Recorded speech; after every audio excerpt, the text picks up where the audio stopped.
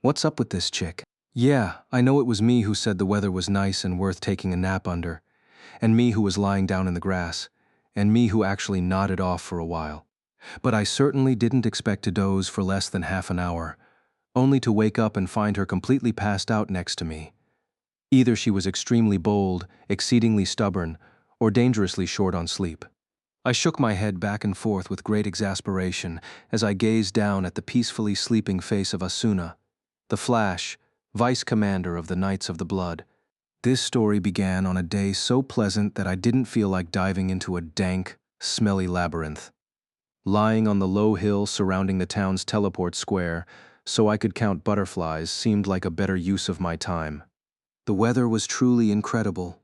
The floating, virtual reality castle Aincrad had seasons synchronized with the real world, but they were a bit too dedicated to the recreation, which meant that every summer day was blazing, and the winter was truly freezing. In addition to temperature, there were countless other climate parameters like wind and rain, humidity, pollen, even swarms of bugs. If some aspect were nice on any given day, something else would be just as unpleasant to balance it out. But today was different. The climate was sunny and warm. The air was full of gentle sunlight. The cool breeze was pleasant, not buffeting, and lacked swarms of bugs to boot. Even in the spring, you didn't get all the parameters lined up this perfectly more than 5 days a year. Interpreting this as a sign that the god of digital realms intended for me to take a break from playing and enjoy a nap, I faithfully indulged in his suggestion. Yet as I lay my head down on the gentle grassy slope and felt myself drifting off to sleep, white leather boots rudely interrupted me by treading right near my head.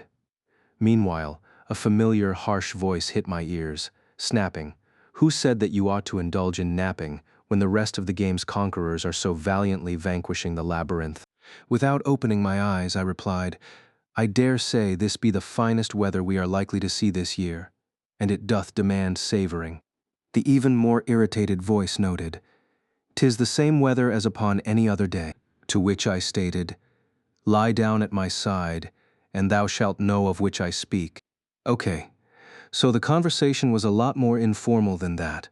But for whatever reason, the chick actually lay down next to me and just conked right out on the grass. Anyway, it was before noon, and the players milling around the teleport gate in the square openly stared at the Flash and me as we lay on the grass. Some were shocked, others giggled, and some shamelessly set off their recording crystals, flashing as they photographed us. They couldn't be blamed, as the vice commander of the KOB. Asuna was a figure who struck fear into the hearts of children everywhere, the turbo engine who powered the extreme pace of our game conquest, while Kirito, the solo player, was, against his will, known as the bad boy of the class, the one who got together with miscreants to cause mischief when he ought to know better. Even I had to admit that I'd find the combination worthy of interest if I'd witnessed it. But I didn't want to wake her up and get yelled at, so my best move would be to get up and leave her behind. If only I could actually do that, for as the Flash lay sleeping, she was opening herself to not just several kinds of harassment, but the more than zero possibility that she could be PK'd as she slept. Yes, we were in the safe haven of the town square of the 59th floor's main city. Yes, we were within the anti-criminal code zone. This place made it impossible for a player to harm another player. A weapon strike would produce nothing but purple sparks, a visual effect that did no HP damage, and no poisons would have any effect either. On top of that, stealing was absolutely impossible. So within the safe haven, as the anti-criminal code suggested, it was impossible to commit any direct crimes against other players. This was as ironclad a rule within SAO as the one that said you would die if your HP dropped to 0. But unfortunately, there were a number of loopholes. One of them involved sleeping players. When a player was in an exhausted near blackout sleep after hours of battling, they might remain sleeping through moderate stimuli.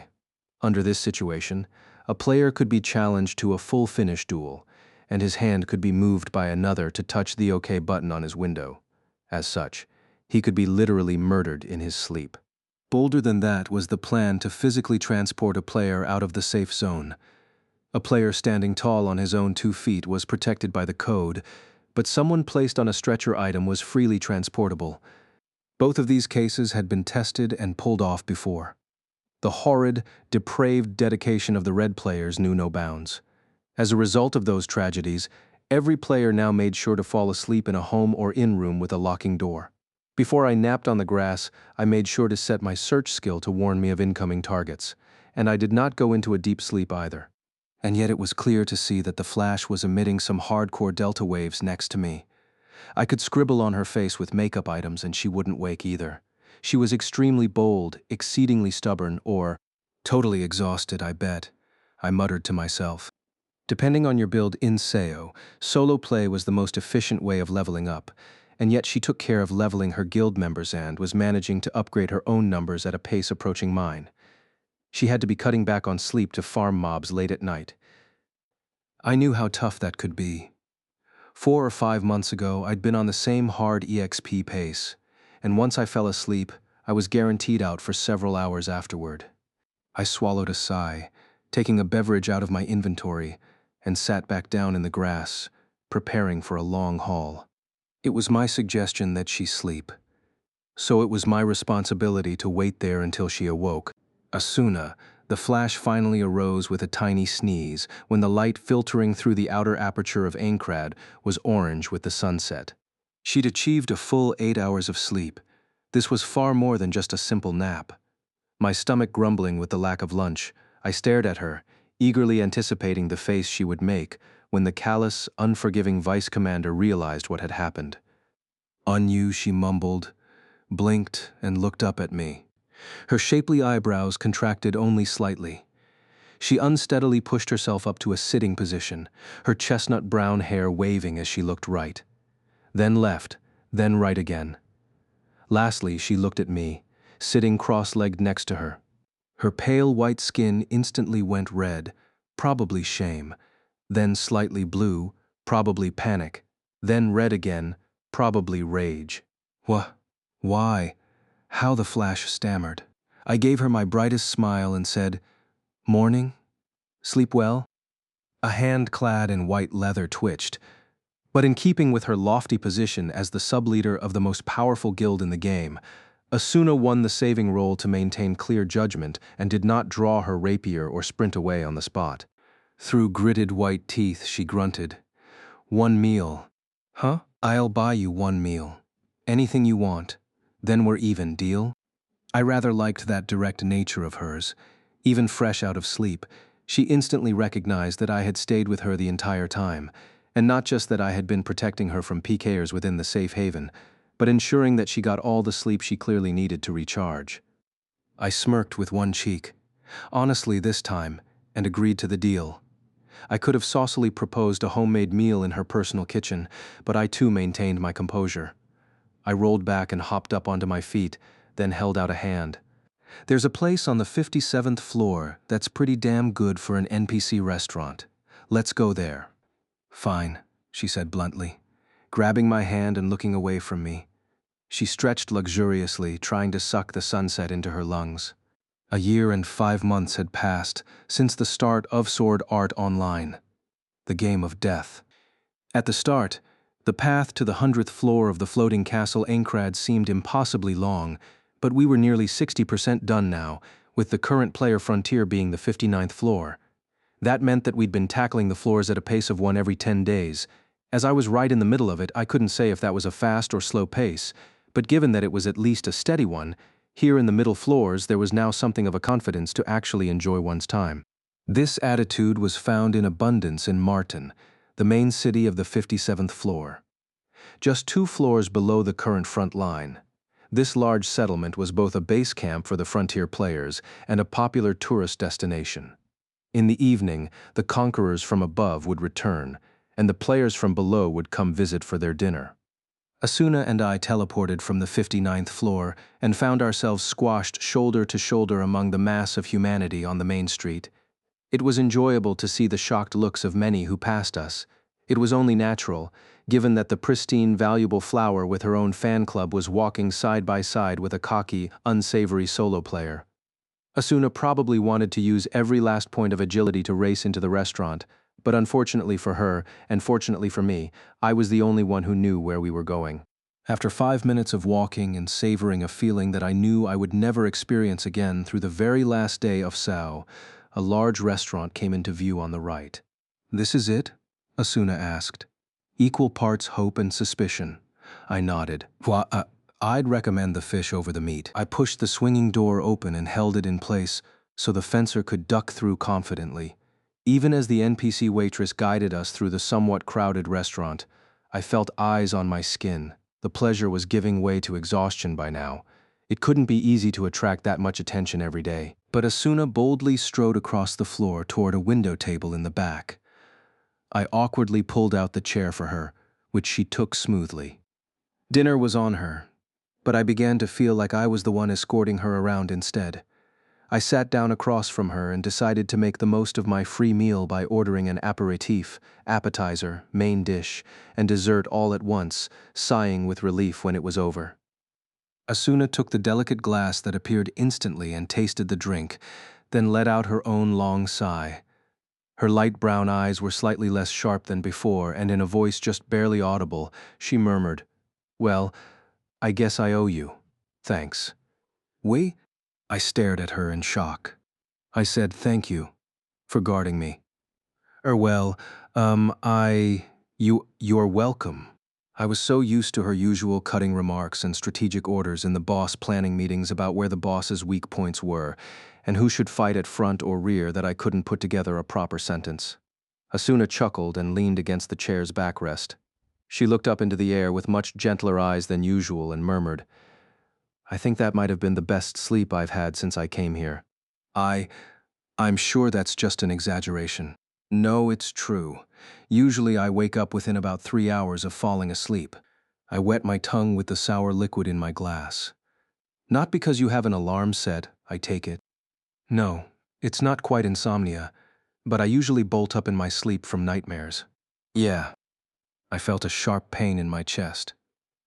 I saw the face of someone who had once said the same words to me. The Flash was a human being like the rest of us. The fact that it took me this long to properly process that made it difficult to string words together. Well, I guess if you want another nap outside, just hit me up. It was a pretty stupid line, but Asuna favored me with another smile. Good idea.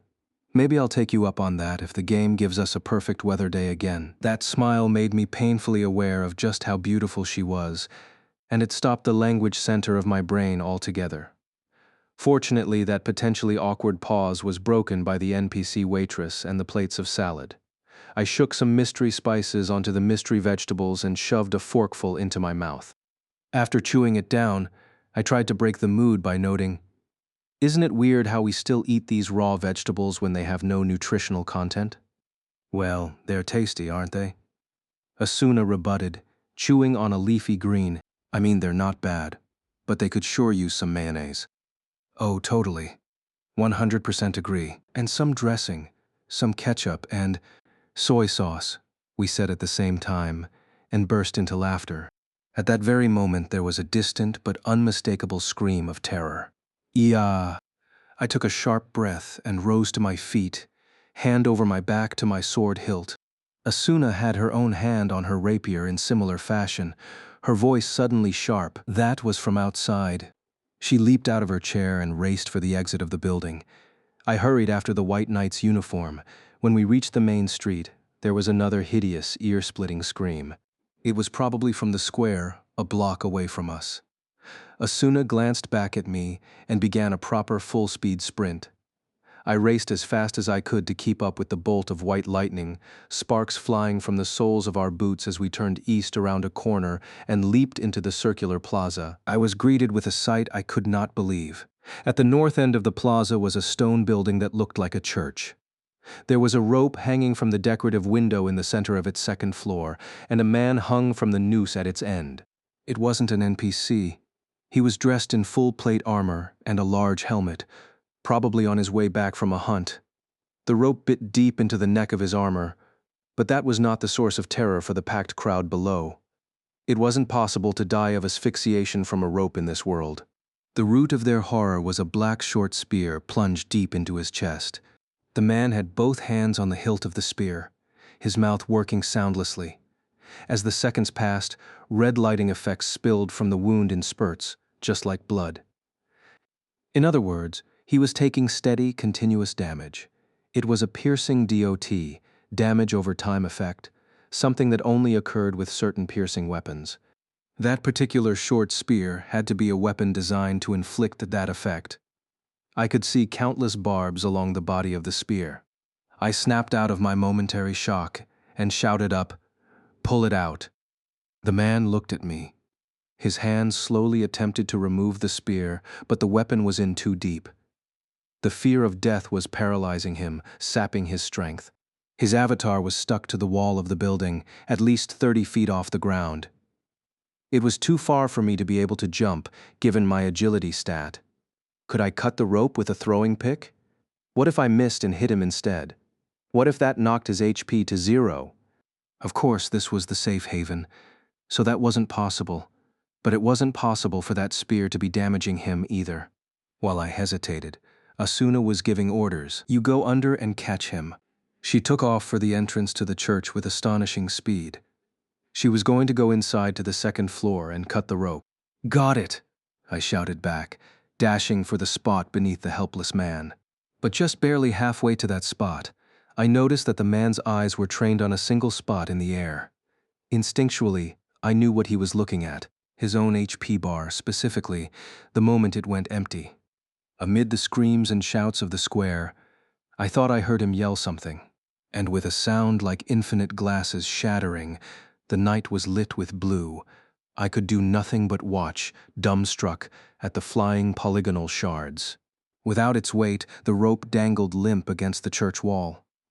A second later, the black spear, the murder weapon, struck the cobblestones with a heavy thud, sticking in place. The screams of the crowd drowned out the pleasant, peaceful BGM that played over the town. Even in my shock, I had enough presence of mind to look carefully over the entire crowd of the plaza centered around the church. I was looking for something, a feature that had to be present.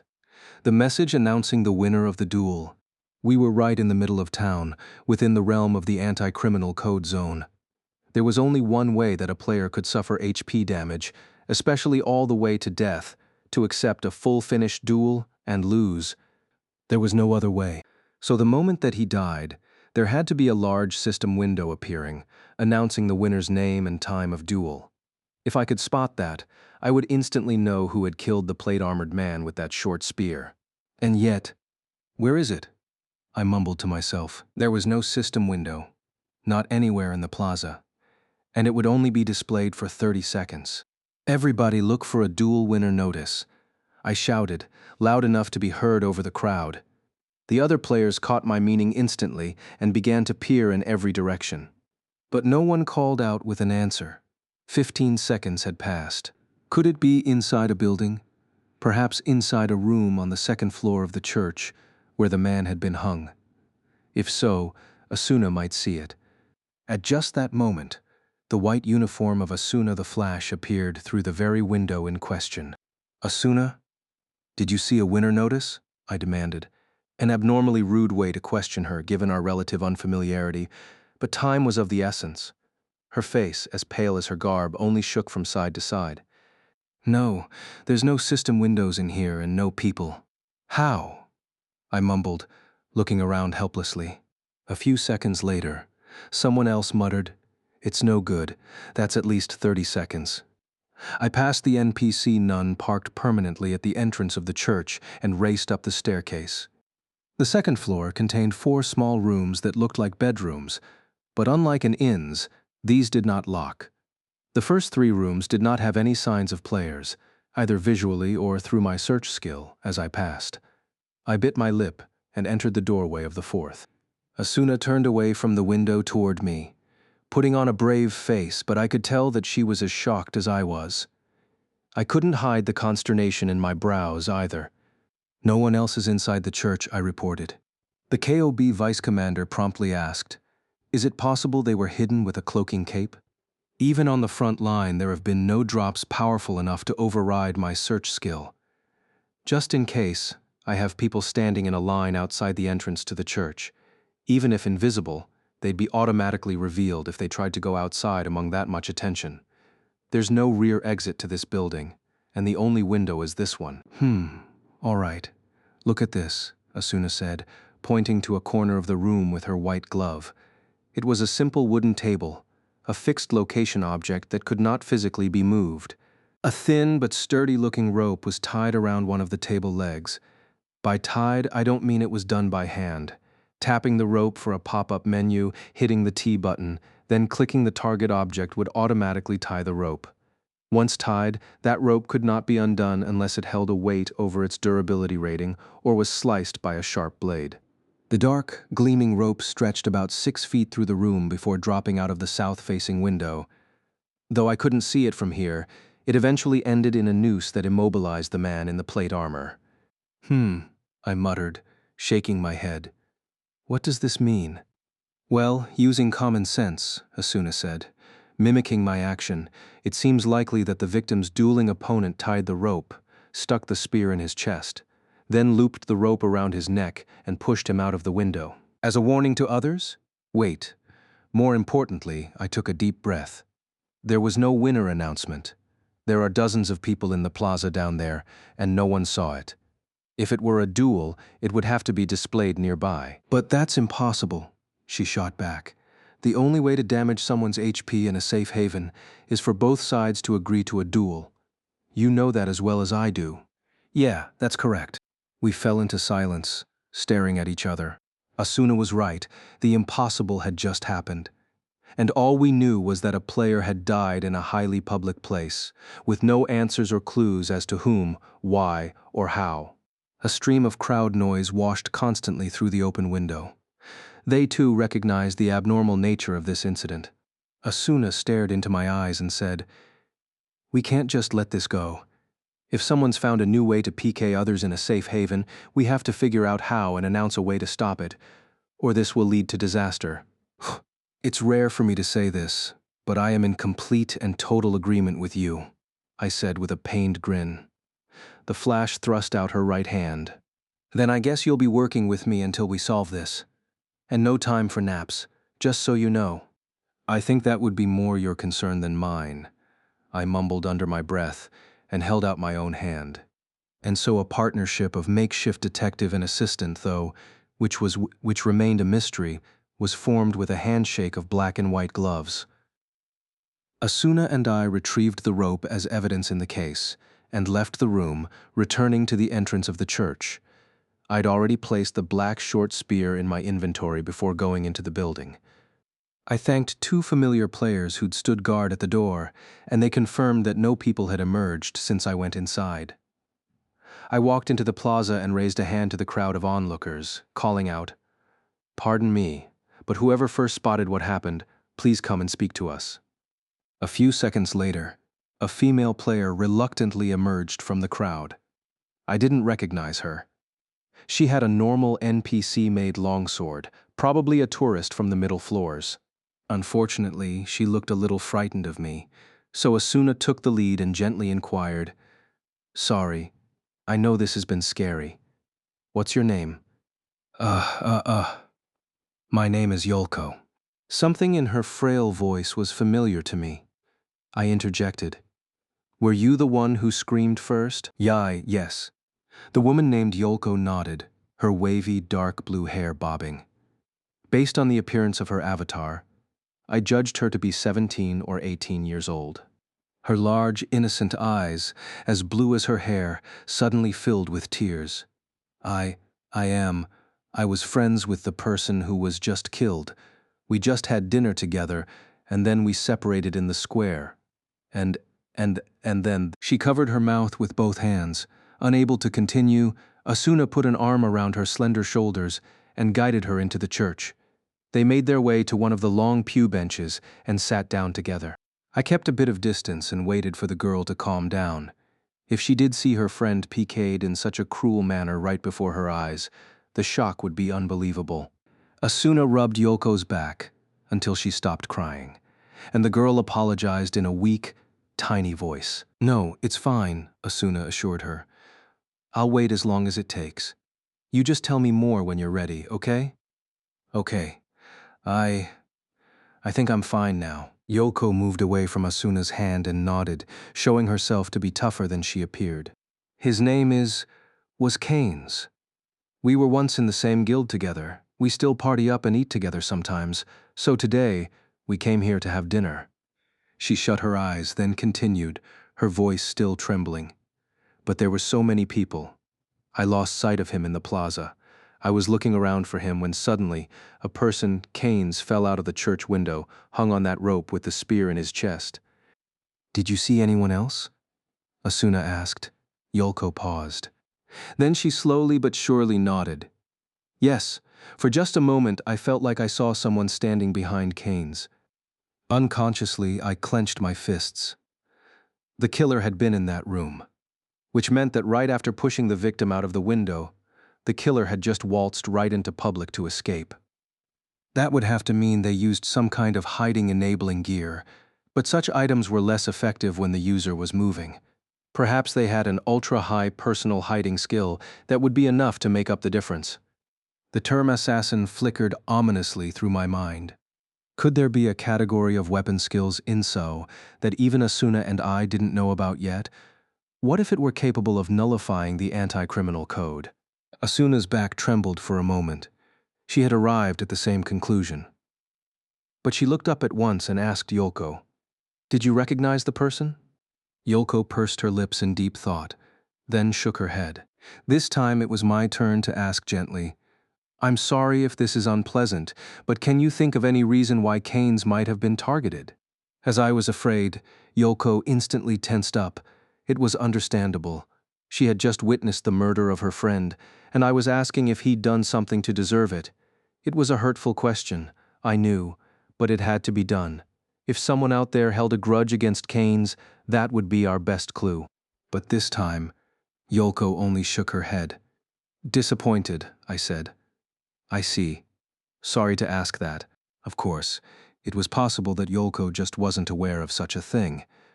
But whoever killed Keynes was both an actual murderer and a PKer in the traditional MMO sense. Player killing was an act that some players engaged in for that reason alone. The red players lurking in the darkness of Aincrad at this very moment were tried and true examples of that archetype. That meant the potential suspects were every orange or red player, of which there were hundreds, as well as anyone who might be subconsciously harboring that desire within them. There was no way to know how to narrow down that list. Once again arriving at the same conclusion simultaneously, Asuna let out a powerless sigh. Yolko was afraid to return to the lower floors alone, so we sent her to the nearest inn and came back to the teleport square. 30 minutes had passed since the incident, and the crowd was thinning out by now. Still, there were a good 20 players, mostly frontline fighters, who were waiting to hear an update from us. Asuna and I told them that the deceased was named Keynes, and that we had no clues yet on how the murder was achieved.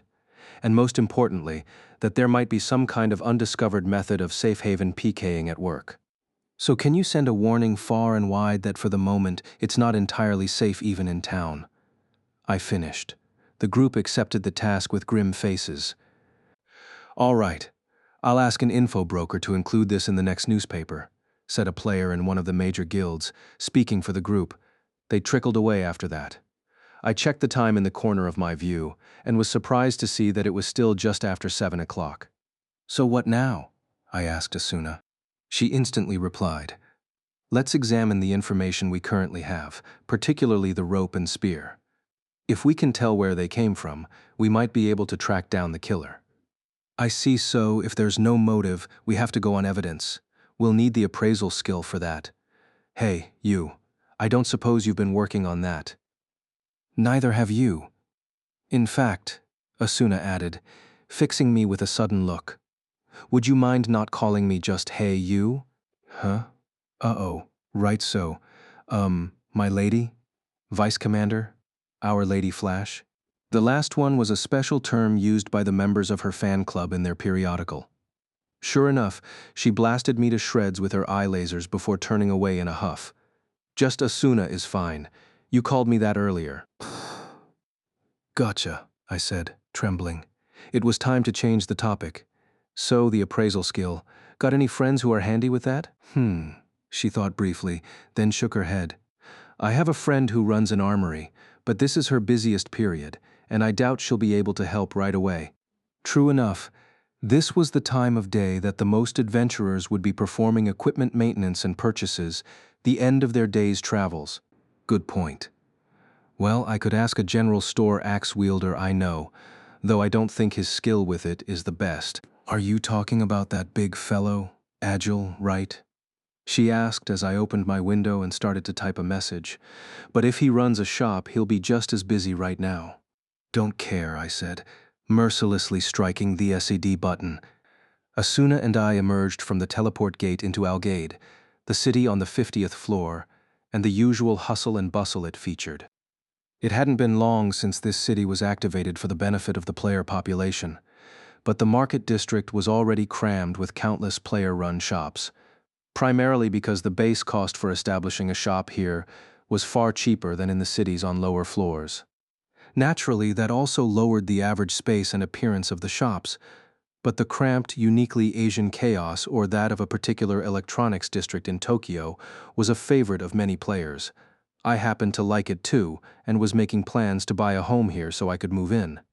Amid the exotic BGM, raucous hawking of wares, and scent of cheap stall food wafting through the air, I guided Asuna quickly through the market. Her pristine miniskirt and bared legs were just a bit too notable in this place. "Simon, let's hurry," I said. Then noticed that the sound of her heels was growing distant, so I turned around and shouted, "Hey, what are you doing buying cart food?" The Flash was purchasing a dubious skewer of meat from an equally dubious cart. She took a bite and boldly pronounced, "Well, we only started poking at our salads when we left dinner. Hey, this is pretty good." As she chewed, she held out her other hand toward me, holding another skewer. "Huh? For me? That was the agreement, wasn't it?" "Oh, right." I automatically ducked my head as I accepted the meat, then realized that my free full-course meal had just been downgraded to a free skewer of meat, and the cost from that restaurant was automatically deducted from both of our accounts the moment we left the building. As I chewed on mysterious, exotically spiced meat, I swore to myself that one day I would get her to cook me a homemade meal. We had just cleaned off the 2 skewers when we reached our destination. The skewer itself vanished into thin air as I wiped my perfectly clean hand on my leather coat and called out to draw the shopkeeper's attention. "Heya, I'm here." "I don't give the usual welcoming routine to non-customers," Agile grunted, the sulky voice out of place on the shopkeeper/axe warrior's massive, brawny figure. He motioned to another customer and said, "Sorry, closed for the day." He bowed politely and apologized as the customer complained, and once they were alone, he opened the shop management window to set the business to closed status. The chaotic, cramped display cases automatically shut themselves, and the front shutter clattered down as well. Agile turned to me at last. "Listen, Kirito, when it comes to making a living as a merchant, number 1 is trust. Number 2 is also trust, and even with nothing at number 3 and number 4, only by the time you get to number 5 do you reach making easy money." This rather baffling admonishment faded out as the bald shopkeeper caught sight of the player standing next to me. His whiskers shook as Asuna gave him a brilliant smile and bowed politely. "It's been a while, Agil. I'm sorry to bother you out of the blue like this. We need immediate help with this, I'm afraid." Agil's grumpy features turned pleasant in an instant. He thumped his chest bracingly, told her he would handle it, and prepared some tea. There's just no way for a man to overcome his innate parameters, it seems. Upstairs, once we had explained the incident, Agile's jutting brow nodded and his eyes turned sharp. "His HP ran out in the safe haven? And you're certain it wasn't a duel?" he rumbled in his deep baritone. I leaned forward in the rocking chair and nodded. I can't imagine that no one would see the victory announcement, so it seems to be the natural conclusion now. Plus, even if it were a duel, there's no way he would accept a duel when he was out getting dinner, especially a full-finished duel. And if he was walking with that girl Yoko beforehand, it couldn't possibly have been a sleep PK, Asuna added, swirling her mug over the small round table. Plus, the details are too complex for a spontaneous duel. I think we can assume that this was a pre-planned PK. So that brings us to this, I said, opening my menu and manifesting the rope from my inventory so that I could hand it to Agile. Naturally, the knot that had been tied around the table leg was undone when I'd retrieved the rope, but the other end was still done into the large noose. Agile dangled the loop in front of his face, snorted with disgust, and tapped it. He chose the appraisal menu from the pop-up window. If Asuna or I had tried that, we'd just get a failure notice, since we lacked the proper skill level, but Agile the merchant would be able to learn more about it. The large man looked over the window, which was visible only to him, and described the contents in his deep voice. "I'm afraid this wasn't player-made, just your garden variety NPC sold rope. Not a high-ranking item. It's got about half of the durability left." I replayed the horrible sight in my mind and nodded. That figures. It was holding a guy in heavy armor. That had to be a considerable load to bear. But all the killer needed was for the rope to hold out the few dozen seconds necessary for the man to lose his remaining HP and explode into nothing. Well, I wasn't expecting much from the rope to begin with. "The real kicker is this one," I said, tapping my still-open inventory to materialize another item. The dark, gleaming spear and its heavy presence cast an eerie mood over the cramped room. As a weapon, it belonged to a rank far, far below those Asuna and I equipped. But that wasn't the point. This spear was a murder weapon, a tool that had cruelly taken a player's life. I handed the spear to Agile, careful not to let it bump against anything. The entire weapon was made of a single black metal, a rarity for that category. It was about 5 feet long, with a foot-long grip, a long handle, and a sharp 6-inch point at the end. Its main feature was the rows of short, sharp barbs that ran along the entire length of the handle. They served to make it harder to remove the spear once it had stabbed its target. It therefore required very high strength to pull out. In this case, strength referred to both the player's numerical strength stat and also the force of the brain's mental signal being absorbed by the nerve gear. In that moment, Keynes had been too gripped by the fear of death to produce a clear, crisp signal to move his body. He could hardly be blamed for not being able to move the spear. That only strengthened my hunch that this was not a spontaneous PK but something premeditated, planned. There was nothing crueler than death by continuous piercing damage. He wasn't felled by an opponent's skill or superior weaponry, but by his own terror. Agile brought me out of my thoughts as he finished examining it. "It's PC made." Both Asuna and I suddenly bolted upright. "Really?" I shouted. "If it were PC made, crafted by a player with the smithing skill, the name of that player would be listed there. And that spear was likely a one-off special order weapon. If we could ask the crafter directly, there was a very good chance we'd learn who ordered and paid for it." "Who made it?" Asuna prodded him. Agile looked down at the system window. "Grimlock never heard of him. At any rate, it's not top craftsmanship still. It's not like regular players have never thought of boosting smithing to craft their own weapons." If Agile the merchant didn't know this crafter, then Asuna and I certainly wouldn't. Silence fell on the cramped room again. But it didn't take long for Asuna to note. We should still be able to track him down. I can't imagine that a solo player would have gotten to the point of being able to craft a weapon of this type. If we ask around in the mid-level floors, we're sure to find someone who's been in a party with a Grimlock before. "True. There aren't many idiots like this guy." Agile agreed. He and Asuna looked at me. "The idiot. What?" "I join a party every now and then. Only for boss fights," she quipped. I had no rebuttal to that. Asuna snorted and examined the spear in Agile's hands again. "Based on this, I'm not sure if I really want to have a nice chat with Grimlock, even if we do find him." I had to agree. It must have been some unknown red player who commissioned and used this spear, not Grimlock the blacksmith. Killing someone insa with your own handcrafted weapon where your name was permanently saved on it would be like writing your own name on a knife you stabbed someone with in real life. On the other hand, any crafter with a certain amount of smarts and experience should recognize what a weapon like this was designed to do. Piercing damage over time had a very limited effectiveness against monsters. That was because monsters were just a series of algorithms that felt no fear. If stuck with a piercing weapon, they would simply pull it out once they got the chance. And since no monster would thoughtfully hand back the weapon, it usually got tossed far away, irretrievable until the battle was over. which meant that this spear could only have been crafted for the purpose of PvP. All of the crafters I knew at least would have refused the job when they learned what it was for. But this Grimlock had not. It was very unlikely that this was the name of the killer himself, given how easy it was to pin down the name. But it was possible that this crafter was at least a person of loose morals, or perhaps secretly affiliated with a red guild. At any rate, we're not likely to get an answer for free. If we're forced to pay for the information, I murmured.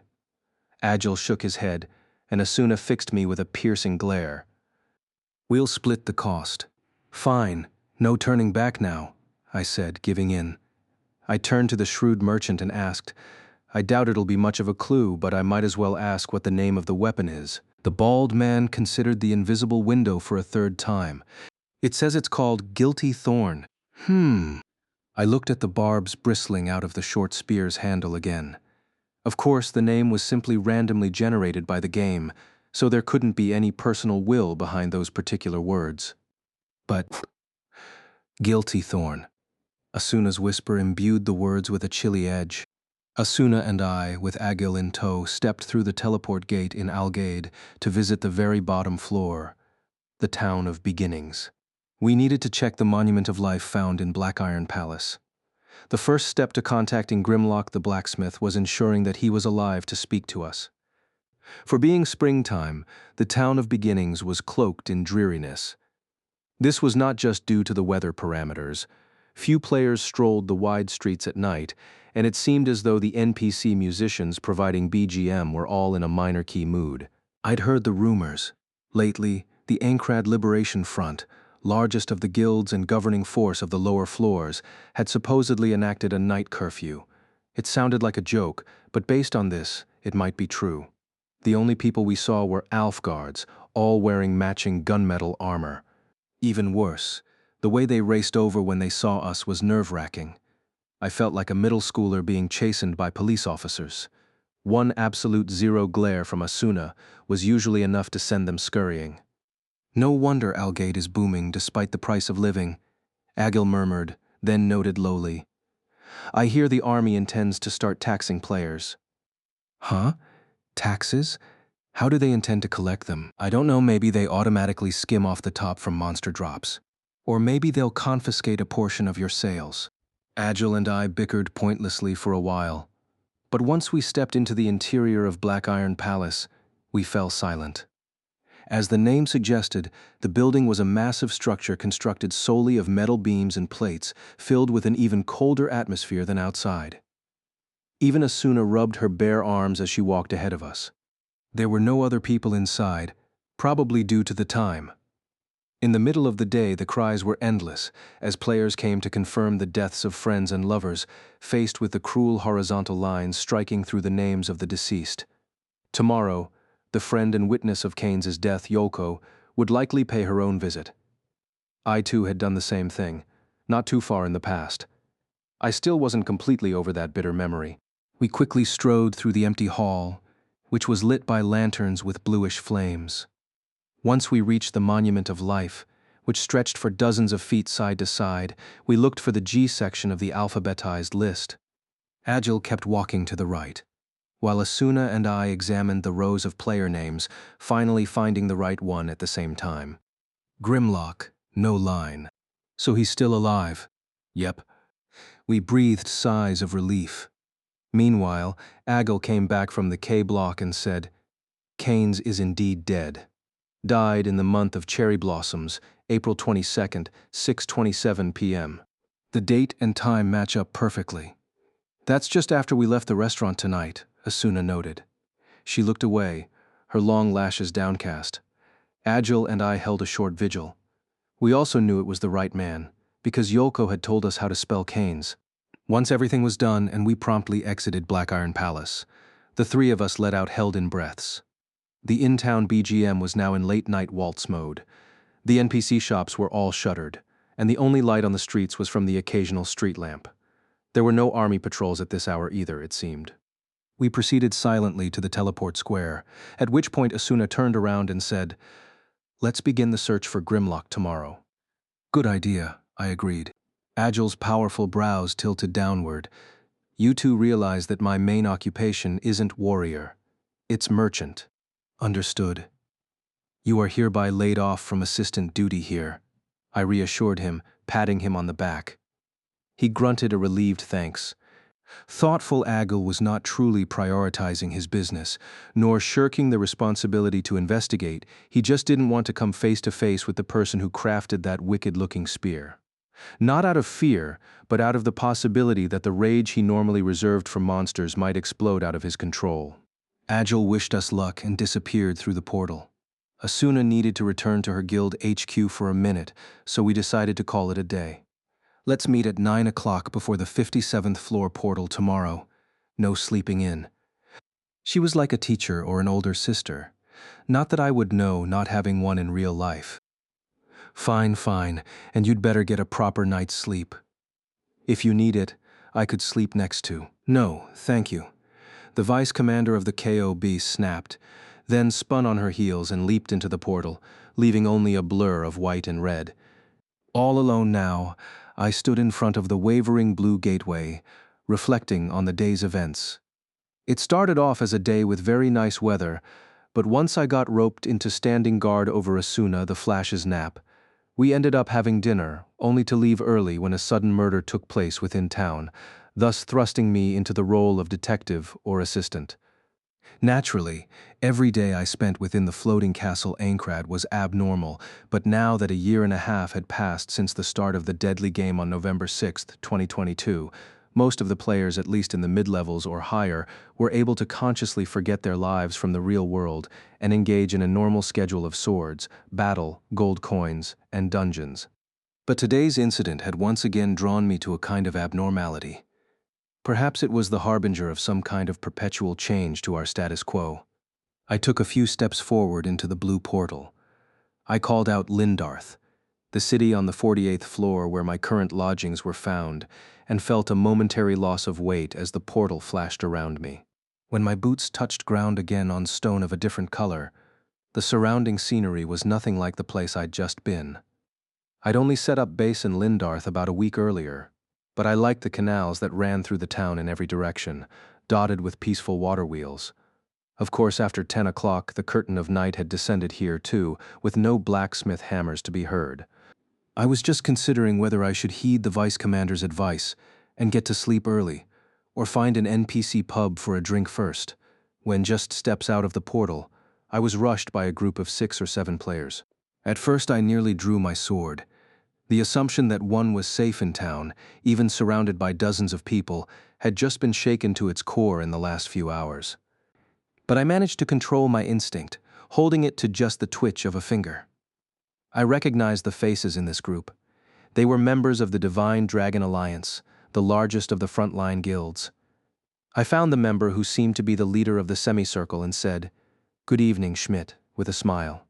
The tall lancer paused for a moment, then spoke quickly, his voice troubled. "We were waiting here, hoping to ask you something, Kirito." "Oh yeah? I'm guessing it's not my birthday or blood type." I joked automatically. Beneath Schmidt's sports captain buzz cut, his thick eyebrows trembled. As fellow frontline fighters, we weren't exactly enemies, but the Divine Dragon Alliance and I did not generally see eye to eye. I was probably on better terms with Asuna's Knights of the Blood. I couldn't help but feel that while the KOB's goal was beating the game as fast as possible, the DDA's particular aim was to bask in the glory of being the strongest guild. They didn't form parties with non-members, and they never shared their knowledge of game info. They were also unpleasantly fixated on scoring the last attack on every boss, the final blow that gave its winner extra item rewards. In a way, they were enjoying So more than anyone else, so I'd never raised a fuss about them, but I had turned down 2 invitations to join their guild, so we weren't particularly close, to say the least. Even now, as I leaned against the stone wall of the teleport square, surrounded by the 7.5 circle, there was an odd sense of distance between us. It wasn't quite the boxing-in harassment method of preventing a player from moving. It was more like a boxed-in-by-manners state, where the need to make rude physical contact to break out of the circle kept those concerned with etiquette where they were. I held in a sigh and offered to Schmidt, "I'll answer any questions you have. What's up?" "It's about the PK that happened on the 57th floor tonight. Obviously, that had been coming. I nodded and folded my arms, still leaning against the wall, then prompted him to continue with a glance. "Is it true that it wasn't a duel?" he asked in a hushed tone. I thought it over and shrugged. At the very least, no one witnessed a victory display screen. I suppose we can't deny the possibility that somehow everyone present missed it. Schmidt's square jaw clenched hard. The armored plate at the base of his neck creaked. The DDA members all wore silver plate armor with blue highlights. His lance jutted upward to 6 feet tall, the guild flag hanging from its sharp point. After a long silence, he spoke again, even softer this time. "I heard the victim's name was Keynes. Is this correct?" That's what the friend who witnessed the incident said. We went to check at Black Iron Palace, and the date and time matched up. I noticed his throat twitch and, for the first time, realized that something was going on. "Did you know him?" "It's none of your business." "Hey, you asked your questions. You can't just ignore mine."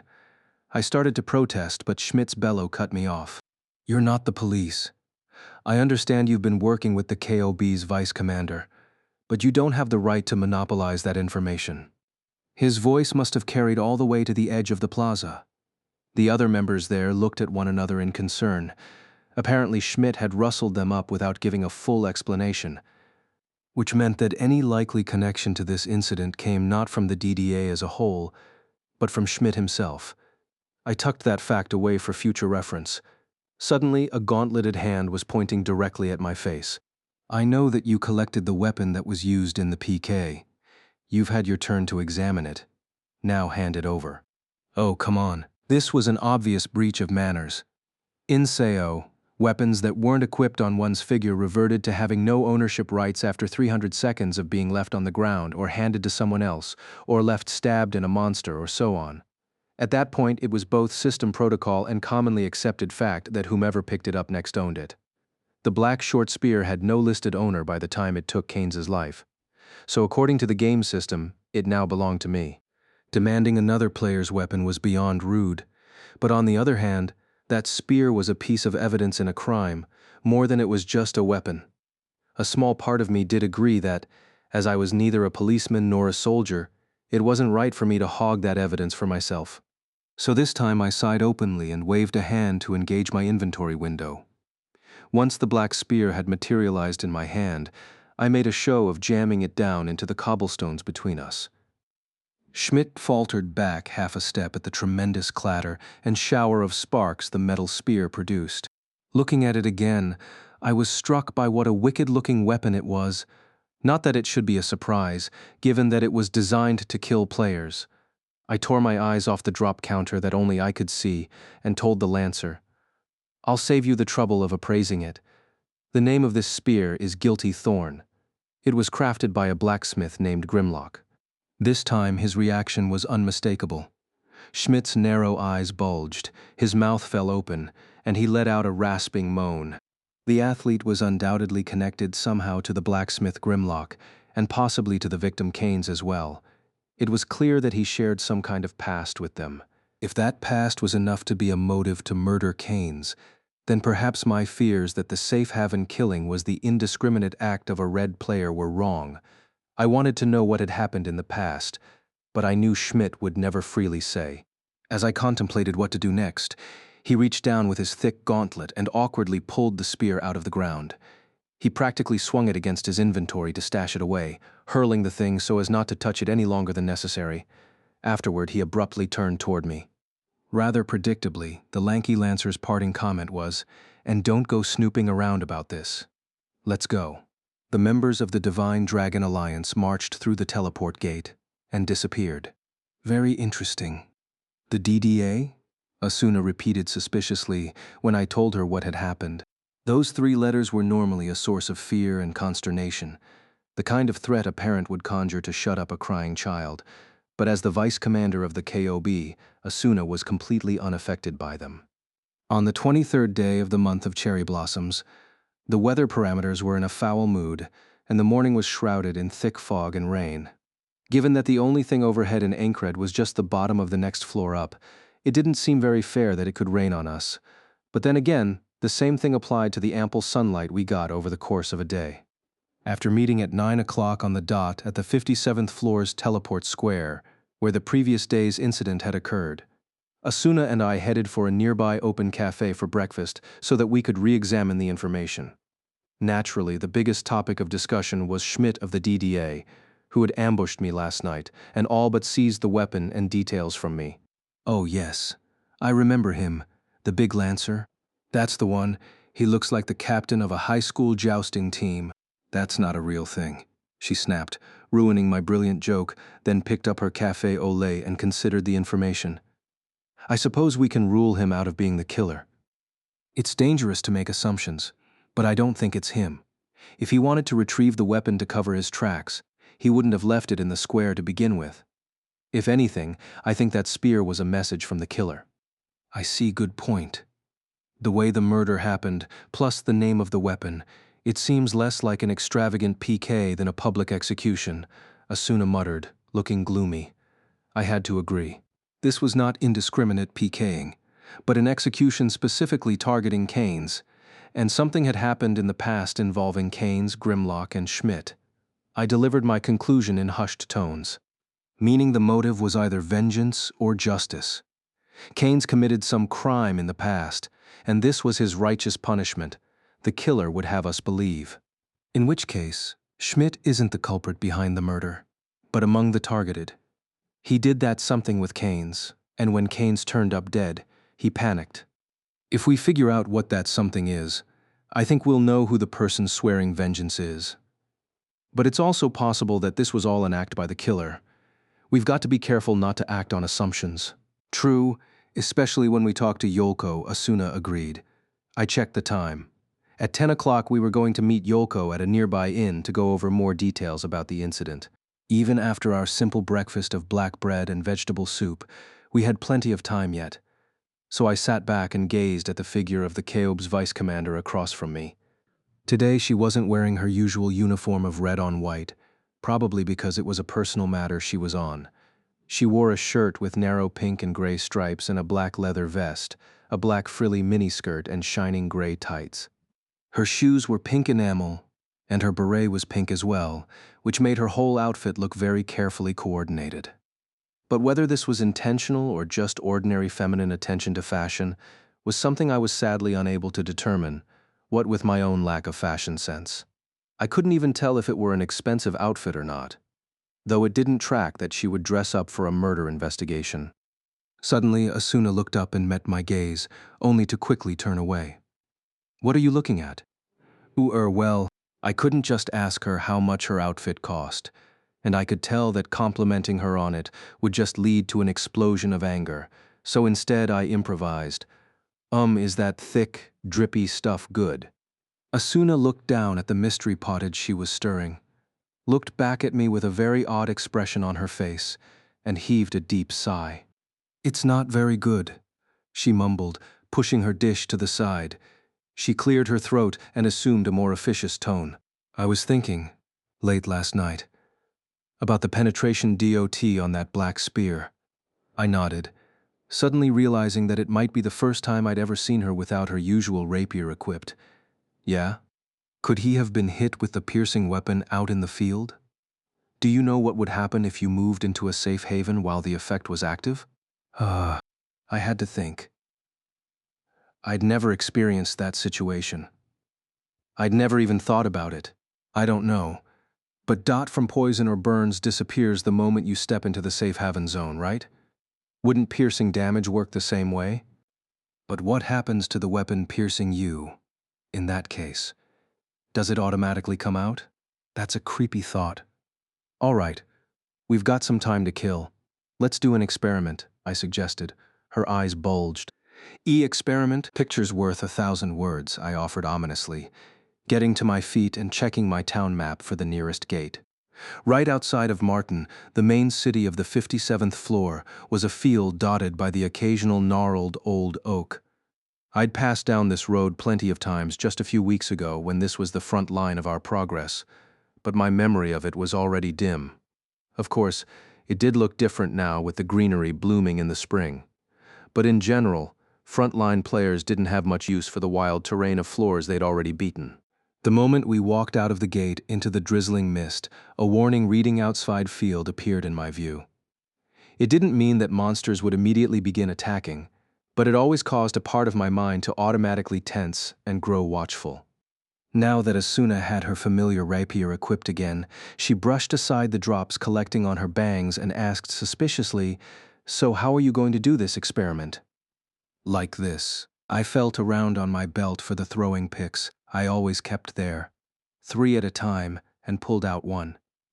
Every weapon in Ankrad corresponded to one of 4 damage types: slashing, thrusting, blunt, and piercing. The one-handed sword I used all the time was a slashing weapon, while Asuna's rapier was thrusting. Maces and hammers were blunt weapons, while Schmidt's lance and the spear that killed Canes were piercing. What was a little harder to tell was how the many throwing weapons fit into this system. Even in the same category, boomerangs and chakrams were slashing, throwing daggers were thrusting, and my throwing picks fell under piercing. It might only look like a foot-long needle, but the throwing pick was a perfectly good piercing weapon, capable of inflicting a small damage over time effect. I didn't mind sacrificing some HP for the experiment, but it would be foolish to lose armor durability over it, so I took off my left glove and aimed the pick at the back of my hand. Wub. Wait, stop, Asuna shrieked, causing me to flinch. To my surprise, she was opening her inventory to pull out a very expensive healing crystal. "Oh, don't be dramatic. This pick will only take 1% or 2 off of my total HP. You idiot, you don't know what might happen out in the field. Form a party with me so I can see your HP bar," she thundered, like a sister scolding her little brother, then hit a few buttons to send me a party request. I meekly accepted, and below my HP gauge, a smaller one representing Asuna's appeared. I realized it was the first time I'd ever been in a party with her. We'd met many times, owing to our positions among the game's best players, but she was a senior officer of the game's most powerful guild, and I was just an outcast solo player. We had hardly ever even spoken before this. And yet here we were, forming a party of just 2. And it wasn't that long ago that we'd had a one-on-one duel because of an argument about boss tactics. Now she was looking on nervously, a pink crystal clutched in her hand. I couldn't help but stare at her. "What?" "Is nothing, I just didn't think you'd be so worried for my sake." To my surprise, as soon as I said it, her white cheeks went the color of the crystal in her hand. She promptly summoned a bolt of angry lightning. That's not true." "Well, it is, but just do it already." With a little shiver, I readied the pick again. All right, here goes," I announced, took a deep breath, and made the motion for the starter throwing weapon skill, single shot. The pick began to glow with a faint effect between my 2 fingers, and it shot straight forward, piercing the back of my left hand. After the initial shock, I felt an unpleasant numbness and a dull pain. My HP bar lost more than I expected, about 3% off its total. I remembered belatedly that I'd equipped a new, rarer set of picks I'd looted recently. As the pain continued, I watched the spot where the needle was sticking out of the skin. After 5 seconds, there was another flash of red light, and I lost about 0.5% of HP. This was the same piercing dot effect that stole Keynes's life. "Get in the safe zone already," Asuna snapped nervously. I nodded, glanced at my HP bar and the pick, then headed for the nearby town gate. When my boots crossed from soggy grass to hard stone, the notice reading safe haven appeared. My HP bar stopped decreasing. The red effect was still flashing every 5 seconds, but my hit points weren't decreasing at all. The safe haven ensured that all damage was nullified. It stopped, Asuna stated, and I nodded. Weapons still stuck good, but the damage has stopped. "Do you feel it?" "Yeah, the sensation is there. I guess that's probably to ensure that no idiot can wander around the town without realizing that there's still a weapon stuck in them." "Meaning you?" she asked dryly. I shrugged and yanked out the pick, grimacing at the fresh discomfort. There were no external wounds on the back of my hand, but the cold metal sensation was still there. I blew on it a few times. "So the damage is gone," I muttered. But then, why did Keynes die? Was it a special effect of that weapon or some skill we don't know about? Whoa! The shout at the end was because Asuna had grabbed my left hand with both of hers and clenched it tight to her chest. What are you? After a few seconds, the vice commander let go and shot me a sideways glance. That got rid of the sensation, didn't it? Yes, it did. Thanks. The only reason my heart was racing was the suddenness of it all. Yes, it definitely wasn't anything else. Yolko emerged from her inn at exactly 10 o'clock on the dot. She must not have slept much because she was blinking a lot as she bowed to the two of us. I bowed back and said, "Sorry to keep dredging this up for you, right when you're dealing with the passing of a friend." "It's all right," the slightly older girl mumbled, shaking her blue-black hair. "I just want you to catch whomever did this." But the moment she caught sight of Asuna, her eyes widened. "Ooh, wow. Those are all handmade items from Ashley's store, aren't they? I don't think I've ever seen anyone with an entire outfit." I didn't recognize that name, so I asked, "Who is that?" "You don't know," Yoko said, stunned, looking at me like I was wasting my life. "Ashley is the first seamstress to completely max out the sewing skill to 1,000. She won't even take a request unless you can bring the rarest and most deluxe crafting materials to make it." "Oh," I said, impressed. All I ever did was fight and fight like a simple-minded fool, and it wasn't that long ago that I'd maxed out my one-handed sword skill. I gave Asuna another light-speed examination from head to toe. Her cheek twitched. It's not what you think." But I had no idea what she thought I thought. With the impressed Yolko and dubious me in tow, Asuna guided us through the door of the restaurant we failed to eat at last night. Due to the time of day, there were no other players present. We headed for the farthest table back, checking the distance to the door. This far away, our conversation wouldn't be audible outside unless we screamed it. I used to think the best place for secrets was an inn room behind a locked door, but I'd recently learned that it only made you more vulnerable to someone with the eavesdropping skill. Yoko had already eaten breakfast, so we ordered 3 teas and got right down to business. First, a report last night we checked the Monument of Life in Black Iron Palace. Sure enough, Keynes died at that very moment. Yoko sucked in a brief breath, shut her eyes, and nodded.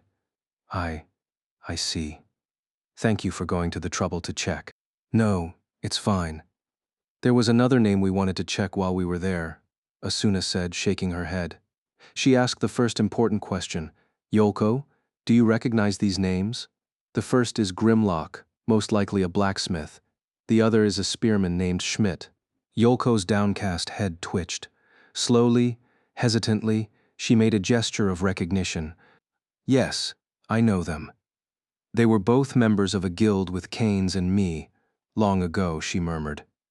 Asuna and I shared a glance. So it was true. In that case, we had to confirm our other suspicion, that something in the past of that guild was the cause of this incident. I asked the second question. "Yolko, I'm sure this is hard to answer.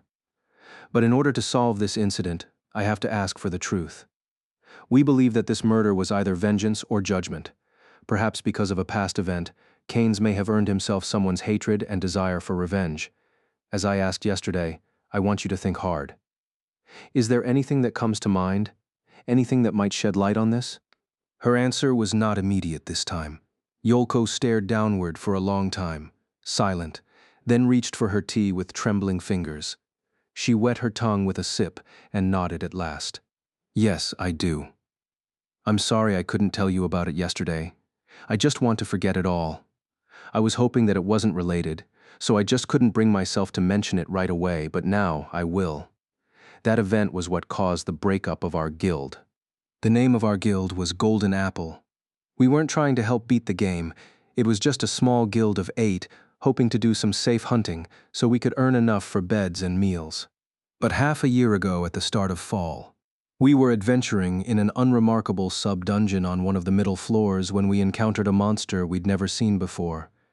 It was a little lizard, all in black, but extremely fast and hard to spot. We knew it was a rare monster at a glance. We were beside ourselves with excitement, chasing it all over, and someone's dagger throw got lucky and just so happened to strike true and kill the beast. The item it dropped was just a simple ring. But we were amazed when we identified it. It raised agility by a whole 20 points. I doubt you can find loot that powerful even on the front line today. I'm sure you can imagine what happened next. We were split between using it for the sake of the guild and selling it, and splitting the proceeds. The argument got so heated, it nearly resulted in a fight, and we took a vote to determine our plan, 5-3 in favor of selling. An item that valuable was too much for merchants on the middle floors, so our guild leader went to a big city on the front line to leave it with an auctioneer. It would take time to research a trustworthy auction house, so our leader was supposed to spend a night there. I remember eagerly awaiting the end of the auction and return of our leader. Even split among 8, we were bound to get a ton of money, so I was thinking about weapons and fancy personal brand clothes I wanted to buy, pouring through catalogs, but I had no idea it was going to turn out like that. There was no return. Over an hour after our scheduled meeting time the following night, there hadn't been a single update message. We tried to track the leader's location and got nothing, and there were no responses to any of our messages. We couldn't believe that our boss would just take the item and run. This gave us a very bad premonition, so a few of us went to the Monument of Life to check. And then, Yolko bit her lip and simply shook her head back and forth. Asuna and I didn't know what to say. To our relief, Yolko gave us a reprieve by wiping her eyes and saying in a trembling but firm voice, "The time of death was 1 hour after taking the ring to the upper floor. The cause of death piercing damage. There's no way you'd take a valuable item like that out of the town. So it must have been a sleep PK, I muttered. Asuna's head bobbed. Half a year ago was just before that method started getting around. Back then, there were more than a few people who slept in public spaces to save the money on an in-room with a locking door. And the lodgings at the front line are expensive. But I have a hard time thinking that's a coincidence. Whoever went after your leader had to know about the ring meaning." Yolko nodded, her eyes shut. "One of the other 7 members of Golden Apple, we considered that as well, of course. But there's no way to go back and look up who was doing what and when. So with everyone suspecting everyone else, it didn't take long for the guild to fall apart." Another heavy silence settled over the table. It's a very nasty story, but also very plausible. It all adds up. It wasn't that hard to find stories about perfectly friendly guilds with no dramatic storm clouds overhead being thrown into sudden turmoil by the lucky advent of a powerful item. The only reason they didn't pop up in rumors more often was because the people involved just wanted to forget it ever happened. But at this point, I had to ask Yolko something. As the older girl looked down in pain, I took a practical tack. "Just tell me one thing. What were the names of the 3 people who were against selling that ring?" Several seconds later, Yolko steeled her resolve and looked up, answering clearly, "Keynes, Schmidt, and me." The answer took me by surprise. As I blinked, Yolko noted ironically, but their reason for opposing it was not the same as mine.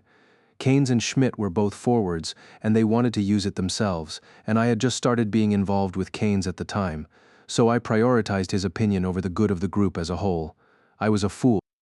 She closed her mouth and stared down at the table again.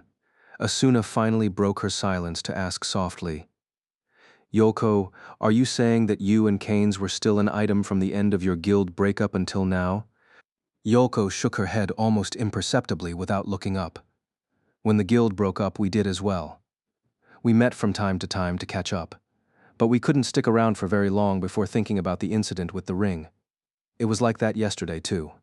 We were only getting dinner, but before then. Well, I see it doesn't change the fact that it's a terrible shock. I'm sorry for asking you about these painful things." Yolko shook her head briefly again. "No, it's all right. Now about Grimlock." That name brought me back to my senses. I sat upright. He was the sub-leader of Golden Apple. He was also the husband of the guild leader. Husband in Seo only, of course. "Oh, your leader was a woman?" "Yes. She was very strong for a mid-level player, that is, but good with a one-handed sword, pretty and smart. I admired her so much. So it's still so hard to accept that she was so cruelly PK'd in her sleep. I suppose it must have been a terrible shock to Grimlock, too, losing someone you love enough to marry," Asuna mumbled. Yolko shivered. Yes. Until that point, he had been such a kind and cheerful blacksmith, and after the incident, he was a terrible wreck. Once we fell apart, he fell out of touch with everyone. I have no idea where he is now. "I see. I hate to ask all these painful questions, but there's just one more. Do you think it's possible that Grimlock killed Keynes yesterday? We took that black spear that was stuck in Keynes's chest and appraised it, and it said that Grimlock was the crafter. It was tantamount to asking if the true culprit of the ring incident half a year ago was Keynes. Yoko looked hesitant for a while, then very briefly nodded. Yes, I think it's possible. But neither Keynes nor I would have PK'd our leader to steal that ring.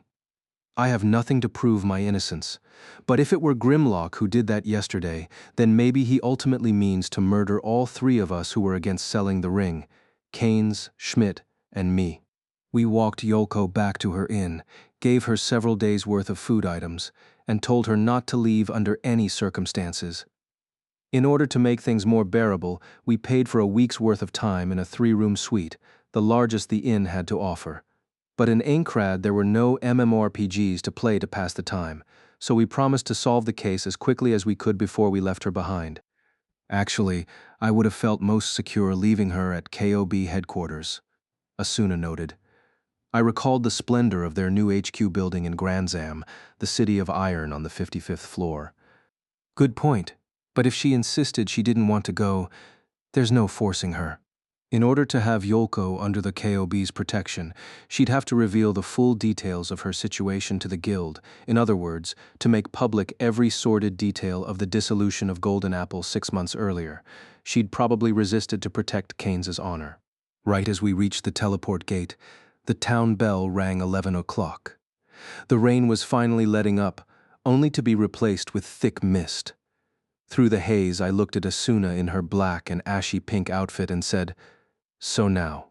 Asuna gave me a curious look, waiting for the rest of my sentence. It seemed awkward to bring it up now, but late was better than never. So I cleared my throat and said, "Ahem, well, I just was going to say you look nice." I did it. I was a gentleman.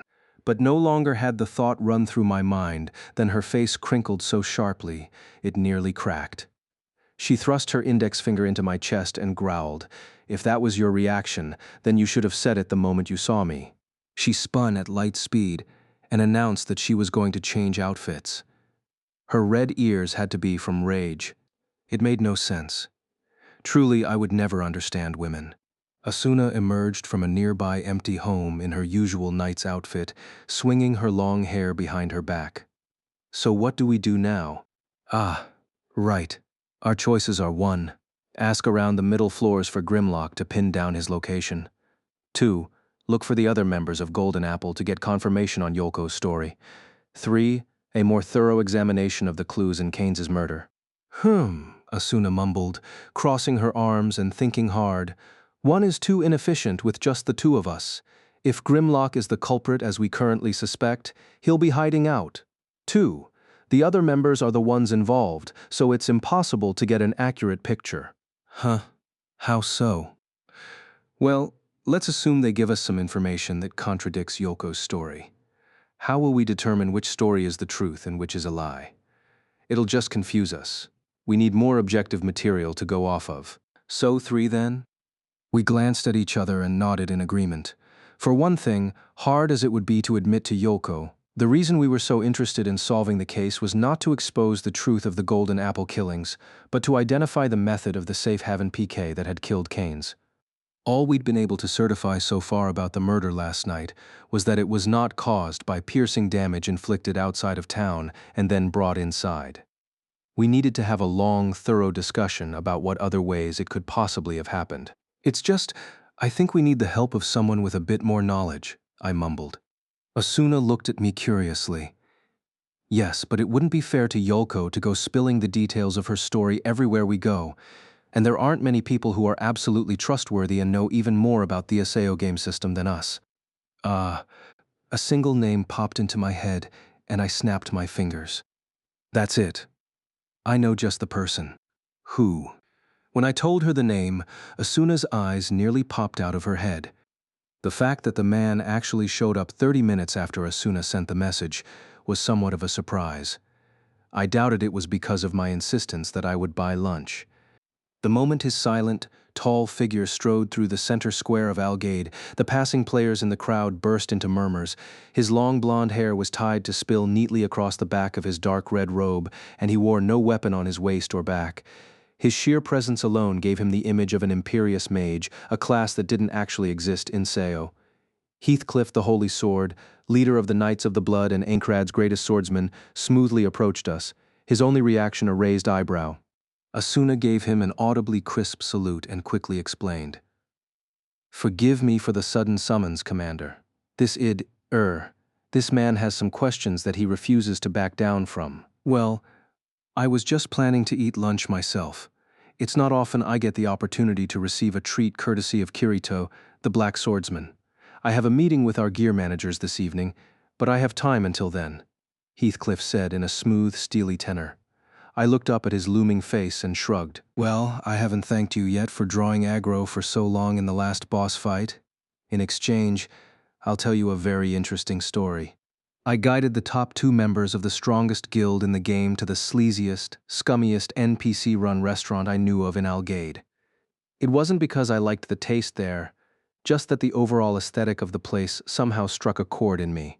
For 5 minutes I walked them through a maze of alleys, turning right, ducking down, spinning left, climbing up, and so on, until we finally reached the dingy-looking restaurant. Asuna looked at it and said, "You'd better guide us on the return trip. I don't think I can find my way back to the square." From what I hear, there are dozens of players who got lost and didn't have a teleport crystal, still wandering the alleys to this day. I joked with a macabre leer. Heathcliff flatly pointed out, "You can pay 10 coal to an NPC on the side of the road to guide you back, and if you don't have that much—" He lifted the palms of his hands in a shrug and walked into the building. Asuna made a face and joined me in following him. As I had hoped, the cramped interior was totally empty. We sat at a cheap 4-seat table and ordered 3 servings of Algade soba noodles from the suspect-looking owner, then sipped ice water from cloudy cups. On my right, Asuna grimaced and said, "It feels like we're having a consolation party." "Just your imagination. Anyway, let's cut your busy commander a break and get to business," I said, glancing across the table at the cool-faced Heathcliff. His expression did not change the tiniest bit as Asuna offered an efficient explanation of the events of last night. The only reaction he gave was a twitch of an eyebrow at the scene of Keynes's death. "So we were hoping, if it's not too much trouble, to make use of your knowledge, sir," Asuna finished. Heathcliff took another sip of ice water and grunted. "First, I'd like to hear Kirito's conjecture. What do you make of the means of this safe haven murder?" I relinquished the hand that was propping up my cheek and lifted 3 fingers. Basically, I have 3 theories.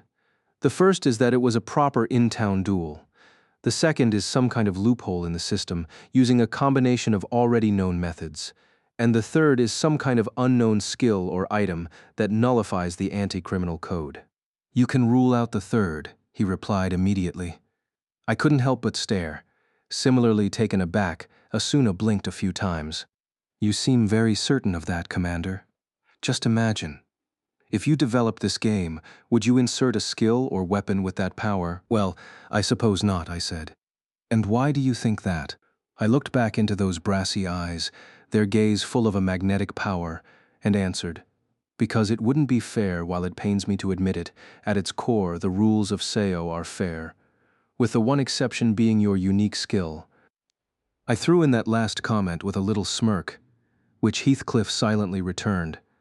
That caught me by surprise, but I didn't show it.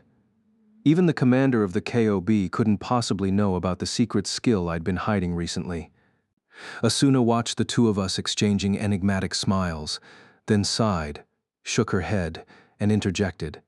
"At any rate, it would be a waste of time for us to speculate on the third option, since there's no way to be sure of it. So let's begin with the first possibility, that it was a duel-based PK. Very well, by the way. This place certainly seems to take its time serving the food," Heathcliff said peevishly, looking back over to the counter. I shrugged. "As far as I've seen, the guy here is the least motivated NPC in Aincrad. In a way, that's worth enjoying. And there's all the ice water you can drink," I said, filling the commander's cup to the brim from the cheap pitcher on the table. If a player dies within a safe haven, then it's common sense that it was from a duel. But, and I assure you of this, when Keynes died, there was no victory display. Have you ever heard of a duel like that? Next to me, Asuna wondered, by the way, it never occurred to me before to ask, but what determines the location of the victory screen? um, I hadn't given that any thought either.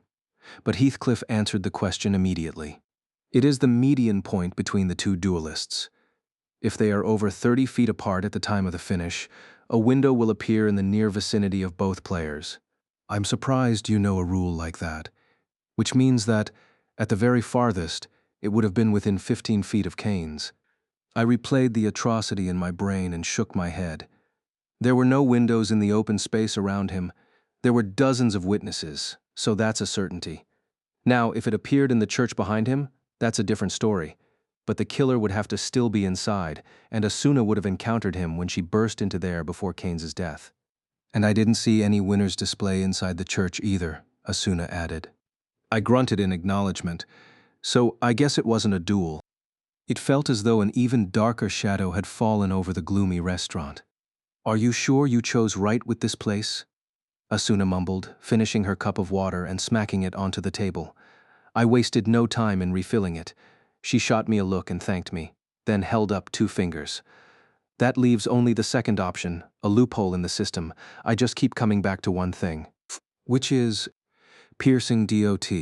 Asuna picked up one of the toothpicks from the holder on the table, a useless item, as teeth didn't get dirty here, and jabbed it like a tiny weapon. I don't think that spear was just for a show of public execution. I feel like the damage over time was necessary for the PK to work.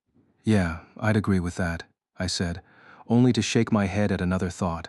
But remember our experiment? If you're pierced by a piercing weapon out in the field, then go into town, the damage stops. When you walk back, yes. But what about a corridor crystal? If you had a crystal set up to teleport into that church room, then traveled through it from outside of town, would the damage stop then? It would, Heathcliff said promptly. Whether on foot or through a corridor teleportation, or if thrown by another player, the code works on any player as soon as they enter the town, without exception. Hang on, does the town only count on the ground and in buildings? What about the air? I asked, struck by a sudden revelation. The rope? Could it be possible to hang a rope around Keynes' neck so that he hung out of the church window from a corridor crystal, bleeding out from the spear, as he did not touch any surface of the town? Even Heathcliff showed a moment of doubt at this thought.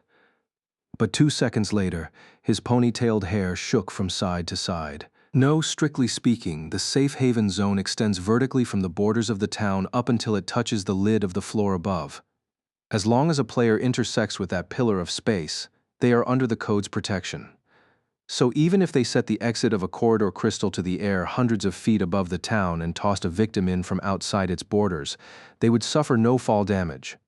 Not that the resulting nerve shock would be at all pleasant. Oh, Asuna and I marveled in tandem. Not at learning the shape of the town's safe haven zone, but the sheer mental and observational skill of Heathcliff that he knew such a thing.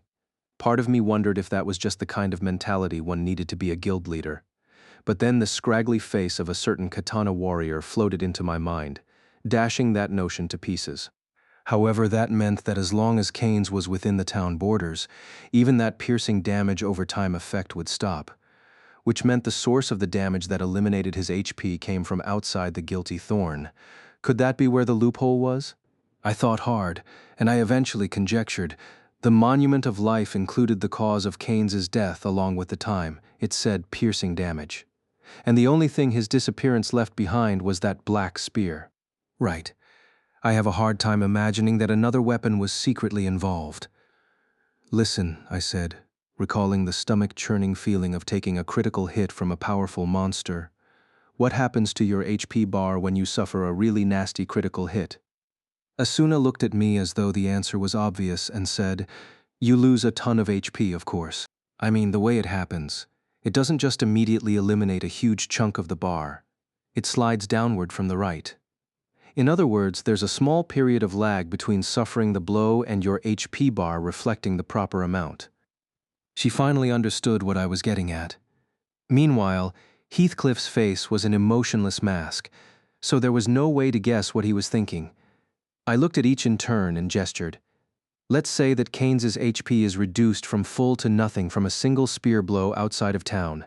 He looked like a tank based on his armor, so he must have had lots of HP. Someone like that, it might take, let's say, 5 seconds to drain all the way. In that time, Keynes was sent through the portal and through the church window. Wub, wait a minute, Asuna rasped. He might not have been a frontline fighter, but Keynes was an above-average player in the high-volume zone. I don't have a one-hit sword skill that could wipe out all of his HP, and neither do you. That is true, I agreed. Even a critical hit of my Vorpal strike wouldn't take down half of his HP, but there are thousands of players in SEO. We can't deny the possibility of an extremely high-level player unaffiliated with any of the frontline progress, lurking out there somewhere. Meaning, we don't know if it was Grimlock himself who killed Keynes with the spear, or if it was another red player hired to do the job. But whoever it was, they were strong enough to kill a full-armored tank with one hit. I shrugged in a sign of affirmation, then turned to the man across the table, awaiting the teacher's grade. Heathcliff looked down at the table through half-closed lids, then slowly nodded. That methodology is not impossible. If you took down a player outside of town with one hit, then instantly teleported them with an already built corridor, you might be able to give the appearance of a PK inside the safe haven. For a second, I thought I was actually correct. But, he continued, as I'm sure you know, piercing weapons are prized primarily for their reach, then their armor-puncturing power. In terms of basic strength, they are weaker than blunt and slashing weapons, especially when you're using not a large, heavy lance but a short spear. He had hit a sore spot. I pursed my lips like a sulking child. Heathcliff smiled thinly and continued. Using a non-elite short spear, a one-hit kill of a tank fighter in the volume zone would require at least level 100 in my opinion. 100? Asuna yelped. The fencer's hazelnut brown eyes looked back and forth between Heathcliff and me, and she shook her head rapidly. Nobody's that good. You haven't forgotten how hard we leveled to get where we are now, have you? Level 100, you couldn't even get there by now if you spent 24 hours a day in the latest labyrinth. I agree. With the two lead members of the strongest guild in the game, both in agreement, there was no way for a simple solo player like me to argue. I was near the very top of the players in the Frontier group, and even my level was still barely over 80. But I just couldn't give up. There could be an issue of skill strength, not just statistical strength. For example, someone might have found the second unique skill in the game. The commander's red robe swayed as he chuckled. If such a player truly existed, I would have laid out the red carpet to the KOB already. Something in the way he was gazing at me with those impenetrable eyes made me uncomfortable. So I gave up on that line of logic and leaned back into the cheap chair. I thought I was on to something. That leaves, before I could come up with a stupid idea like having a boss monster strike him before teleporting, a shadow leaned over my other side. Eat up, the NPC cook said tonelessly, setting 3 white bowls down from a square tray. His face was hidden behind the long bangs coming down his grease-stained cook's hat. He returned to his spot behind the counter as Asuna stared at him in shock. She was clearly used to the clean, polite, and punctual NPCs from other floors. I took a pair of disposable chopsticks from the table and cracked them apart, pulling one of the bowls closer. Asuna followed my lead and murmured, "What is this? Ramen." "Or something like it," I replied, pulling curly noodles out of the light-colored broth. The only sounds in the dingy restaurant were 3 lonely sets of slurps. A dry breeze budged the cloth that hung in the entranceway, and some kind of bird squawked outside. A few minutes later, I pushed my empty bowl to the side of the table and looked at the man across from me. "So, have you come to any conclusions, Commander?" His bowl totally empty, including the broth, Heathcliff stared at the kanji-like pattern at the bottom and said, "This is not ramen. I am certain of that." "Yeah, I agree." "Then I will give you an answer worthy of this false ramen's flavor." He looked up and politely placed the chopsticks on the rim of the bowl. "Based on the information we have now, it cannot be determined what exactly happened. However, I can say this. The only rock-solid information we have about this incident is what you saw and heard firsthand. What do you mean? I mean, Heathcliff fixed me. Then Asuna, with a stare from his brass-colored eyes, that everything you see and hear directly in Ankrad is digital data that can be converted to code. There is no room for phantom visions or auditory signals. On the other hand, that means that all information that doesn't originate as digital data can be shrouded in mistakes or deceit. If you're going to track down the truth of this safe haven murder, then you should only trust the information received directly by your eyes, ears, and brain. With one last thanks for the meal, Heathcliff got to his feet. I stood as well, pondering the meaning of the mysterious swordsman's words, thanked the cook, and walked through the doorway. I just barely overheard Heathcliff mutter to himself, "Why does this place exist?" As the commander melted away into the maze of streets, I turned to look at Asuna and asked, "Did you understand what that meant?" "Yes," she said. I was impressed. It was Tokyo-style shoyu ramen without the soy sauce. No wonder it felt so lonely. "What?" "I've made up my mind. I'm going to find a way to make soy sauce. Otherwise, I will never recover from this feeling of dissatisfaction." Good luck with that?" I muttered, then abruptly shook my head. "No, not that." "Huh? What did you mean?" "Look, I'm sorry about feeding you some weird food. Just forget about it. What I meant was, what did Heathcliff mean with that weird Zen philosophy?" "Oh," Asuna said. She nodded firmly this time. "He just meant, don't take second-hand sources too seriously. In this case, that would be the motive arguments, the whole thing with Golden Apple and the magic ring." "What?" I groaned. "You want me to suspect Yoko? I mean, sure, there's no evidence of anything, but like you said, Asuna, there's no way to get proof backing up anything anyway, so doubting her is also pointless." For some reason, she blinked, nonplussed, then looked away and shook her head a few times. "Well, you might be right about that. But like the commander said, we still don't have enough material to confirm the PK method yet. So let's go get a story from the other person involved. If we throw the whole ring story in his face, he might just let slip with some answers." "Huh? Who?" "The guy who took the spear from you, of course." The numbers in the bottom right corner of my view said that it was exactly 2 p.m. Normally, lunchtime would be over, and the afternoon schedule of Labyrinth Conquest would be in full swing.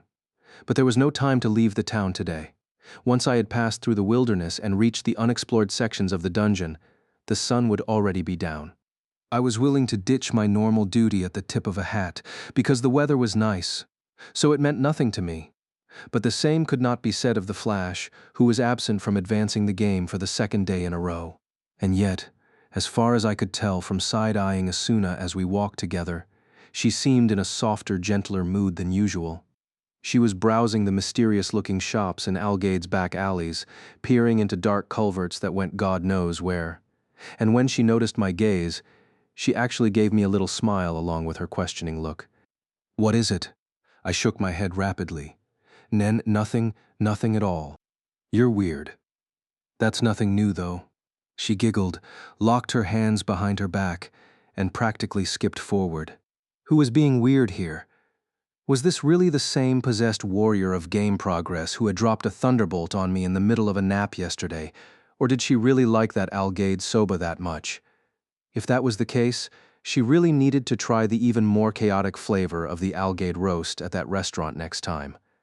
Eventually, the bustle of the teleport square came into range ahead. Fortunately, we hadn't needed to pay for the assistance of any NPC guides this time.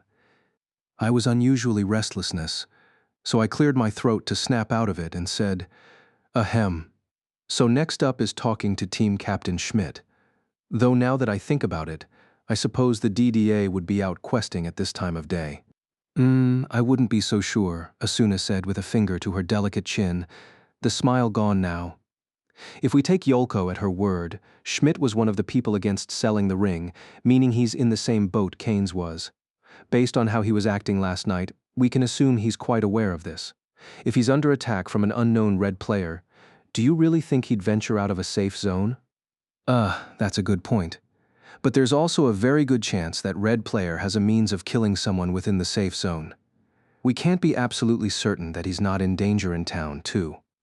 So he'll need to find the greatest security he possibly can, which means locking himself in an inn room or... At that point, I understood what Asuna was getting at. I snapped my fingers and continued, or hiding out in the DDA's headquarters. It was just recently that the Divine Dragon Alliance, one of the foremost guilds in Aincrad, had moved their guild home to its stately location on the 56th floor. It could not have been a coincidence that it was located one floor above the Knights of the Blood's headquarters. Their extremely indulgent and fanciful welcoming party included me, for some reason, and I found that their building was less a home than a castle or fortress. As a subtle way to needle them back, I joined Klein and Agile in running a train on their buffet spread, but the excessive intake of flavor signals caused the game to give me an unpleasant stuffed sensation around my gut for 3 days afterward. I glared up at the house of overeating horrors situated on a steep hill overlooking the city, and even felt a momentary gag reflex. Asuna showed no visible reaction to the sight as she strode up the red brick road. As I looked at the white pinnacles flying the guild flag of blue dragons on a silver field, I grumbled. I'm surprised that even the great and mighty DDA had enough money to buy this place. What do you think about that, KOB Vice Commander? Well, in terms of numbers alone, DDA's got twice our ranks, but even then, it doesn't quite sit right with me. Our accountant, Dazen, says they must got a whole lotta real efficient farmin' spots. Farming was an MMO term, referring to a rotation system of high-speed mob killing. One of the most notable of these spots was the so-called Ant Valley on the 46th floor, where I had engaged in a reckless level grinding spree last winter. However, once the experience intake in a particular location surpassed a certain rate, the Cardinal System Seo's digital god, that managed every aspect of the game, would automatically enact a penalty that lowered the experience rate. So it was publicly discussed and agreed among the frontline players that the best farming spots should be announced to all players so that the spoils could be shared equally until they dried up. But Asuna was referring to a suspicion that the DDA might be secretly harboring a number of spots they had discovered on their own. It was unfair, of course, but if the DDA got stronger, it ultimately strengthened the entire frontline population as a whole, so it was difficult to openly criticize them for such actions. Doing so would reveal the inherent contradiction of being among the best of the game. It was all of our individual egos that were upholding an extremely unbalanced hierarchy, in which a small minority monopolized a majority of the system resources, under the guise of freeing everyone from this game of death. In that sense, the competing philosophy of the Aincrad Liberation Front that all the player-earned resources should be confiscated and then fairly redistributed couldn't be dismissed as a mere pipe dream. If the Army's goal had been put into practice, this safe haven murder would not have occurred. The ring at the center of it would have been taken away, sold, and the profits split up among all the players in the game. I swear whoever created this game of death was a real nasty piece of work. Why did it have to be an MMO? A real-time strategy game or a first-person shooter would be fairer, quicker, and easier to finish. Butzow was testing the egos of its high-level players. It demanded that one balance a meager sensation of superiority against the lives of one's friends, or all the players in the game. The culprit of the ring murder gave in to ego. I couldn't claim to be totally immune either. I myself was hiding a secret in my status window, something so huge it couldn't even be compared to a single magic item. And having heard my murmur and traced my every thought to that point, Asuna whispered, "Which is why we have to solve this case." She momentarily squeezed my hand and gave me a little grin that completely eradicated all of my doubts. As I stood there, uncharacteristically panicked, Asuna asked me to wait where I was and headed steadfastly for the gate of the massive complex ahead. I thrust my still warm hand into my coat pocket and leaned back against a nearby tree trunk. The grounds of buildings registered as guild headquarters were generally off-limits to non-members of the guild, the same way that a player home worked. So there wasn't truly any need for guards, but many of the larger guilds with the personnel to spare would have guards on shift, not for security but to handle visitors. True to the pattern, the DDA had 2 heavy spearmen standing imperiously in front of their stately front gate. They look more like minor bosses in an RPG than guards, I thought. But Asuna maintained her composure and headed straight to speak with the guard on the right. "Hello, I am Asuna of the Knights of the Blood.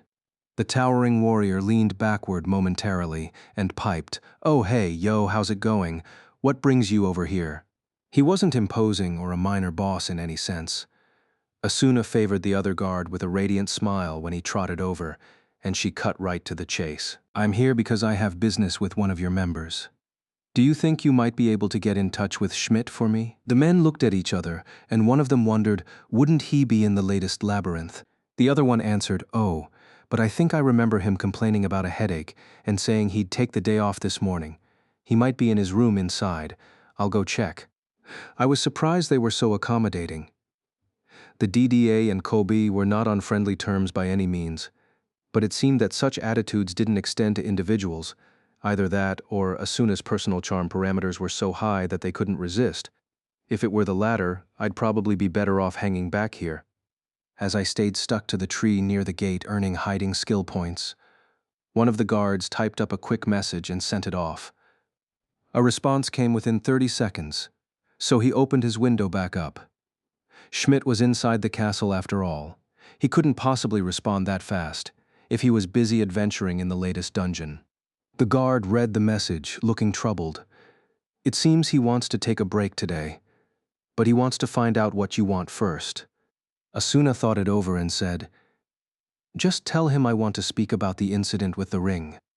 It worked like a charm. The man complaining of a debilitating headache raced out of the castle at phenomenal speed, said, "Let's find somewhere else," and then continued running down the hill.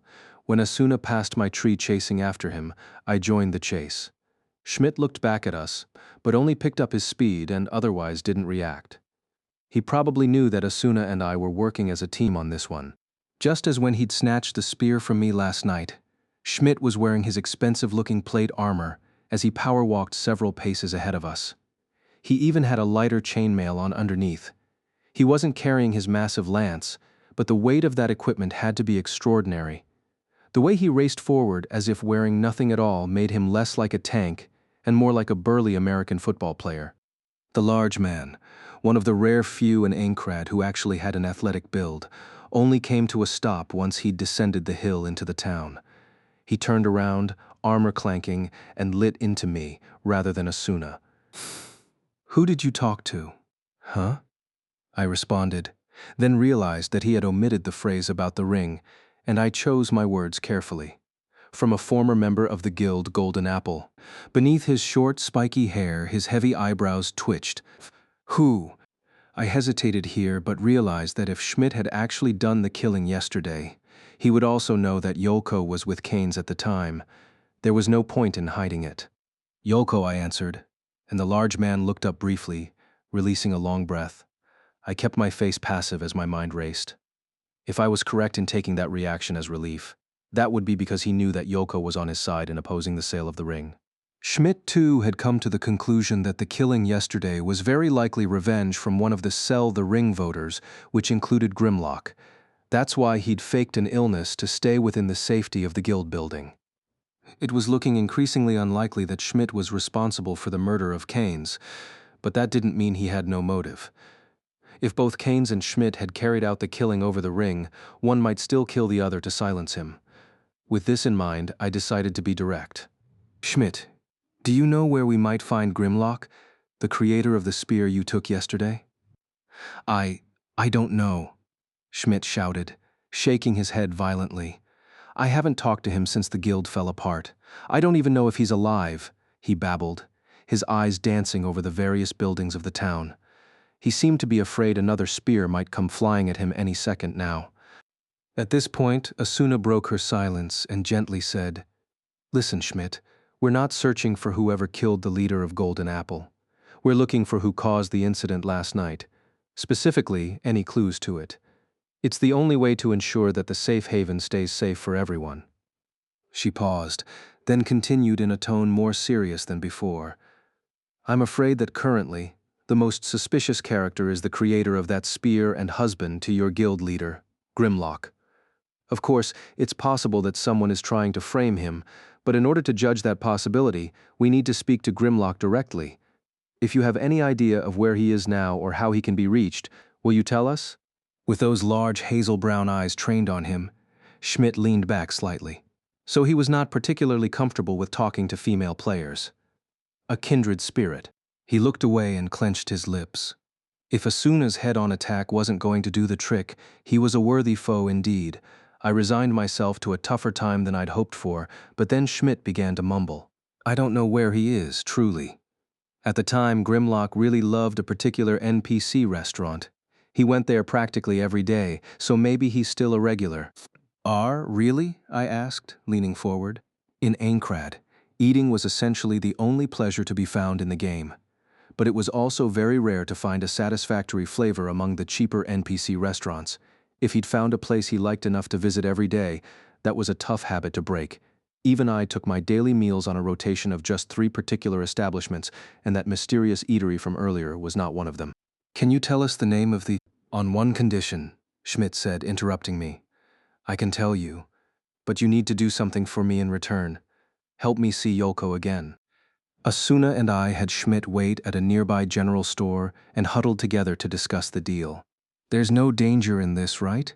Or is there? I grunted, unable to make a judgment on that question in the moment.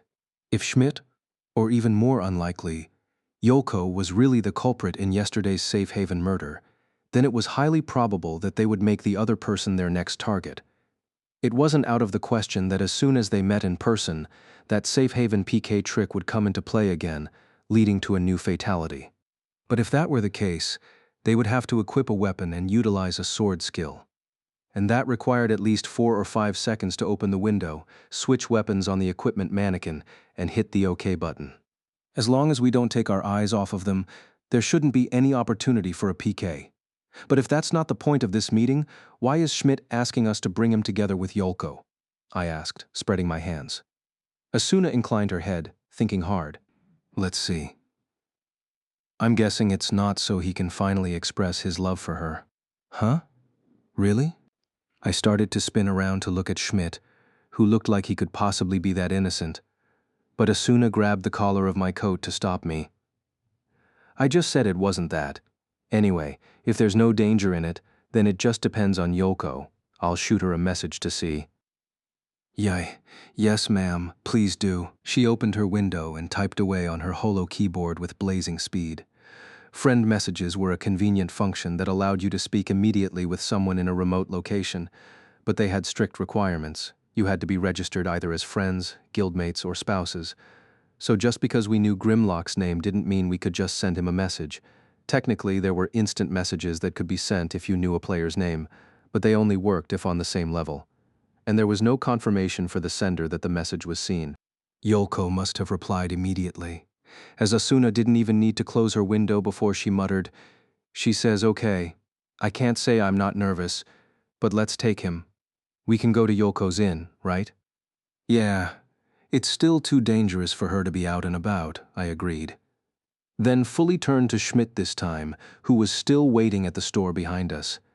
I flashed him the OK sign, and the heavily armored man made an expression of obvious relief. By the time the 3 of us teleported from the 59th floor to Martin, on the 57th, the city was already blanketed in evening sun. The square was full of the raucous cries of NPCs and merchant players hawking wares. Adventurers walked among them, easing the fatigue of the day's fighting, but there was one spot in the plaza that was desolate. It was the facade of a small church, the place where the man named Keynes had died under mysterious and shocking circumstances just 24 hours earlier. I had to keep my gaze fixed straight ahead to avoid staring at it. After a few minutes of walking the same path we'd taken yesterday, we reached the inn and headed upstairs. The room at the very end of the hallway was the place where Yolko was staying, or hiding for protection. I knocked on the door and said my name. She responded in a tiny voice, and I turned the knob. The door lock was set to only open for friends, and it clicked lightly as I pushed it open. Yolko was sitting on one of the 2 sofas, facing each other in the center of the room, directly through the door. She got to her feet and bowed, dark blue hair swaying.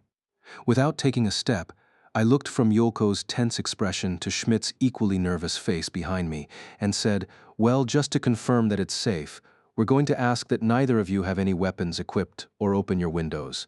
I'm sorry to force that upon you, but I hope you understand." "Yes, I understand." Yolko's hesitant whisper and Schmidt's disgruntled mutter came at the same time. I stepped inside and motioned to Schmidt and Asuna, the two former Golden Apple members who were meeting again for the first time in months, stared at each other in silence for a long time. Yolko and Schmidt had once been guildmates, but now there had to be at least 20 levels between them, given that Schmidt was a busy member of a major frontline guild. But to my eyes, it was the sturdy lancer who was more nervous about the meeting. In the end, it was Yolko who spoke first. "It's been a while, Schmidt." She smiled thinly. Schmidt pursed his lips, then rasped, "Yes, and I thought I'd never see you again. May I sit?" Yolko nodded, and he clanked in his plate armor over to the sofas, sitting on the other one. It looked uncomfortable to me, but he did not remove his armor. I made sure that the door had locked itself again, then took position on the east side of the parallel couches. Asuna stood on the other end. We'd gotten the most expensive room for Yolko while she had no choice but to stay in hiding, so even with the four of us inside, it felt spacious. The main door was on the north wall, the doorway to the bedroom was to the west, and there were large windows to the east and south. The south window was open, the pleasant spring breeze rustling the curtains. Of course, the window was protected by the game system, so no one could get inside, even when it stood wide open. It was a taller building than those around it, so there was a good view of the darkening town past the white curtains as the light deepened into purple. The bustle of the city outside was interrupted by Yolko's voice. "You're in the Divine Dragon Alliance now, Schmidt. That's very good. They're the best, even among the frontline players." It sounded like an honest compliment, but Schmidt's brow furrowed unhappily. He rumbled, "What do you mean? You find that unnatural?" His suspicious, barbed response took me by surprise. But Yolko was not affected. "Hardly. I just think that you must have worked really hard after the end of our guild. It's very admirable of you when Keynes and I gave up on leveling further." She brushed back the dark hair resting on her shoulders and smiled.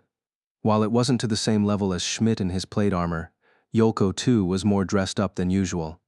She wore a thick one-piece dress with a leather vest, then a purple velvet tunic, and even a shawl on her shoulders. Even without any metal, this much clothing would provide a significant armor boost. While she was acting calm and collected, she had to be nervous on the inside. Meanwhile, Schmidt made no attempt to hide his discomfort. He leaned forward, armor clattering. "Enough about me. The only reason I'm here is to ask about Keynes." His tone of voice dropped lower. Why would he be murdered after all this time? Did he steal the ring? Was he the one who killed our leader in GA? I realized at once that GA stood for Golden Apple. His question essentially announced that he had nothing to do with the ring incident or the Safe Haven murder. If it was an act, it was a good one. For the first time, Yoko's expression shifted. Her faint smile vanished, and she glared at Schmidt. "Of course not. Both Keynes and I fully revered the leader. We opposed selling the ring because we wanted to use it to strengthen the guild, rather than have us split the money and waste it. I'm sure that she felt the same way about it." "Yeah, I felt that way too. Don't forget, I also opposed selling it. Besides, it's not just the anti-sellers who had a motive to steal the ring. One of the pro-sellers might have wanted to seize it so they could get all of the money themselves."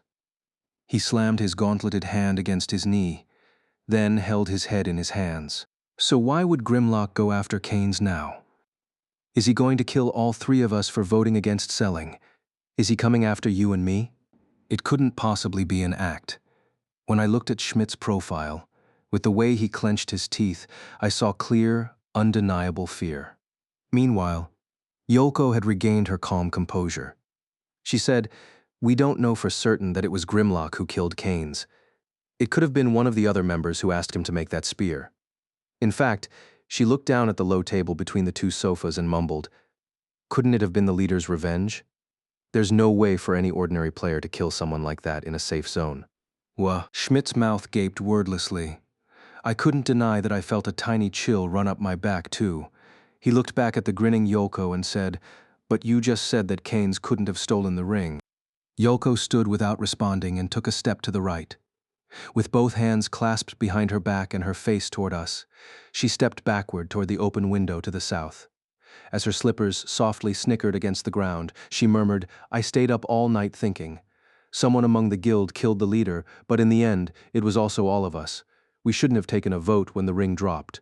She should have just made an order for us to follow. In fact, she should have used it herself.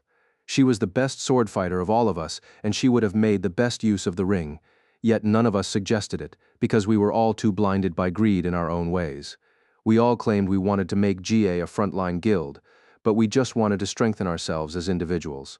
When her long speech ended, Yoko's back was resting against the windowsill. As she leaned back, she added, "Only Grimlock said he would leave it up to her discretion.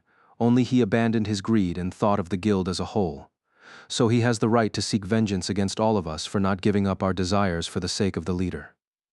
Amid the silence that fell, the only sound was the chilly whispering of the evening breeze. Eventually, the sound of clattering metal broke the silence. Schmidt's plate armor as he trembled. The veteran player, his face pale and downcast, mumbled, "You must be kidding. You must be kidding. Now, all these months later, now he wants revenge." He sprang upward, shouting, "And you think that's fine, Yoko? After all the efforts we've made to survive, you think it's fine for us to be killed in some bizarre, inexplicable way?" Schmidt, Asuna, and I all looked at Yoko. The fragile-looking woman was gazing here and there into empty space, as though looking for the right words. Finally, her lips moved, preparing to say something. At that very moment, a dry sound echoed off the walls. Her eyes and mouth shot wide open. Next, her frail body swayed. She took a heavy step to steady herself, then wobbled around, placing a hand on the open windowsill. A sudden gust of wind sent Yoko's hair swaying off of her back. There, I saw something I could not believe. From the center of her shining purple tunic jutted something like a small black stick. It was so insignificant and cheap-looking that for an instant I didn't recognize it. But when I saw the blinking red light surrounding the stick, I felt a chill of terror. It was the hilt of a throwing dagger. The entire blade was buried in her body. In other words, the knife had flown from outside of the window and pierced Yoko's back. Her body wobbled backward and forward until she tilted perilously over the sill. "Ah," Asuna gasped. I leaped forward, reaching out to grab Yoko and pull her back. But my fingers only grazed the end of her shawl, and she fell silently out of the building. "Yoko," I screamed, leaning out of the window. Down below, her body bounced off of the cobblestones, surrounded by a blue glow. There was the tiniest, most insignificant shattering sound. The mass of polygons expanded, pushed by the burst of blue light, and a second later, only the black dagger was left behind, clattering against the stone.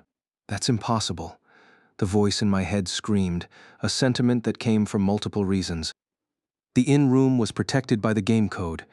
Even with the window open, there was absolutely no way to get inside, let alone throw a weapon through. And it was hard to imagine such a small throwing dagger having enough piercing damage, even over time, to wipe out the entirety of a mid-level player's HP. It hadn't taken more than 5 seconds at the longest for Yoko to disappear after being hit by the dagger. It was impossible. This was more than just a safe haven PK. It was an instant kill. I forced myself to look down at the cobblestones where Yoko had fallen, fighting off the breath caught in my throat and the terrible chill racing up and down my back. Then I looked up, eyes wide, tracking the outline of the town like a camera. And then I saw it. The roof of another building the same height as this one, about 2 blocks away from the inn. And standing atop it, a black figure against the deep purple gloom. I couldn't see the face due to the hooded black robe he was wearing. I shoved aside the word death as I bellowed, "You bastard." I planted my right foot on the sill and, without looking back, yelled, "Take care of the rest, Asuna." Then I jumped, leaping straight to the roof of the building across the street. However, even with an excellent agility stat to boost my jump, it was a bit naive of me to think I could clear 15 feet without a running start, so rather than landing on my feet, I just barely managed to snag the lip of the roof with an outstretched hand. Now it was my strength stat that helped me flip myself upward and over the roof, back onto my feet. From behind me, I heard Asuna's panicked voice cry, "You can't, Kirito." The reason for her command was obvious. If I took a hit from that same throwing dagger attack, I might die just as quickly as Yolko had. But I wasn't going to let fear of my own mortality keep me from getting a glimpse of the killer in the flesh. I was the one who had guaranteed Yolko's safety. I had short-sightedly assumed that the game system would keep her safe, and I failed to think of other possibilities. If I was going to rely on the system's protection, it would have worked anywhere in town. Why hadn't I considered that a player who would pull off a safe haven PK could also break through the protection of an inn room? Over the distant roofs, I saw the black robe flapping in the wind, mocking my regret. "Just you wait," I shouted, and began to sprint, drawing the sword on my back. I wouldn't be able to damage him with the blade in town, but I might be able to use it to deflect any thrown objects. I leaped from roof to roof, careful not to slow my sprint. The people in the streets below must have thought it was an incredibly lame stunt to show off my agility stat, but that wasn't my concern now. I kept jumping through the darkness, the hem of my coat flapping behind me. The hooded assassin did not run, nor even prepare to attack. He simply watched as I raced closer and closer. Once there were only 2 buildings between us, the assassin's right hand plunged into the depths of his robe. I held my breath and took a forward stance. But when the hand emerged, it was not holding a throwing dagger. It was glowing a familiar sapphire blue in the gloom, a teleport crystal. "Shit, I swore!" Pulling 3 picks from my belt as I ran, holding them aloft, I flung them all together. It wasn't to damage him, but to inspire an instinctive dodge and delay the process. But the assassin was infuriatingly calm. The 3 needles and their silver bands of light did not faze him in the least as he raised the crystal. Just before the hooded robe, the picks ran into a purple system wall and fell onto the roof. I listened hard, trying to at least catch the sound of the voice command. If I heard the destination, I might be able to follow with a crystal of my own. But once again, my plan was foiled. At that very moment, the entirety of Martin was enveloped in the massive tolling of a bell. My ears, technically, the sound processing center of my brain, were drowned in the bells signaling 5 o'clock, preventing me from hearing the assassin give the command for his destination. The blue teleport light flashed, and from a street away I saw the black silhouette vanish without a trace. I heaved a wordless bellow and swung my sword at the spot he had stood just 3 seconds before. More purple light flashed, along with a system tag, impassively warning me that it was an immortal object. I returned to the inn dejected. I took the street this time, stopping at the place where Yolko had vanished, so I could stare at the black throwing dagger. It was impossible to believe that a woman had died there just minutes ago. In my experience, a player's death came only when all effort, attempts to avoid the impossible, or personal strength had finally given way. There was no way someone could be killed in such an instantaneous, inescapable way. It just wasn't fair. I crouched and picked up the dagger. It was small but heavy, cast of a single piece of metal. On the sides of the razor-thin blade were carved barbs that looked like a shark bite. It was clearly crafted by the same designer of the short spear that felled Cain's. If I stabbed it into my own body, would I take huge, sudden damage as well? I was possessed by an urge to try it out, only maintaining control of myself by shutting my eyes tight and shaking my head.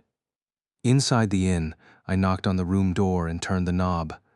The lock clicked open again, allowing the door to swing open. Asuna had her rapier drawn. When she saw me, she gave me a look of equal parts fury and relief, and then said in a barely controlled growl, "You idiot, how could you be so reckless?" But then she sighed and, more quietly this time, added, "So what happened?" I shook my head. "No good. He teleported away. In fact, I couldn't even tell if it was a man or a woman. Of course, if that were Grimlock, then it's a man. Seo had no same-sex marriage rule. If Golden Apple's former leader was a woman, then her spouse, Grimlock, automatically had to be a man. Not that this information would be very useful as a filter. A good 80% of the game's population was male. It was just a throwaway comment, but to my surprise it got a reaction. From Schmidt, whose large body was scrunched into a ball, the plate armor rattling as he trembled. "No." "What do you mean, no?" Asuna demanded. He ducked his head in even farther and mumbled, "That's not him. Whoever it was in that robe on the rooftop wasn't Grimlock. Grim was taller, besides. What he said next took our breaths away. That hooded robe belonged to the leader of GA. She always wore that plain old thing when she went out. In fact, yeah, she was wearing it when she went to sell the ring. That was her. She's come back for revenge against us all. That was her ghost. He began to laugh maniacally. He was unhinged. Ghosts can do anything. PKing in town? No problem. I wish she'd go and beat the last boss of Sao for us. You can't die if you have no HP to begin with. As Schmidt continued to laugh hysterically, I tossed the dagger onto the table between the sofas. It landed with a dull thud, a switch that abruptly cut through Schmidt's mood. He stared silently at the jagged blade that gleamed evilly in the light. Gah! The large man bolted upright, leaning away from the weapon. I kept my cool and explained, "It's not a ghost. That dagger is a physical object, a few lines of program code that exists somewhere in the SAO server, just like the short spear that's still sitting in your inventory. If you don't believe me, you can take this one too, and examine it to your heart's content." No way. You can have the spear back too. Schmidt shrieked, opening his menu window and, after several input mistakes, materializing the black spear. The weapon appeared in midair and fell, clanking down next to the dagger. The large man put his head in his hands again. Gently, Asuna offered, "Schmidt, I don't think it's a ghost either. If ghosts in Aincrad were real, there would be many more than just the Golden Apple leader. Nearly 3,500 people have died, and they've all got the same grudges to settle. Right?" She was completely right. If I died in this game, I would sure be mad enough about it to come back as a ghost. Though if there was anyone I knew serene enough to just accept fate and move on, it had to be the man who led the KOB. But Schmidt just shook his head, still downcast. "You just don't know her. Griselda was so strong and so noble and so incredibly strict when it came to corruption and doing wrong. Even more than you, Asuna. So if someone walked her into a trap, Griselda would never forgive them. She'd come back as a ghost to punish them, if she had to." A heavy silence filled the room. Outside the window, which Asuna had shut and locked, the sun was down and orange lanterns lit the streets. It would be full of lively players looking to relax, but oddly, the sound seemed to be avoiding this individual room. I took a deep breath and broke the silence. "If that's what you think, then do as you wish. But I won't believe it. There has to be a logic to these two safe haven murders that fits within the rules of the system. I'm going to find it, and you're going to help me, like you promised." Help? You said you'd tell us where Grimlock likes to eat. That's our only clue now. I'll stake the place out for days on end, if I have to. To be honest, while I could find Grimlock, the blacksmith who created the black spear, and probably the dagger next to it, I had no plan for what to do after that. I wasn't in the army, so I couldn't just lock him up and try to interrogate him. But if what Yolko said before she died was right, he has the right to seek vengeance against all of us, for the sake of the leader. And Grimlock was motivated by revenge against the three who voted against selling the ring, or against all the guild members equally, if he was motivated by something as strong as the love for a deceased wife. If I could sit with him face to face and speak to him, maybe something might get through to him. That possibility was the only thing I could bet on at this point. Schmidt hung his head again, but heavily, reluctantly lifted himself from his seat. He stumbled over to a writing desk along the walls, took the pre-supplied parchment and feather quill, then wrote down the name of the restaurant. As I watched, a thought occurred to me, and over his back I said, "By the way, can you write the names of the other former Golden Apple members? I'll go back to the Monument of Life and check for survivors." The man nodded and picked up the quill again to continue writing. He brought back the parchment eventually and handed it to me, saying, "It's pathetic to admit this as a frontline player, but I don't feel like going out into the open anytime soon. When the time comes for the next boss raid party, leave me out. Also," with a gaunt expression devoid of his former boldness, the DDA's Lancer and team leader asked, "Can you escort me back to headquarters?" Neither Asuna nor I could mock Schmidt for the cowardice. As we walked the terrified giant from the inn on the 57th floor back to the DDA fortress on the 56th, the two of us never stopped scanning the darkness. If anyone had coincidentally been unlucky enough to cross our path wearing a hooded black robe, they might have been jumped. Even through the massive gates of his headquarters, Schmidt's face did not lose its fear. As I watched him trot hastily into the building, I sighed and turned to Asuna. She was biting her lip. "It's very frustrating what happened to Yolko," Asuna mumbled. I rasped an acknowledgement. To be honest, Yolko's death was at least twice as shocking to me as Keynes's. I couldn't get the mental image of her falling through the window out of my mind. Until now, I'd kind of felt like I was along for a ride, but now I can't see it that way anymore. We have to solve this mystery for her sake. I'm going to scope out this restaurant. What about you? I asked. Asuna looked up at me with a start and replied firmly, "I'm going, of course. We'll get to the bottom of this together. All right, let's do this." In truth, I was a bit hesitant about involving Asuna further. If we kept going with this case, we could easily turn ourselves into Grimlock's next targets. But Asuna turned on her heel, crisply silencing my concerns, and strode toward the teleport gate square. I sucked in a deep breath of cold night air, let it out in a burst, then chased after that long chestnut-brown hair. The place on Schmidt's parchment was a small pub in a cramped section of the 20th floor's main city. Based on the look of the place squashed into the twisting alley with a forlorn little sign, it did not look like the kind of restaurant that served meals that could be eaten every day without tiring. But it was also true that the best spots to eat were found in out-of-the-way places like this. And it was difficult for me to stifle the urge to rush in and start trying everything on the menu. If Grimlock were the hooded assassin, he had already seen my face, and he would never show up here again if he saw me here. After a survey of the surroundings, Asuna and I hid in the shadows nearby, then noticed that there was an inn within view of the restaurant. When the foot traffic dried up, we darted over to the inn and rented an upstairs room that overlooked the alley. As we hoped, the window had a clear view of the pub entrance. We extinguished the lights and took seats beside the window, hunkering down to observe. It wasn't long before Asuna turned to me and asked dubiously, "Hey, we've got a good position now, but how are we going to recognize Grimlock if he goes in there?" Good question. That's why I originally thought of bringing Schmidt with us, but that didn't seem likely, the way he was acting anyway, despite the robe. I got a pretty up-close look at this possible Grimlock. If someone with the right build comes along, I can force myself into a duel challenge to check out his name. What? Asuna yelped, her eyes wide. Inseo, visually focusing on another player, brought up a green or orange color cursor with information about them. But the only information it would display for a stranger was an HP bar and a guild tag, but not a name or level. This was a common-sense measure to minimize criminal activity. If a player's name could be identified at a glance, they could be harassed with malicious instant messages, and if their level were publicized, it would make it easier to pick out a weak target to hunt down or extort in the open when they were vulnerable. However, not having access to strangers' names also made it rather difficult to search for an individual player, as we were currently doing. The only surefire method I knew to confirm a player's name was to challenge them to a one-on-one duel.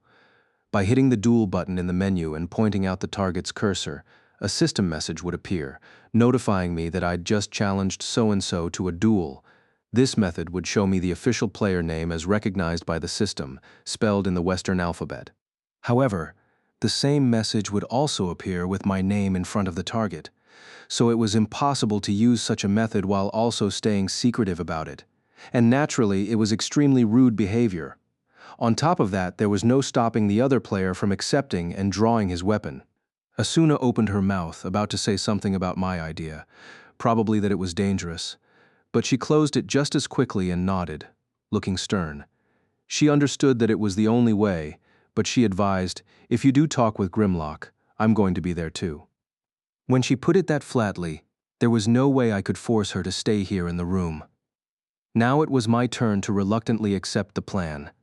I checked the time, 6:40 p.m., just around the time that adventurers would be returning from their travels to eat at their favorite restaurants.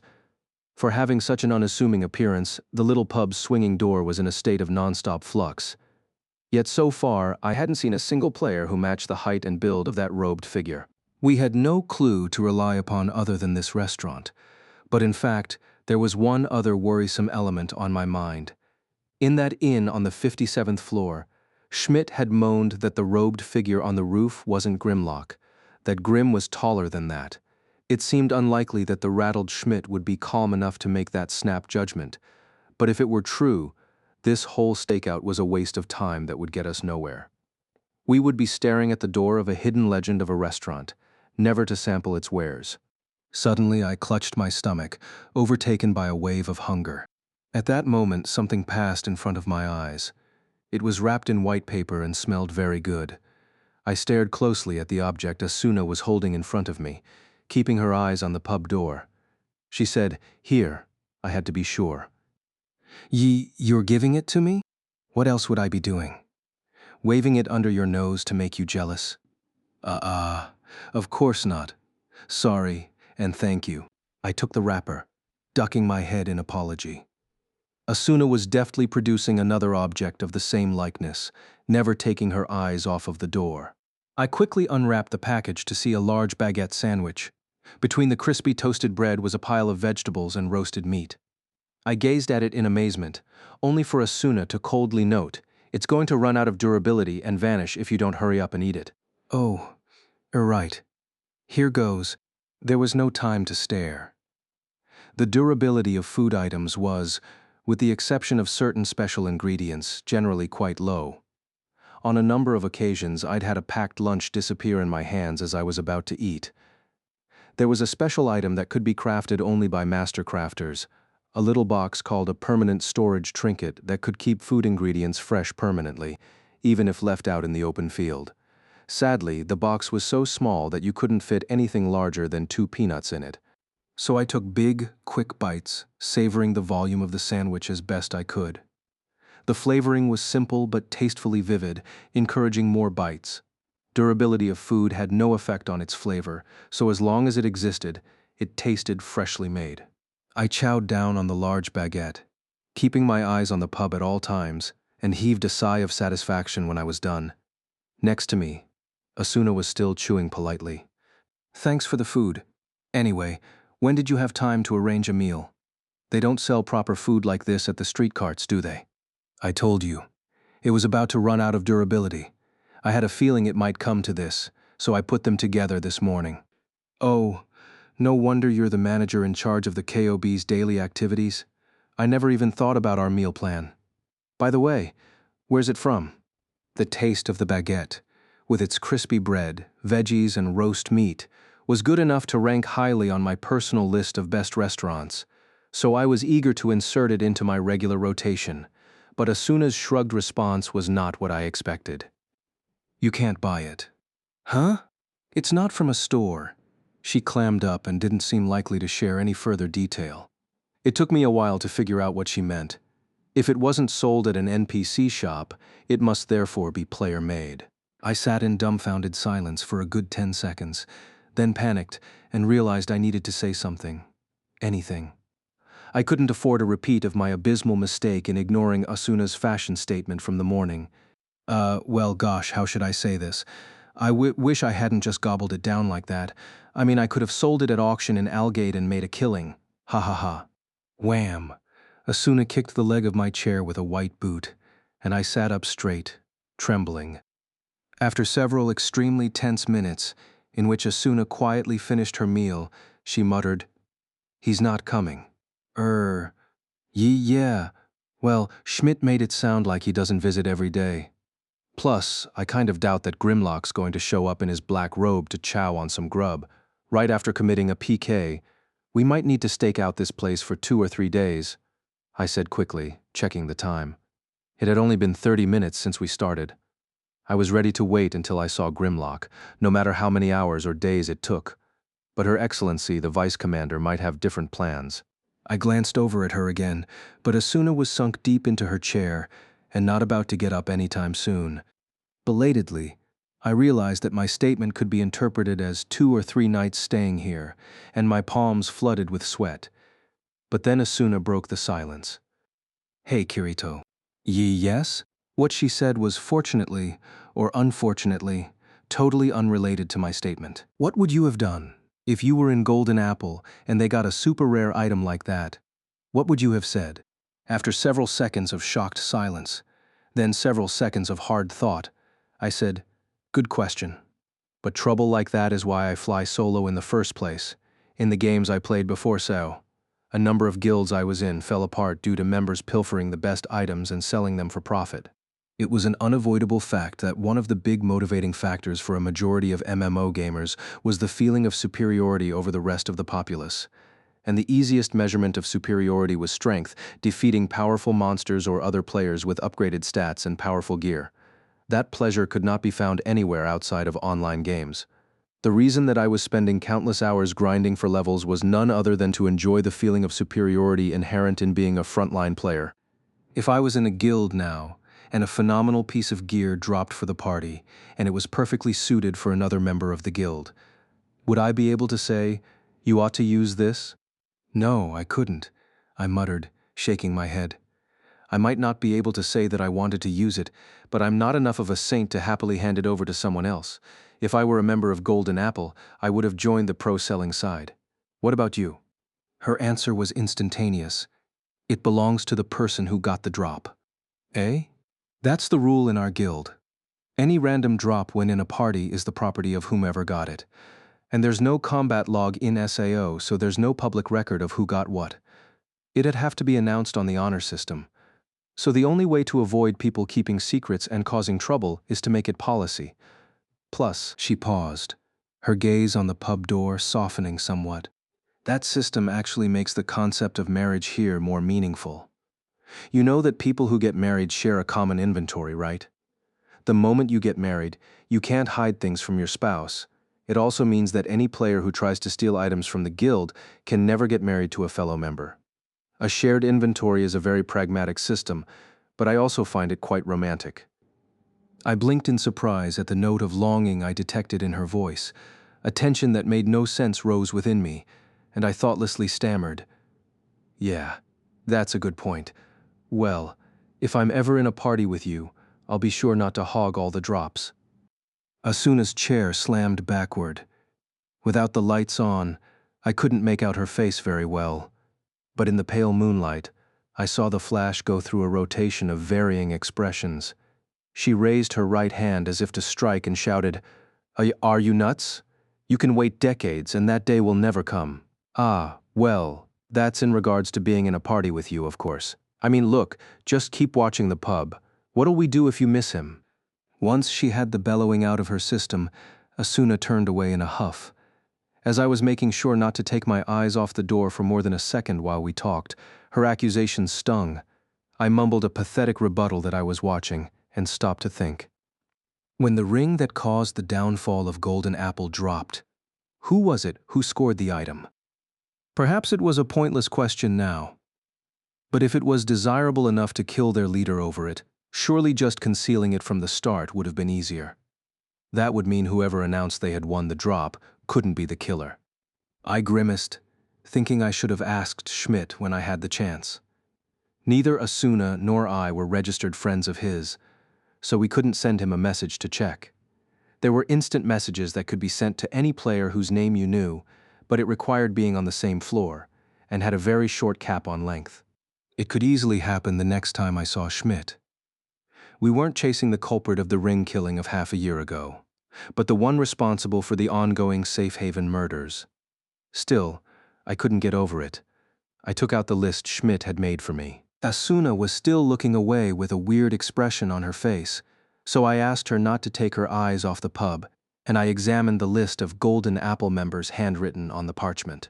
Griselda, Grimlock, Schmidt, Yolko, Keynes. The scrawled list of names was 8 long, and at least 3 of them were no longer present in the floating castle. We couldn't allow for any more victims.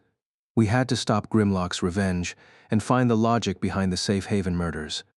I was about to put the memo back into my item storage, but right at the moment the small sheaf of parchment was about to be converted back into a digital storage, one particular point drew my notice. Huh? I took a closer look. The detail focusing system kicked in, refining the texture of the letters on the parchment to bring them into sharper detail. What does this mean?" I mumbled. Without taking her eyes off the pub door, Asuna asked, "What is it?" But I didn't have the presence of mind to answer. My brain was working feverishly, trying to decipher the meaning, the reason, the intention of what I was seeing. Several seconds later, I shouted, and leaped up from my chair. The sheet of parchment trembled, reflecting the weight of the shock that overwhelmed me. "I see, so that's what it means," I moaned. In a voice made of equal parts hesitation and frustration, Asuna hissed, "What? What did you figure out?" We've been. I struggled to squeeze the words out of my dry throat. I clenched my eyes. "We've been missing the entire picture all along. We thought we understood, but we were looking at the wrong thing. There is no weapon, skill, or loophole behind this whole safe haven PK thing. There was never any way to begin with." Later, I got this background to the story. Schmidt, defensive team leader for the Divine Dragon Alliance and notable frontline figure, didn't go to bed after returning to his chambers in the safety of the guild headquarters. He didn't even remove his armor. His room was deep within the stone castle. Fortress, really, and without a window.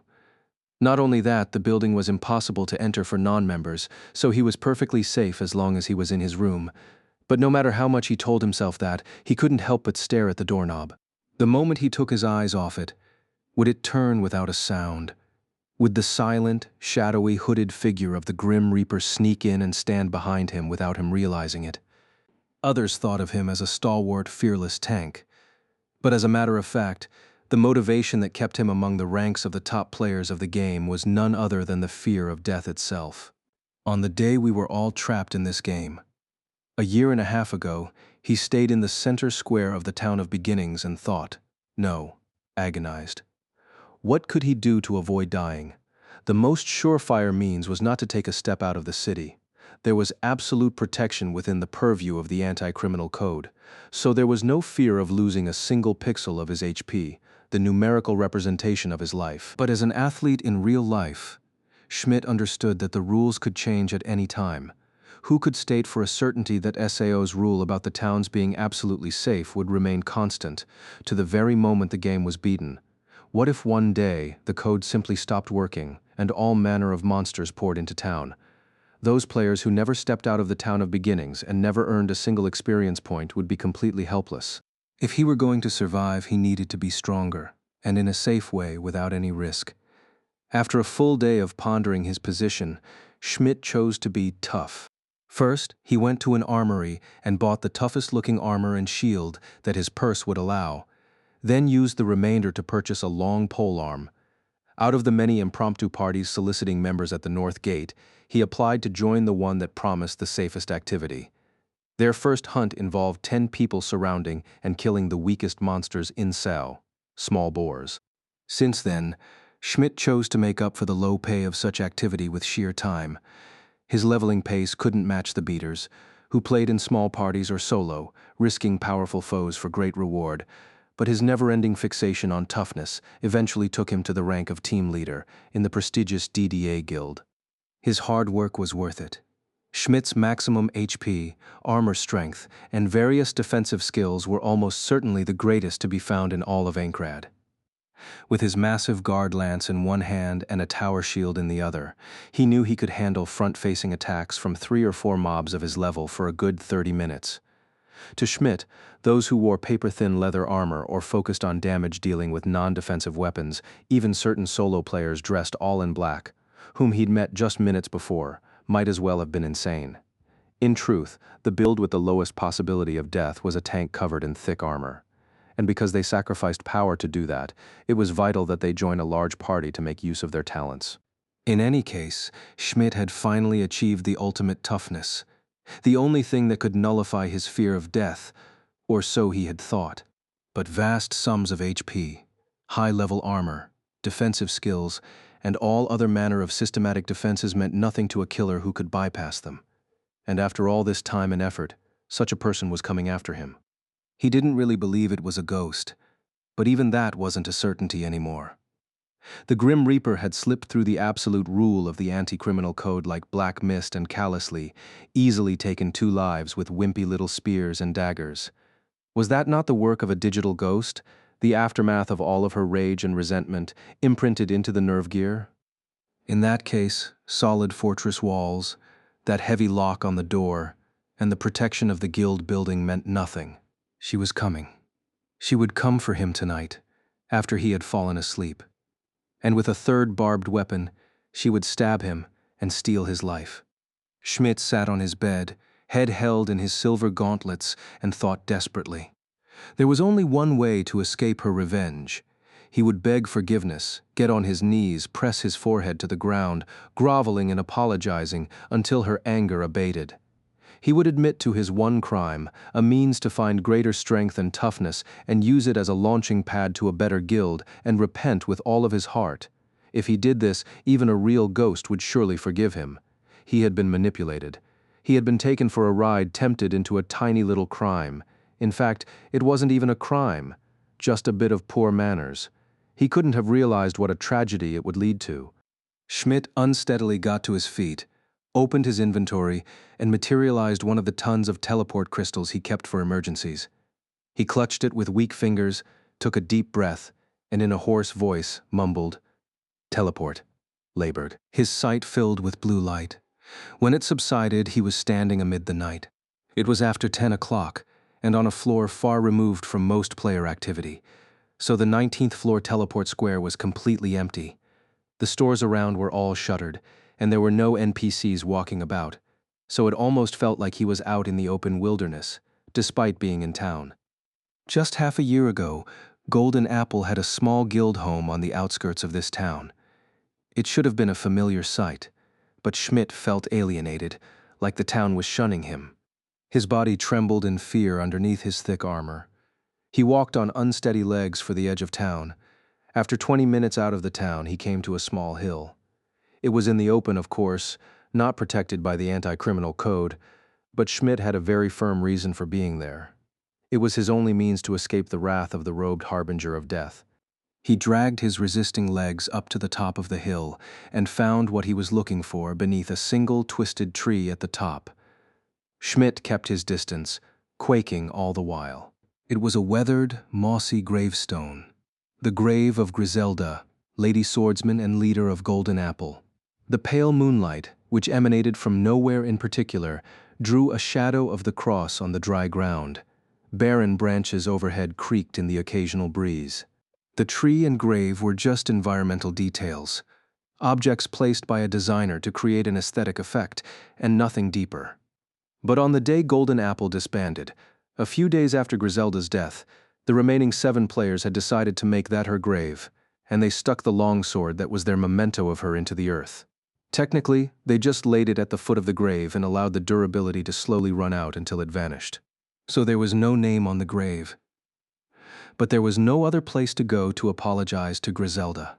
Schmidt fell to his knees and crawled miserably over to the grave. He pressed his forehead to the sandy ground, his teeth chattering, as he used all of his willpower to open his mouth, emitting a voice that was quite clear, all things considered. "I'm sorry. I apologize. Forgive me, Griselda. I didn't think that would happen. I never imagined that it would lead to you getting murdered." "Really?" It was a voice. A woman's voice, oddly echoing, bouncing off the ground from above. Trying desperately to retain his quickly vanishing consciousness, Schmidt looked upward. From the shadows of the gnarled branches came a silent figure dressed in black, specifically a hooded black robe with dangling sleeves. The contents of the hood were invisible in the darkness of night, but Schmidt felt the cold gaze emanating from that depth. He held his hands over his mouth to trap in a blood-curdling scream, then repeated, It's true. I didn't hear any details. I just did what I was told. It was just a little. What did you do? What did you do to me, Schmidt?" With bulging eyes, Schmidt caught sight of a dark, slender curve, sliding out of the sleeve of the robe. It was a sword, but an incredibly thin one, an estoc, a one-handed close-range piercing weapon that hardly anyone bothered to use. The conical blade, which looked like a very large, long needle, was growing a spiral of delicate thorns. It was the third barbed weapon. A tiny shriek escaped from Schmidt's throat. He slammed his head against the ground over and over and over. I, I just, on the day that it was voted we'd sell the ring, a piece of paper and crystal just showed up in my belt pouch, and there were directions on it. From whom, Schmidt? This time it was a man's voice. Whose orders were they? Schmidt froze in place, his neck suddenly tense, his head felt as heavy as iron, but somehow he lifted his head for just an instant. A second Grim Reaper had just appeared from the shadows of the branches. It was wearing an identical black robe. This one was slightly taller than the other. Grimlock? Schmidt just barely whispered, his face downward once more. Did you die too? The new Reaper ignored this question and took a silent step forward. From the hood came a voice dripping and twisted. Who? Who was manipulating you? I don't know, I swear, Schmidt shrieked. The memo just said follow the leader. When she checked into an inn and left to eat dinner, I'd sneak into her room and save the location with the corridor crystal, then place it in the guild's shared storage. That's all I did. I didn't lay a finger on Griselda. I never thought she'd be K-killed, just lose the ring. I never thought that would happen. The two Grim Reapers did not move a muscle as he pleaded his case. The night breeze stirred the dried branches of the tree as it passed, along with the hems of their robes. Even in the grips of his terror, Schmidt was reviewing a memory burned into the recesses of his brain. On that day, half a year ago, when he first pulled the parchment out of his pouch, he thought it was ridiculous, but was also surprised at how effective a move it was. In-room doors were automatically locked by the system, but by default, they would unlock for friends and guildmates, except when the room guest was asleep. By placing a corridor crystal marker there while she was gone, they could sneak into her room even when she was asleep. After that, it was as simple as making a trade request, moving her arm to press the accept button, then selecting the ring and hitting trade. There was the danger of being detected, but Schmidt innately sensed that this was the only way to steal an item within the safe zone. The reward listed at the end of the memo was half of the selling value of the ring. If he succeeded, he would instantly get 4 times the money. And if he failed and the leader actually woke up in the middle of the trade, she'd only see the person who gave him the memo, the actual thief. He could just ignore any accusations from the thief and pretend he didn't know anything. Sneaking into a bedroom and setting portal coordinates left no traces. Schmidt wrestled with temptation, but that temptation alone was essentially a betrayal of the guild and their leader. He was doing it to get into a better guild. Schmidt justified it to himself by saying that it would ultimately help the guild leader by making the end of the game come sooner. He followed the memo's instructions. The next night, Schmidt learned that the leader had been killed. The day after that, he found a leather sack on his bed filled with the gold coins he'd been promised. I was scared. I thought that if I told the guild about that note, I'd be targeted next S. So it's true that I have no idea who wrote it. Forgive me, Griselda Grimlock. I really had no intention of aiding a murder. You must believe me, please. He whined, scraping his forehead against the ground repeatedly. Another dark breeze rustled the branches. When it left, the woman's voice took its place. But her eerie echo was completely gone, as though it had never been there. We recorded all of that, Schmidt. It was a familiar voice, one he'd just heard recently. Schmidt looked up and gaped in total disbelief. The black hood was pulled back now to reveal the very face of the person this Grim Reaper had supposedly killed just hours earlier. The wavy dark blue hair swayed in the breeze. Yoko, he whispered. When the other robed figure did the same, Schmidt sounded as though he was going to faint. Canes. They are alive? Asuna gasped. I nodded slowly. Yes, alive. Both Yolko and Canes. But, she panted, then clutched her hands atop her lap and rasped. But we saw it last night. We saw Kane stuck with a black spear, hanging out of a window. We saw Himdi. No, I replied, shaking my head. What we saw was Kane's avatar spray a bunch of polygons, give off a blue light, then vanish. But isn't that how death happens here? Do you remember how Keynes was staring off at a specific point in space when he was hanging out of that church window last night? I asked, holding an index finger out in front of my face. Asuna nodded. He was looking at his HP bar, right? At the effects of the piercing damage as it ticked down bit by bit. That's what I thought too, but that wasn't it. He wasn't actually looking at his HP bar, but the durability level of the plate armor he was wearing. D durability. Yes. Remember how I removed my glove when we did the test with the piercing damage outside of town this morning? Nothing you can do to a player in the safe haven will damage HP. But an object's durability will drop, just like the sandwich earlier. Of course, armor durability doesn't cause it to just vanish in the middle of town like food does, but that's only if it's not damaged. Remember, there was a spear piercing Keynes's armor. What the spear was damaging was not Keynes's HP, but his armor durability. At this point, Asuna went from a look of bafflement to sudden surprise. Then, what we saw disintegrating and flying off wasn't Keynes's body. Right. It was just the armor he was wearing. I always thought that was weird. Why would you wear a huge set of armor if you're just going out to eat dinner? It must have been to ensure the visual effect of the explosion was as attention-grabbing as possible, and so Keynes waited for the exact moment the armor would shatter. Then, used a teleport crystal, Asuna muttered, closing her eyes to replay the scene in her mind.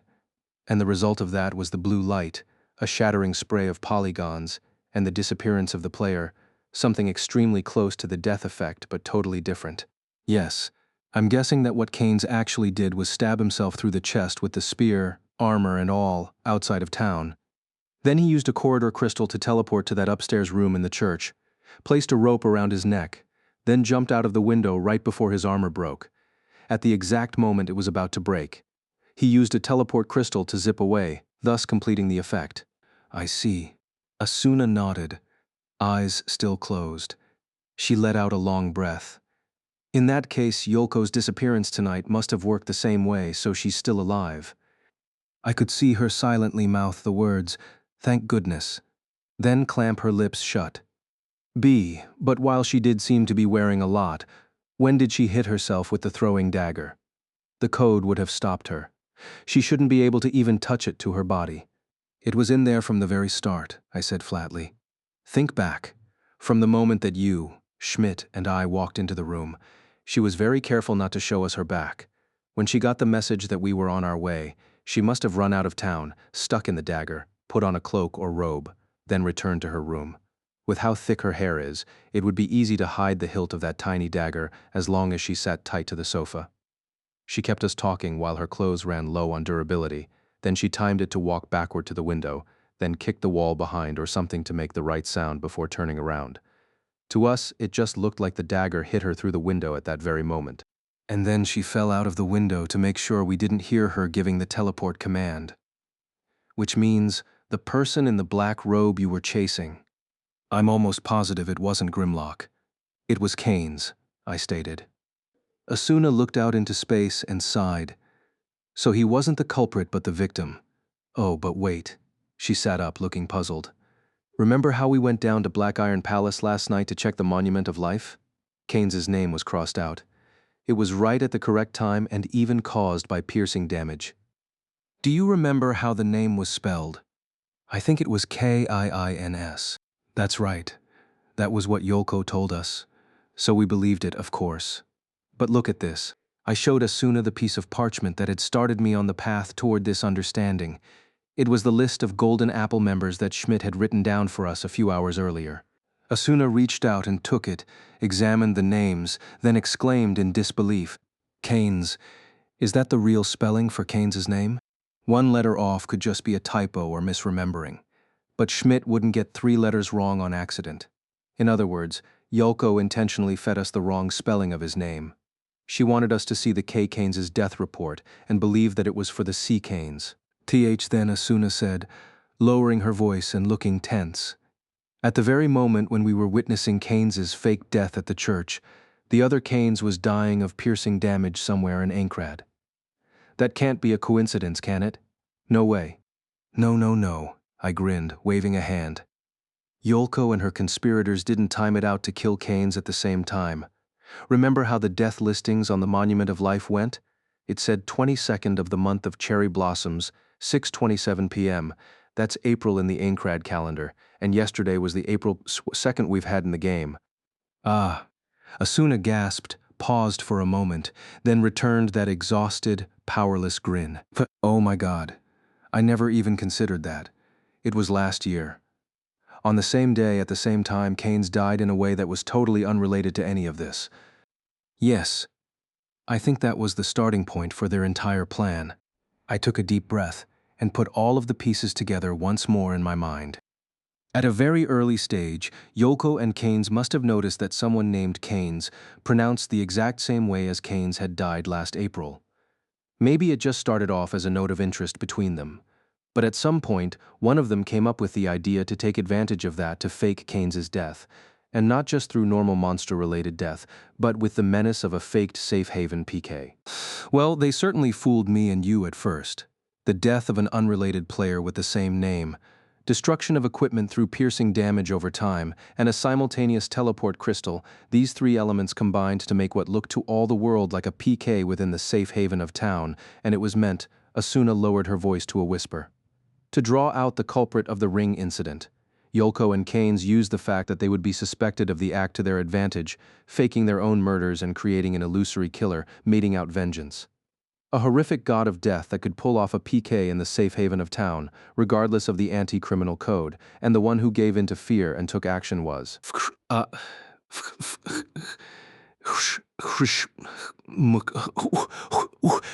ice.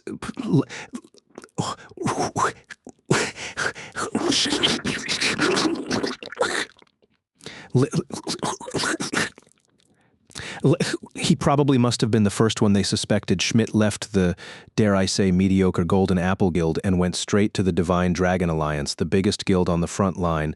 That's basically unprecedented without some kind of extremely fast-paced leveling or a sudden influx of much better equipment. Yes, the DDA has very strict recruitment requirements.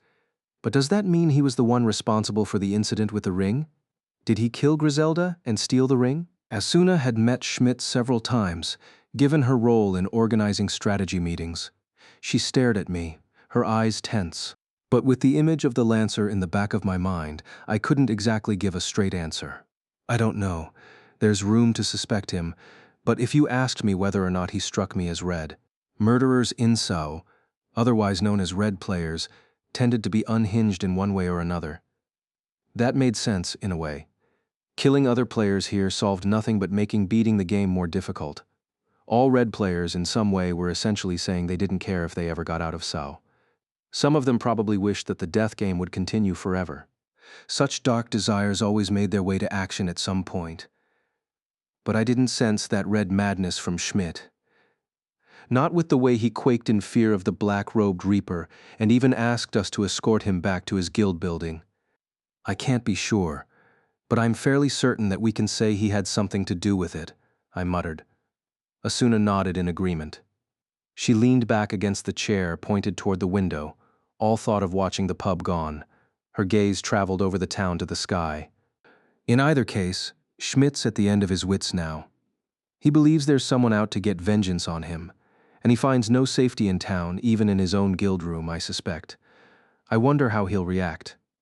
If he had an accomplice, he'll probably be making contact. Yolko and Keynes will be attempting the same thing. But if Schmidt doesn't know where to find his old accomplice, then, if it were me, what would I do if I had given in to temporary greed and killed a player, then regretted it later? What could I do? I hadn't directly taken the life of another player before, but I'd known friends who had died because of me. I still bitterly regretted the loss of my old guildmates, who were all wiped out due to my stupid, ugly desire to stand out. I chose to make a small tree in the backyard of the inn we called our home into their grave marker. I went there from time to time to leave drinks and flowers, knowing it was no solace to them. So Schmidt too, probably. If Griselda has a grave, he'll probably go there to beg forgiveness. Sensing the change in my tone of voice, Asuna turned to look straight at me and smiled gently.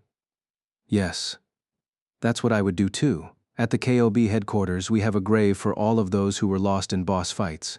In fact, I'm certain that both Yolko and Keynes are there too at Griselda's grave. Waiting for Schmidt to arrive. She fell silent, her expression darkening. What's wrong? Nothing. I just thought of something. What if Griselda's grave is outside of town? If Schmidt goes there to apologize, would Yolko and Keynes just forgive him? I don't want to imagine it, But what if that's where they want to have their revenge?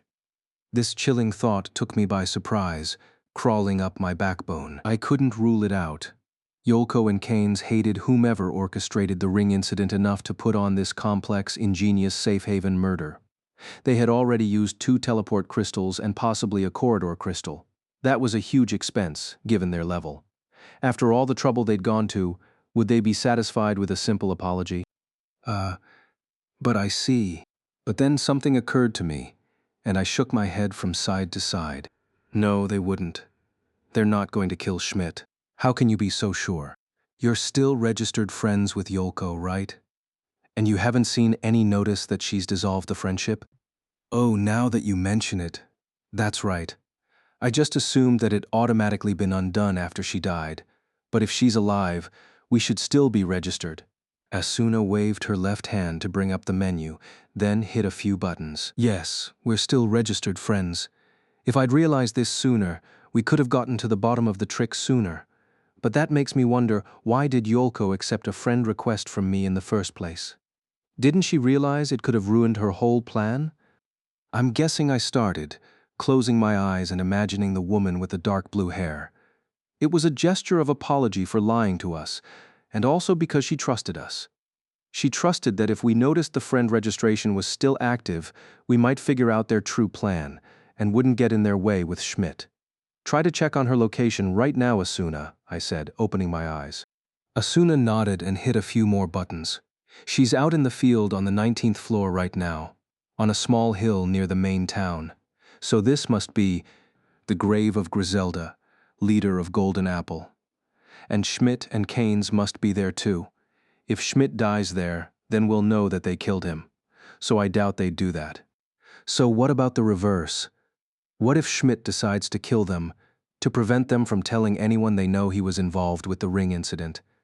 Can we be sure that won't happen? I gave Asuna's troubled questions some thought, then shook my head again. No. We'd find out about that, and he wouldn't be able to stand losing face among the frontliners for being an orange or red player, so I don't think there's any concern about either one killing the other. Let's just let them handle it. Our role in this case is over now. Sure, we played the patsy for Yolko and Keynes just as they hoped, but it doesn't really bother me. Asuna considered this for a moment, then smiled. But at the time, neither of us was seeing even half of the truth of the matter. The case was still ongoing. Again, a story I heard afterward. Schmidt stared back and forth at the faces of the 2 players who emerged from the black robes, forgetting to breathe in his shock. The Reapers he'd assumed were Griselda and Grimlock turned out to be Yolko and Keynes. But that didn't change the fact that his 2 assailants were dead.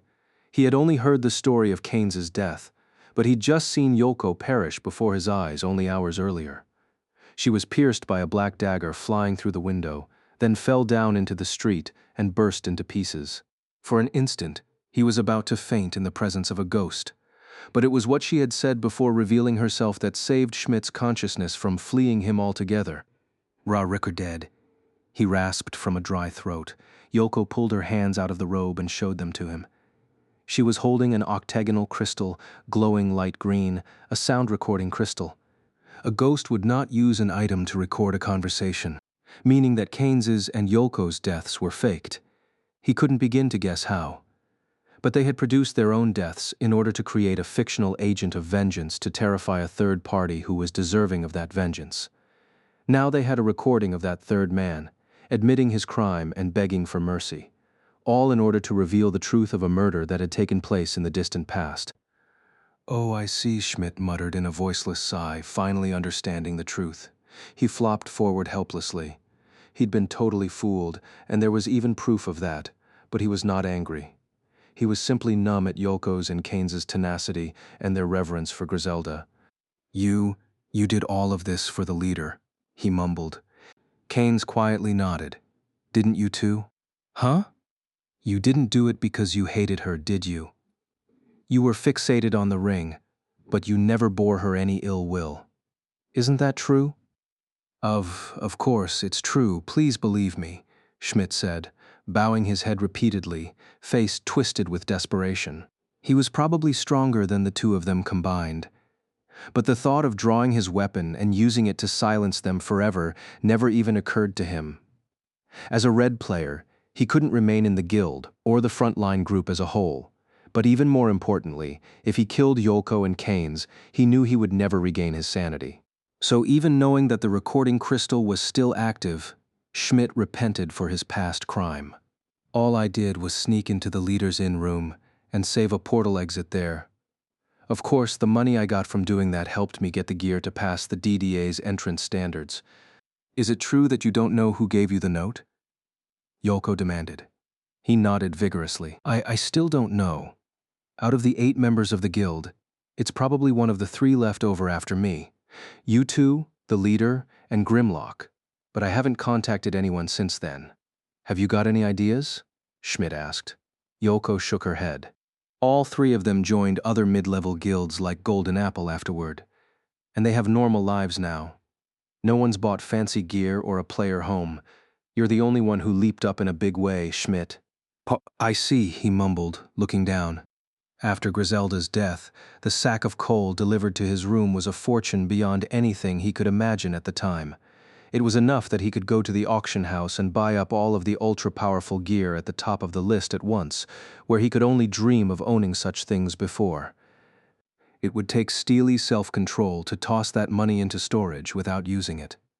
But more importantly, Schmidt looked up, forgetting his plight momentarily, and asked something that popped into his head. But it doesn't make sense if they weren't going to use it. Why would they go to the trouble of killing the leader to steal the ring? Yolko and Keynes pulled back a bit, stunned. There was virtually no benefit to leaving money stored up in one's inventory. The value of a coal was maintained at all times by the Cardinal System's drop rate fine-tuning, so there was no inflation or deflation in the currency. An expensive sword or set of armor, if treated properly, could one day be sold for essentially the same price. There was no value to coal that wasn't spent. Which meant, the person who sent the note, Schmidt started, his mind working feverishly. But because he was concentrating so hard, he failed to notice what was happening. Sure. By the time he heard Yolko's hoarse rasp, the little knife had stretched around toward his neck from behind and stuck into the spot between his breastplate and gorget. It was a sneak attack, making use of the small piercing weapon skill, Armor Pierce, and the non-metal armor skill, Sneaking. After a moment of shock, the reflexes honed by life on the front line kicked in, and Schmidt tried to leap backward. Even being slashed across the throat was not instant death here. The damage would be significant, given that it was a critical area, but even that was minuscule in comparison to Schmidt's considerable HP total. However, before he could spin around, his legs lost feeling, and Schmidt rolled helplessly to the ground. There was a blinking green border around his HP bar, the paralysis effect. As a tank, he naturally had a high anti-poison skill, but this poison was so high level it was not affected by it. Whose could it be? One down, said a childishly excited voice. Schmidt craned his neck, trying to look upward. The first thing he saw was a pair of black leather boots with sharp studs on them, then a thin black pair of pants. Tight-fitting leather armor, also black. In the right hand, a narrow knife gleaming green, and the left hand stuck inside a pocket. A black mask that looked like a sack covered the player's head. Round eye holes were cut out to see through, and just as he noticed the nasty gaze of the player, a player cursor appeared in Schmidt's view. It was not the usual green, but a brilliant shade of orange. Ah! He heard a gasp from behind him, and Schmidt glanced the other way to see that Yolko and Keynes were being threatened together by another player. This smaller one was dressed in black as well, but rather than leather, it was a cloth scrap-like material that hung from all over. There was a skull-shaped mask on the figure's face, with small red eyes that gleamed in its dark depths. In his right hand was another estoc like the barbed one Yolko had, but the way the metal gleamed bright red spoke to the overwhelming power of its stats. This player's cursor was also orange. The man in the skull mask reached out with his left hand and crudely yanked Yolko's estoc away. He glanced over the weapon, then spoke in a voice like scraping friction. The design's not bad. I'll add it to my collection. Schmidt knew these two, but he'd never seen them in person. He recognized them from the sketches of dangerous players displayed on the guild's bulletin board. They were red players, the front line's most dire foes, even more than bosses. And these men were senior officers of the worst and deadliest guild of them all.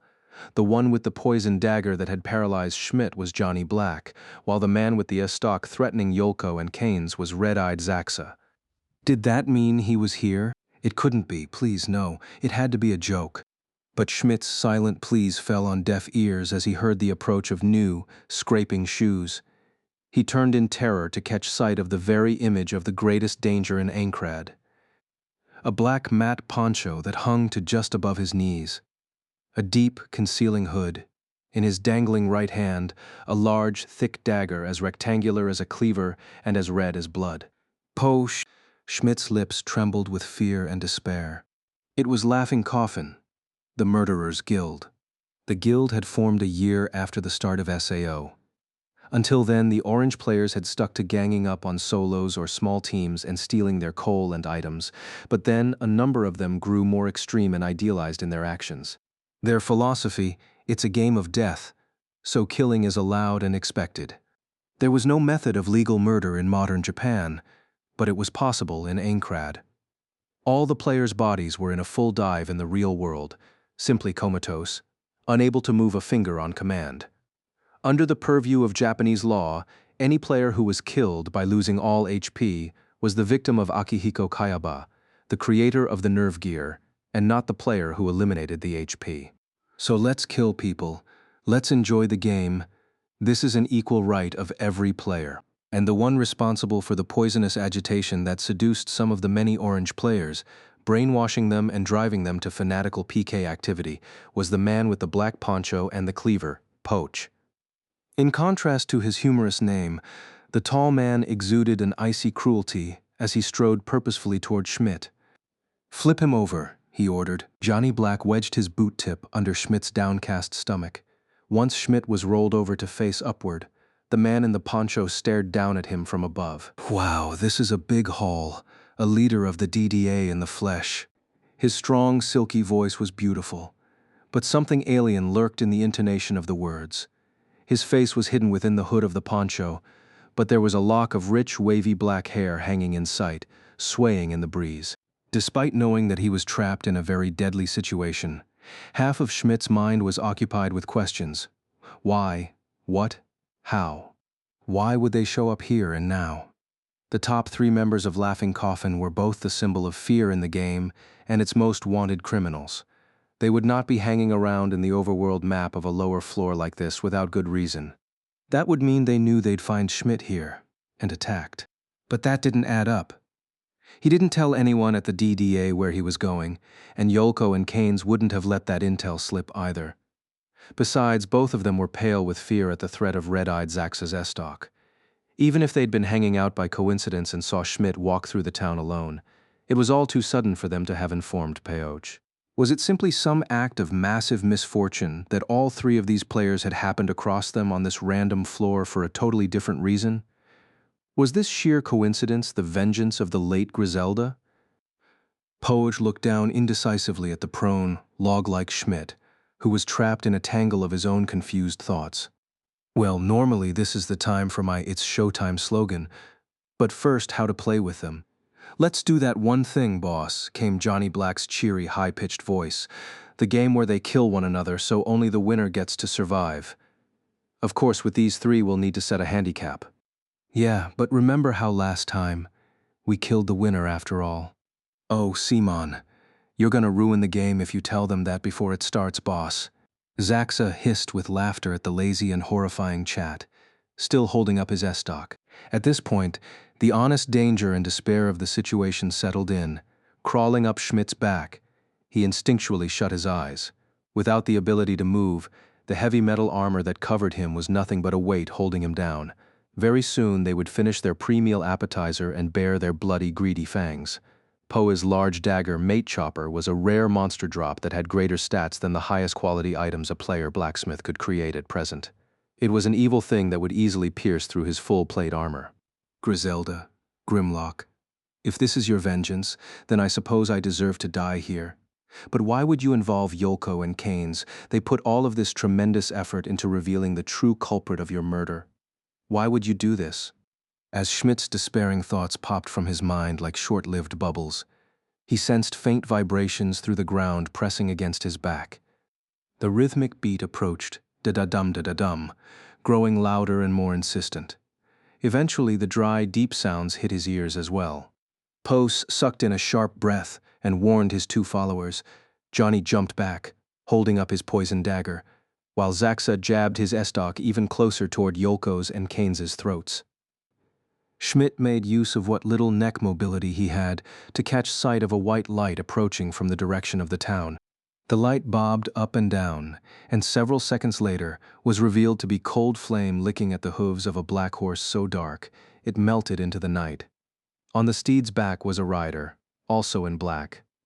This person, who appeared like some undead knight from hell, was bearing down on them and blazing a trail of white flame behind him.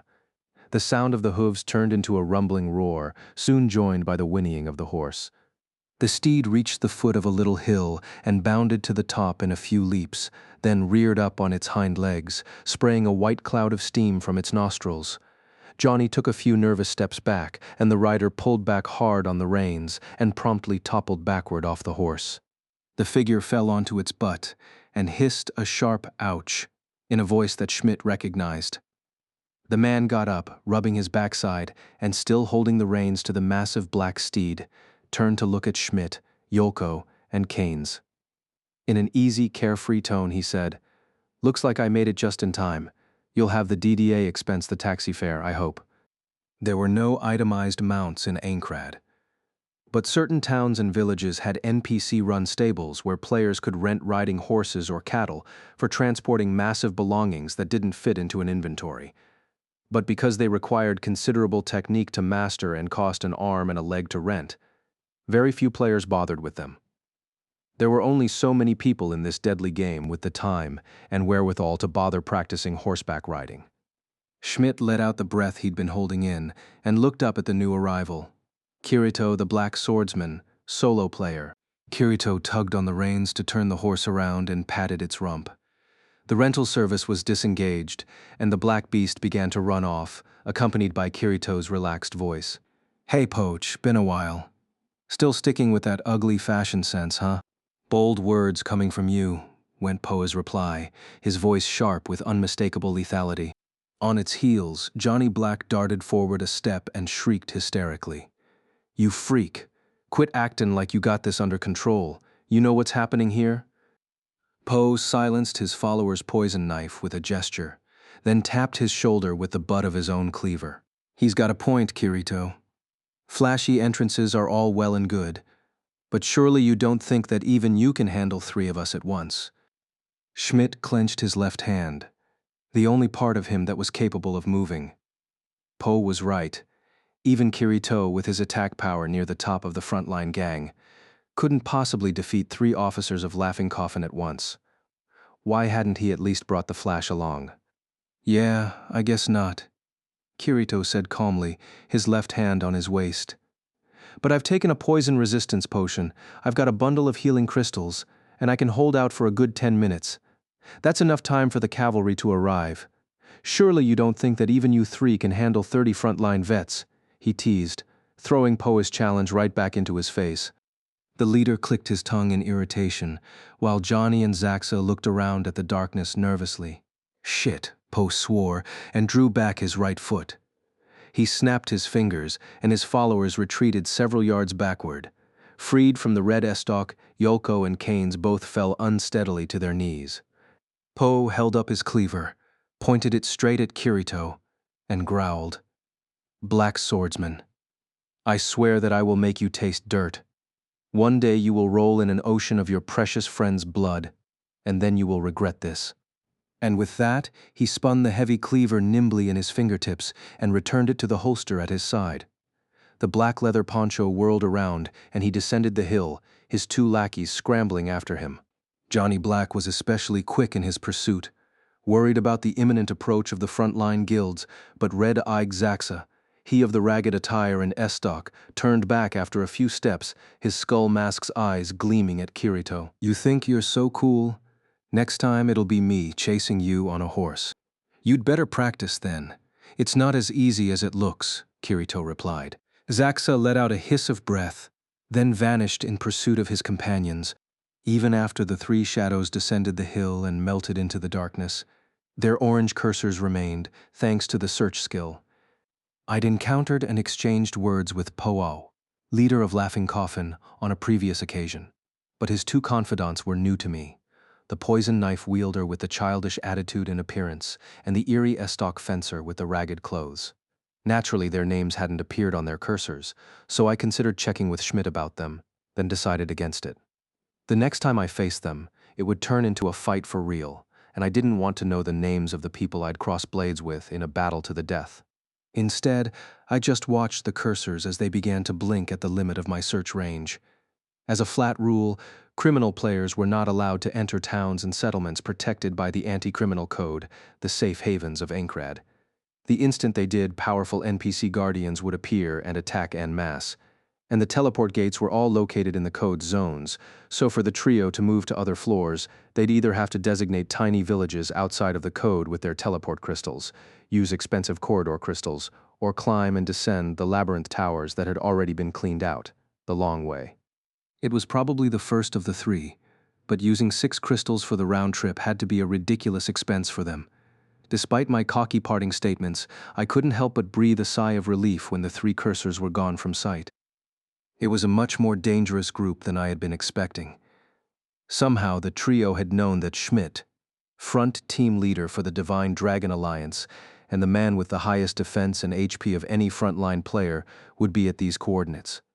The source of that info would be clear very soon. I tore my gaze away from the dark landscape to look at my window and type up a quick message to Klein, who was approaching with his dozen or so friends, that Laughing Coffin ran off, so wait in town. Next, I took an antidote potion from my waist pouch and put it in Schmidt's left hand. Watched to make sure the large man awkwardly drank it down, then looked at the other 2 people present.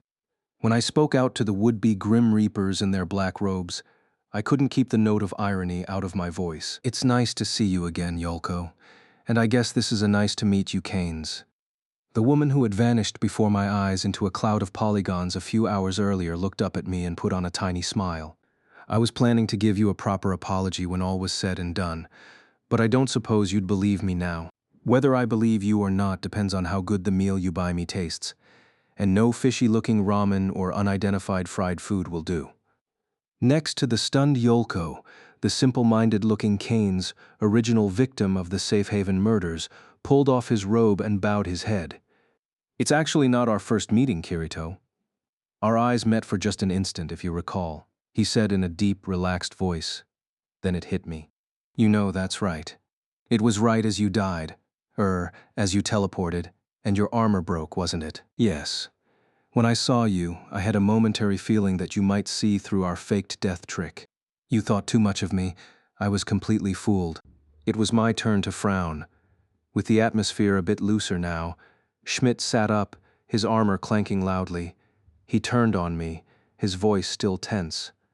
Kirito, I must thank you for saving me. But how did you know that those men would attack us here? I looked back into his desperate, searching eyes and chose my words carefully. It wasn't that Iknu, I just thought it might be possible. If I'd known it was POH from the start, I might have freaked out and run for safety. There was a reason I was playing this a bit aloof. What I was about to say was bound to deliver a huge shock to these 3, particularly Yolko and Canes. They had written their own scenario, engineered and starred in it to seeming perfection, but they didn't realize that there was a hidden producer lurking in the shadows of the entire incident. I took a deep breath and tried to speak as quietly and calmly as I could. I only noticed that something was wrong about 30 minutes ago. The incident was over. The rest was up to Yolko, Canes, and Schmidt now. Or so I told Asuna, leaning back in my chair on the 2nd floor of the inn, overlooking the little pub on the 20th floor. They wouldn't kill one another. Let the players of the ring incident that had started this all take care of the business themselves, I said. Asuna nodded and agreed. But in the silence that followed, I couldn't help but feel a tiny little thorn in my chest that would not come out cleanly. There was something I needed to consider. I knew it was there, but I didn't know what it was or how to remember it. The root of this sensation lay in something that Asuna said while we were in this room, staking out the pub. Before I realized it, I was calling out to her. "What is it?" The vice commander of the KOB said, looking at me. About 80% of my mind was fixated on the sensation of wrongness, so the thoughtlessness of the question that followed could be blamed on that. "Asuna, have you ever been married?" Her answer was an icy, murderous glare, a clenched fist, and a preparatory attack stance. "No, I mean, not that. Forget it," I cried before she could slug me. I shook my hands and head in defensive panic, quickly adding, "No, what I mean is you were saying something about marriage before, right?" "I did?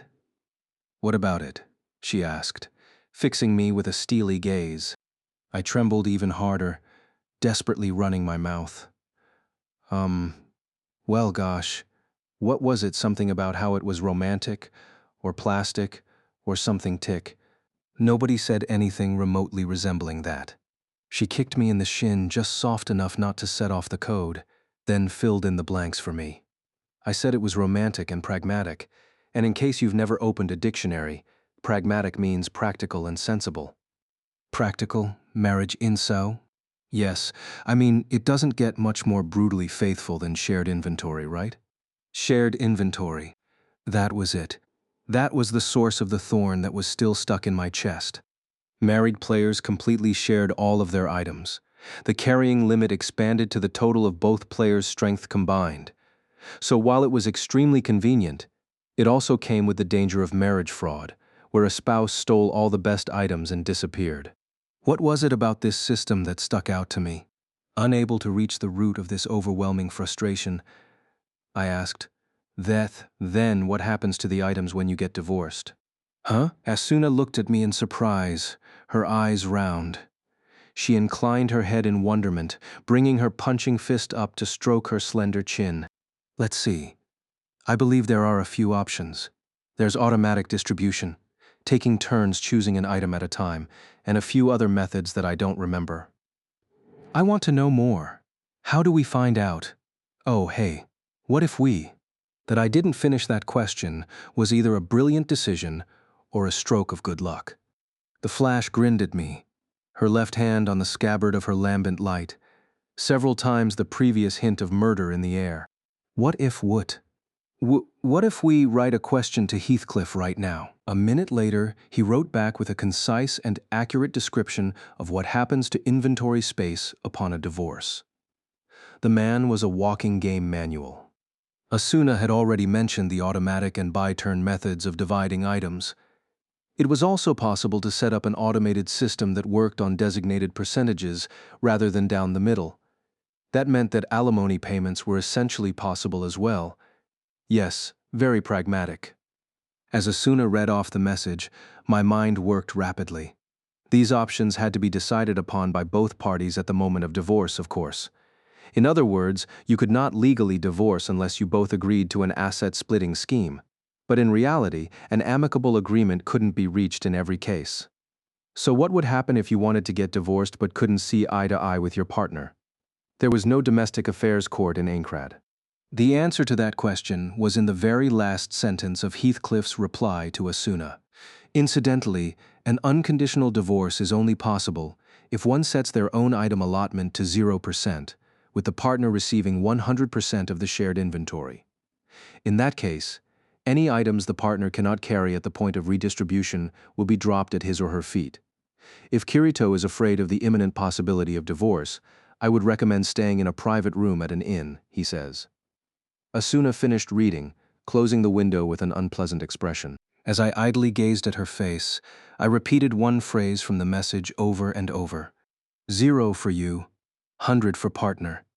0 for you, 100 for partner. Ah. The thorn of suspicion that remained firmly jammed into my chest suddenly twinged sharply. It was a small thing, but it started to grow and grow, from hesitation to doubt, to conviction and then shock, then all the way to fear. Ah! Ah, ah. I stood up with a bolt, my chair rattling, and grabbed Asuna's shoulders. The Flash pulled away in startled disbelief and gaped. What are you? You're not really expecting to. But I wasn't taking in any information. I husked. 100 for you, 0 for your partner. There's only one way to ensure that happens. Huh? What are you talking about? I kept a firm grip on her shoulders, drawing her petite face closer to mine, and whispered, Death. The moment your spouse dies, your inventory returns to its original size, and the items you can't hold drop at your feet. Meaning. My throat convulsed and swallowed. Meaning that in the instant of the murder of Griselda, leader of Golden Apple, that ultra-rare and powerful ring, which was kept in her item storage, went not to the killer, but into the inventory of her husband, Grimlock, or materialized and dropped at his feet. The hazel-brown eyes, just inches away, blinked once, then twice. The disbelief in her eyes suddenly turned into stark horror. So the ring wasn't stolen, she mouthed silently. But I couldn't answer right away. I let go of her shoulders, straightened up, and leaned back heavily against the window frame. No, that's not true. It was stolen. Grimlock stole a ring that was already in his inventory. He's not the one responsible for this fake safe haven murder case. He's the mastermind of the ring incident from half a year ago. The rapier sheath fell out of Asuna's hand and thudded heavily on the floor. I only noticed that something was wrong about 30 minutes ago. Kane's, Yolko, how did you get these two weapons? The barbed short spear and dagger, I asked. Yolko and her partner shared a glance. Then she said, in order to pull off a fake safe haven PK, we needed a piercing weapon that would cause damage over time. We looked through all the weapon shops we could find, but there were no specially designed weapons with that feature, and if we had a blacksmith make one for us, his name would stay on the weapon. Then anyone could ask him, and he'd reveal that it was paid for by the victims of the case, and the mystery would be over. So without a better option, we reached out to contact the leader's husband, Grimlock, for the first time since the guild disbanded. We explained our plan so that he would make us the piercing weapons we needed. We didn't know where to find him, but we were still registered as friends. Keynes continued for Yolko. At the mention of that name, all of my nerves honed in on my ears to listen. At first, Grimlock didn't seem very enthusiastic about it. His first response said to just let her memory sleep in peace. But we kept pleading with him, and he finally relented and made us 3 weapons, and we got them just 3 days before the moment of Keynes's death. This at least made it clear that Yolko and Keynes believed that Grimlock was the first and foremost victim in the murder of his wife. I took a deep breath, steeling myself to utter the words that I was certain would bring them much shock and pain. I'm sorry to say that Grimlock wasn't against your plan for Griselda's sake. He was afraid that if you went to the trouble of an eye-catching PK inside the safe haven, someone was going to notice. Notice what happens to the items in a shared inventory when a marriage is dissolved because of death, rather than divorce. Huh? Yolko stared at me, totally baffled. I couldn't blame her. Even very close couples in Ankrad seldom made it to the stage of marriage, but divorces were even more rare, and couples split apart by death even more so. Both Asuna and I had totally believed that when Griselda died, the ring had dropped as loot for the one who killed her. Listen, everything in Griselda's possession simultaneously belonged to Grimlock. You couldn't steal that ring even by killing her. It would automatically teleport to Grimlock the instant she died. You got a reward of money for taking part in the scheme, right, Schmidt? I asked. The big man sitting cross-legged on the ground shook his head in disbelief. I continued. It would have taken the sale of the ring to put together a fortune of that size in the first place. Only Grimlock could have done that once he got the ring, and he knew that Schmidt was an accomplice in the plan. Meaning, Grimlock did this. You're saying he was the one who sent the note and actually took Griselda out of the town to kill her? Schmidt mumbled, his voice cracking. I considered this possibility. No, he wouldn't have dirtied his hands directly. She might wake from her sleep while being portaled out of her bedchamber. If she saw his face, he'd never be able to cover it up. He probably paid some red players to do the dirty work of the killing. That doesn't decrease his crime in the slightest, of course. Schmidt simply gazed into empty space and said no more. Yolko and Kane's also looked as though their souls had temporarily left their bodies. A few seconds later, she shook her head, dark blue hair swaying, the motion growing fiercer over time. No, it's not true. It can't be. They were always together. Grimlock was always smiling happily at her side, and besides, right? If he was the true culprit, then why did he help us in our plan? We couldn't have done a thing if he hadn't crafted those weapons for us, and the ring incident would never have been dug up again. Isn't that right?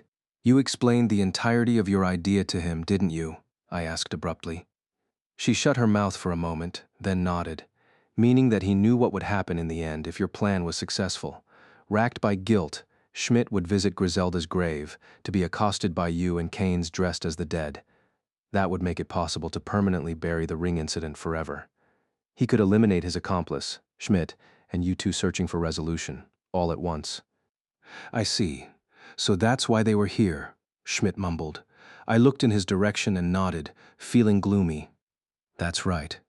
The top 3 members of Laughing Coffin showed up here because Grimlock fed them information. That a major officer of the DDA would be here without a security detail. He probably had connections to them ever since he paid them to kill off Griselda. Fuck, I can't believe it. Keynes had to hold out his hand to keep Yolko from falling straight to the ground, but his face too was obviously pale, even in the dim light of the moon. As she clung to Keynes's shoulder for support, Yolko whispered dully, "Grimlock was trying to kill us? But why? And why would he kill his own wife just to steal a ring? I can't possibly conjecture about a motive. But I'm guessing that while he stayed in the guild base the night of the murder for the sake of an alibi, he couldn't have helped coming to keep tabs on this one. Especially knowing that getting rid of you 3 would make the end of 2 criminal incidents. So let's ask him for the real scoop." At the end of my sentence, 2 sets of footsteps could be heard climbing the west face of the hill. The first thing to come into sight was a knight's uniform of brilliant white and red, clearly visible through the night. This was, obviously, Asuna the Flash. In her right hand hung a rapier with a crystal-pure platinum blade. It was the most graceful and beautiful sword that I knew in Aincrad, and also one of the fiercest and most efficient at breaking through defenses. Its fierce point and owner's sharp gaze were keeping a man walking ahead of her. He was very tall, with a long sleeve and loose-fitting leather jacket and a wide-brim hat. In the shadow beneath it, something occasionally reflected the moonlight glasses, probably. He looked less like a blacksmith than a hitman from some Hong Kong movie. It was hard for me to avoid that preconception, for understandable reasons. Both of their cursors were green. Realizing that if he tried to escape, Asuna might temporarily become an orange player in halting him, her green status was a relief to me, though I was prepared to undergo the annoying quests needed to restore one's good alignment alongside her, if necessary. As the man approached, however, I steeled myself properly to face him. Behind his round, silver-framed glasses was a face that looked gentle and soft, if anything.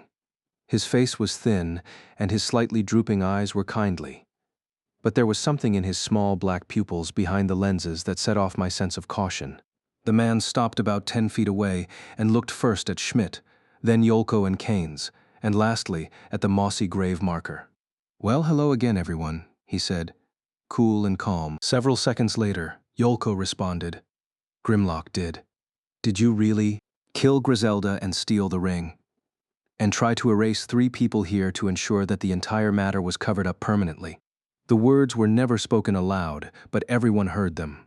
Grimlock the blacksmith, former sub-leader of Golden Apple, did not answer at once.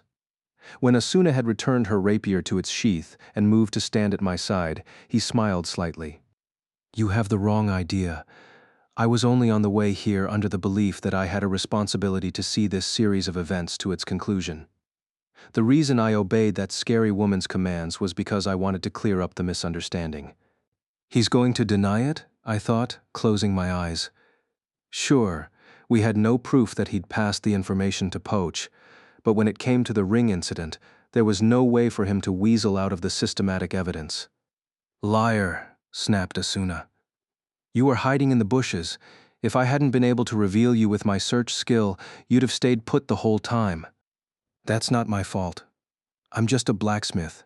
As you can see, I am unarmed. Can you blame me for not jumping out into the open with those terrifying orange players out and about?" he replied pleasantly, spreading his gloved hands. Schmidt, Keynes, and Yolko listened to Grimlock's words in silence. They were still having trouble believing it. Accepting that your former sub-leader had paid bloodthirsty killers to knock you off was a huge leap, and one they didn't consciously want to make. Asuna started to retort again, but I stilled her with a hand and spoke at last. Hello there, Grimlock. My name is Kirito and, well, I'm an outsider in this matter. I'll be honest.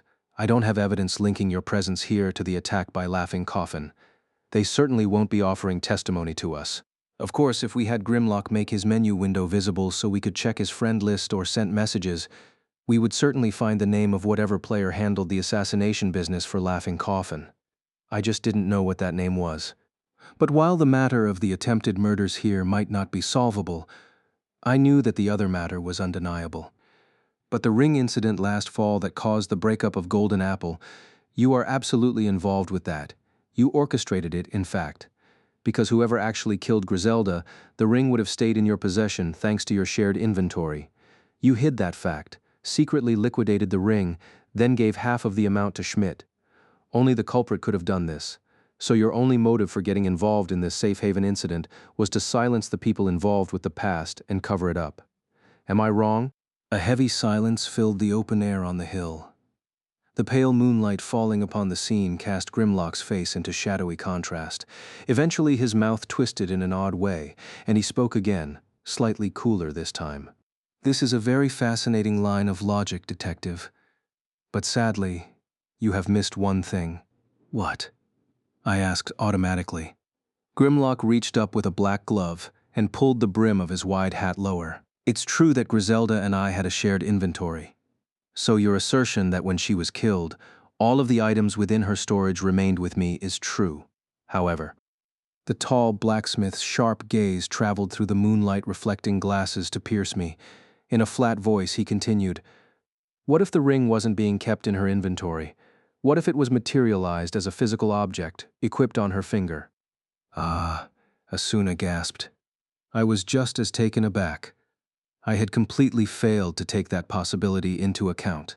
Materialized items always dropped at the spot of a player's death, if killed by a monster or another player. So if Griselda were equipping the ring in question, it would fall into the murderer's hands rather than staying in Grimlock's possession. Realizing that he now held the advantage, Grimlock's mouth curled into a grin. But that smile vanished as he put his fingertips to his forehead and shook his head in a display of mourning. Griselda was a speed-type swordsman. Surely it's not that surprising that she'd want to just get a little taste of the massive agility boost from wearing the ring before it got auctioned off, right? Yes, when she was killed, all of the items that were in our shared inventory stayed with me. But the ring was not among them. It's the truth, Detective. I suddenly realized I was clenching my teeth. I tried searching for some means of tearing apart his argument, but the only person who could testify as to whether she was wearing the ring in question at the moment of her death was the killer, most likely a member of Laughing Coffin. As I held my silence, Grimlock lifted up the brim of his hat.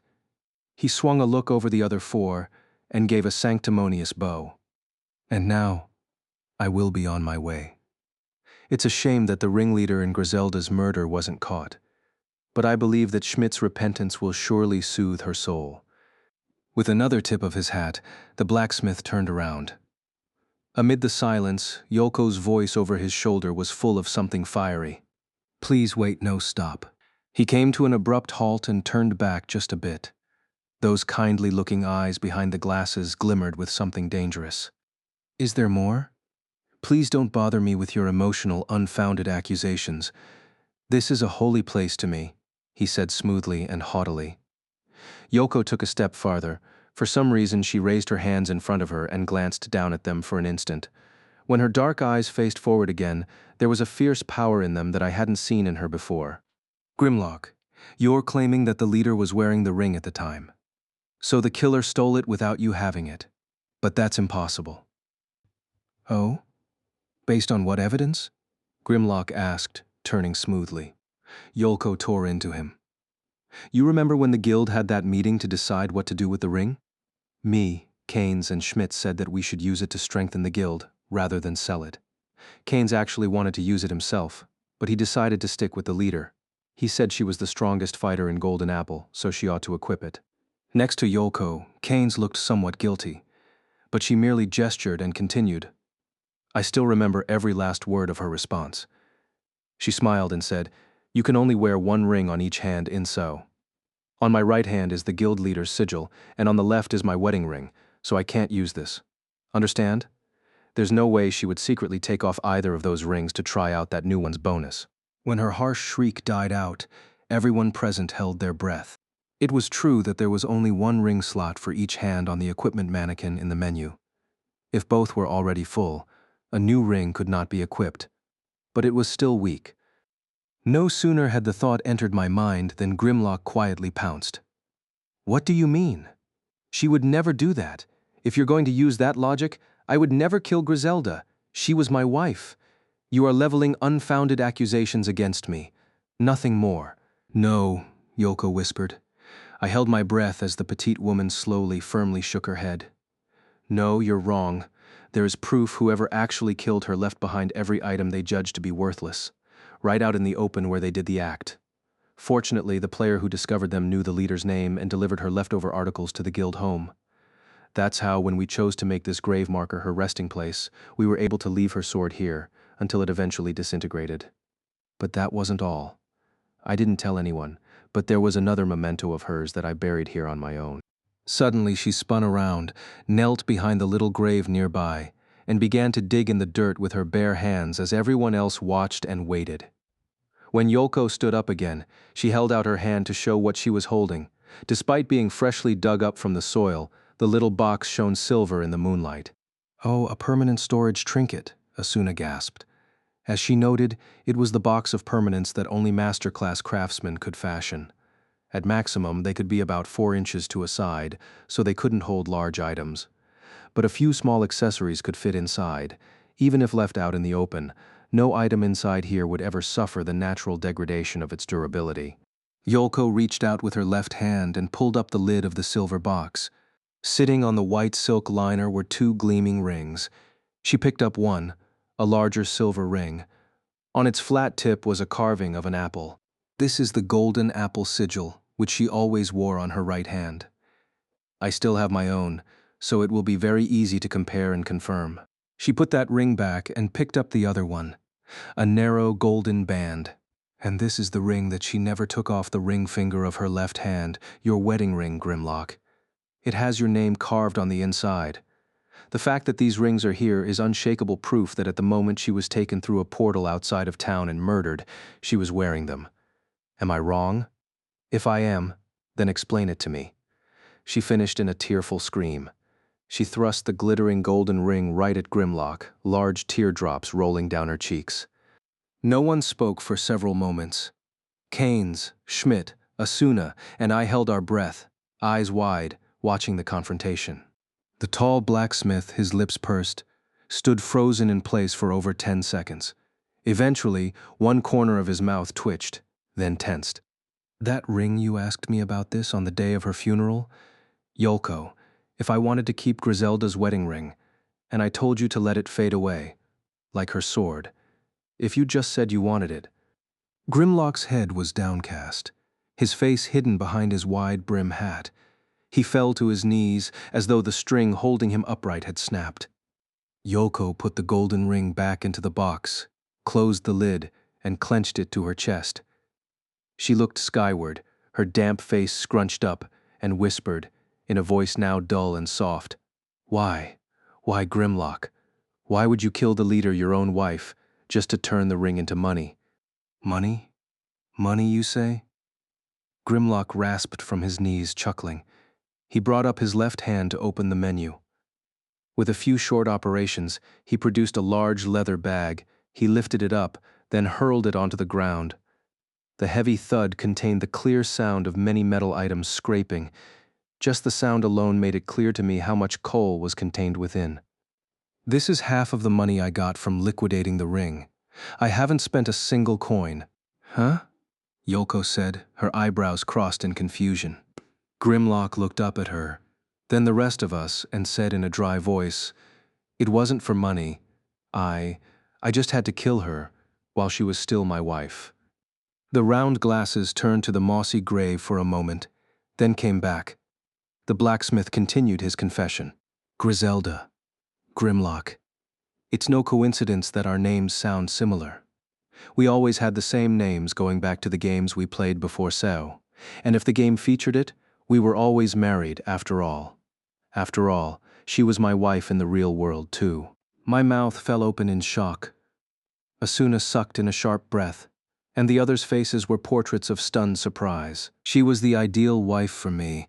I had no complaints. She was the very picture of the sidekick wife. Cute, sweet, obedient. We never once had a fight, but once we got stuck in this world, she changed. He shook his head, hidden beneath the hat, and let out a low breath. I was the only one who quaked and shivered in fear at being trapped in here. Where did she hide all of that talent? In fighting ability, decision-making, and everything else, Griselda. No, Yuko was greater than me. And more than that, she overrode my complaints to create the guild, recruit members, and start training.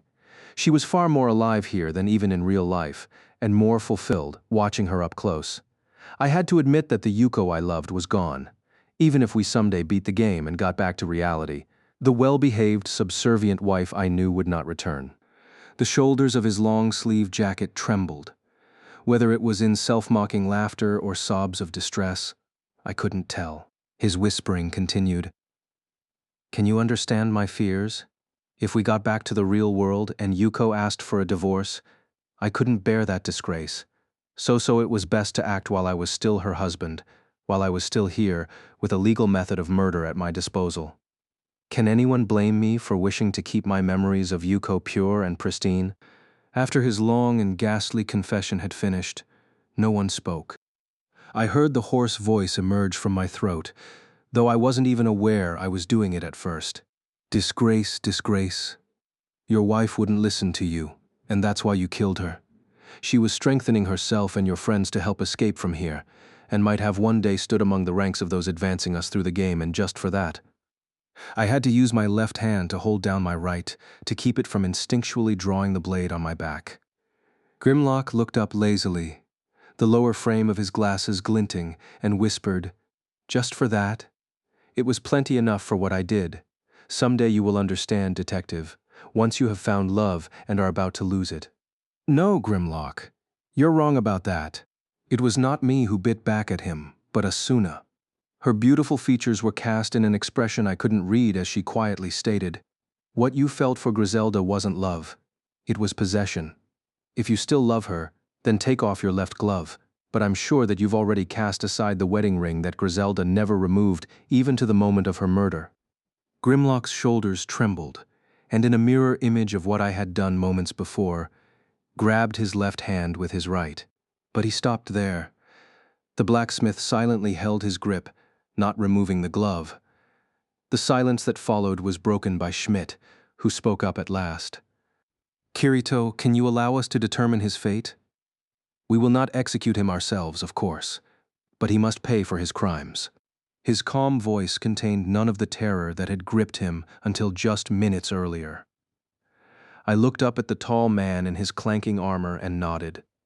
"Okay, he's all yours." He nodded back and grabbed Grimlock's right arm, pulling him to his feet.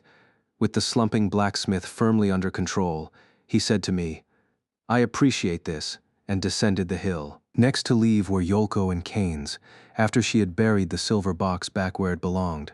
They passed by us, bowing deeply, then shared a look. Yolko offered Asuna, Kirito. "I don't know how to apologize to you or to thank you. If you hadn't come to our aid, we would have died tonight, and never succeeded in exposing Grimlock's crimes. No, it's thanks to you for remembering about the 2 rings at the end. It was a brilliant closing argument. You should be a lawyer or a prosecutor if we ever get back to reality." She chuckled and shrugged. "No. You might not believe me, but at that very moment, I swear I heard her voice telling me to remember the rings." "I see." They bowed again and descended the hill after Schmidt as Asuna and I watched. Eventually all 4 cursors had vanished in the direction of the town, leaving only the blue moonlight and gentle breeze on the lonely hilltop. Hey, Kirito, Asuna said abruptly. If you were married to someone, and later on you found out she had a side you never knew about, what would you think? Uh, I hadn't expected this question and didn't have a quick answer. I had only been alive for 15.5 years. I had no way to understand a life like that. But after giving it some good, desperate thought, I came up with an answer. Shallow though it was. I guess I'd think I was lucky. Huh? I mean, being married means you already love the sides of her you've already seen, right? So if you find a new side of her and fall in love with that, it's twice as much to love. It was hardly worthy of being called intelligent, but Asuna thought it over, tilted her head, and grinned a bit. That's weird. Weird. Whatever. More importantly, all this activity has got me starving. Let's get something to eat. Ghee, good idea. Then let's go get that Algade specialty, the one that looks like a fried pancake, only without the savory sauce it's supposed to have. Rejected, she stated flatly. I started to trudge along when she suddenly grabbed my shoulder from behind. I turned around with a start and witnessed an inexplicable sight for 10th time since the safe haven incident occurred. In Aincrad, all sensory information was nothing more than coded digital data. That meant that ghostly phenomena could not exist. So what I was seeing was either a bug in the server or an illusion that my biological brain was producing. On the north face of the hill, a slight distance away, next to the grave marker that stood solitary next to the foot of the gnarled tree, stood a female player, translucent and glowing a pale gold. Her skinny body was wrapped in the minimum of metal armor. There was a narrow longsword at her waist and a shield on her back.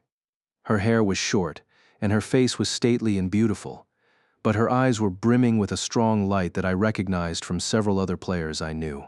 They were the eyes of a conqueror, of one with a strong will to bring this game of death to an end with her own sword. The woman watched Asuna and me silently with a smile on her lips, then, as though offering something, stretched out her open right hand. I, like Asuna, held out my right hand in return, and when I felt something warm in the palm of my hand, clenched it tight.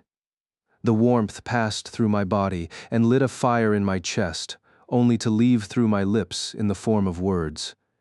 We will carry on your will. One day we'll beat this game and free everyone. Yes, we promise. So please watch over us, Griselda. Asuna continued, the whisper reaching the lady warrior on the night breeze. Her translucent face split in a wide grin. And in the next moment, there was no one there. We let our hands drop and stood in place. Eventually, Asuna squeezed my hand and grinned. Simon, let's go. We've got a lot of work tomorrow. That's right. Gotta clear this floor before the week is over. We turned and walked down the little hill in the direction of town. Look at this, big brother. With dull, sleepy eyes, I stared at the tablet Suguha was holding out to me. I'd gotten plenty of sleep last night, but I felt like my dreams were exceptionally long. So when I got to the kitchen table, it was the sort of situation where I had to force my recalcitrant mental gears to turn via a strong cup of coffee. But even with that mental fog, the warning light in a corner of my brain was flashing as I took the tablet from her. After all, the last time she had handed me something under similar circumstances, it was 2 weeks ago, when she had proof of my secret shame that I had converted my character from Alfheim Online, ALO the fantasy flight-based VRMO, to Gun Gale Online, GGO, a sci-fi gunfighter of the same medium. At first I wondered if she'd uncovered some other misdeed of mine and hastily tried to think of what I'd done recently. But Suguha only chuckled and reassured me. I'm not trying to string you up this time, big brother. Just look at it. I hesitantly took the tablet she offered me and examined it. Just like the printed copy she'd shown me last time, it was a news article from MMO Tomorrow, the country's biggest VRMORPG website. But this time, it was not categorized as GGO News, but ALO.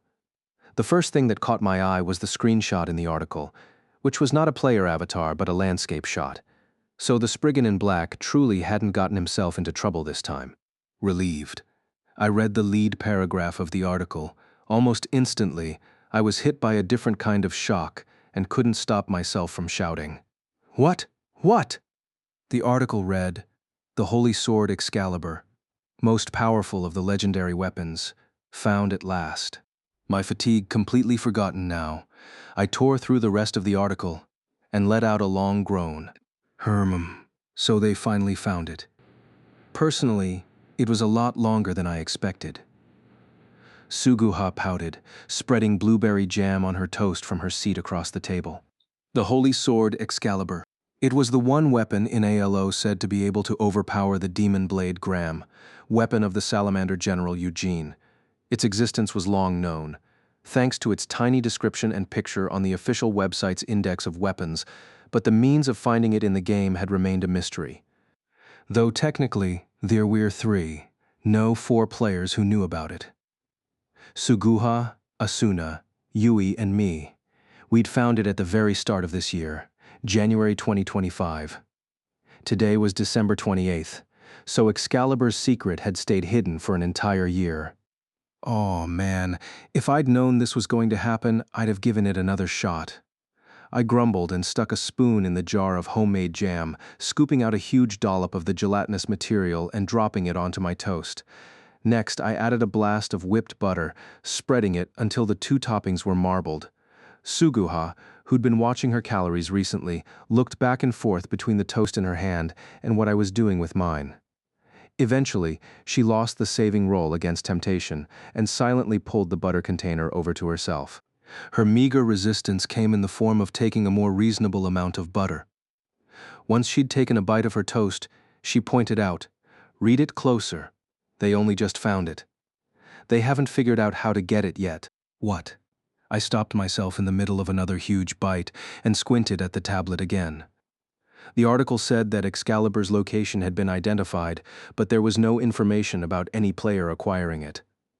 Now that I thought about it, if someone had found the prize, the screenshot would have been of the lucky winner holding the golden blade aloft. Man, don't scare me like that. I sighed in relief, finishing the bite I'd started. Suguha smiled at me, picked up the carton of milk, and filled my glass. It was 9:30 in the morning, on Sunday, December 28th, 2025. Winter vacation started today for the both of us, so it was a late breakfast. Our mom still had a few proofs to clear up before the end of the year, so she'd bolted out the door with another piece of toast earlier. Just because digital publishing didn't need to worry about the status of the printer didn't mean there weren't challenges of its own. As usual, my dad was busy on assignment in New York, and the last message we'd got from him said he'd be home on the 30th, so Suguha and I ate alone, which meant that our conversation naturally turned to the subject of Alo. After my first slice of toast, I decided on the tuna spread for the second, at which point a thought occurred to me. But how'd they find it then? You can't fly in Jotunheim, but Excalibur's location is up high enough that you can't see it without flight.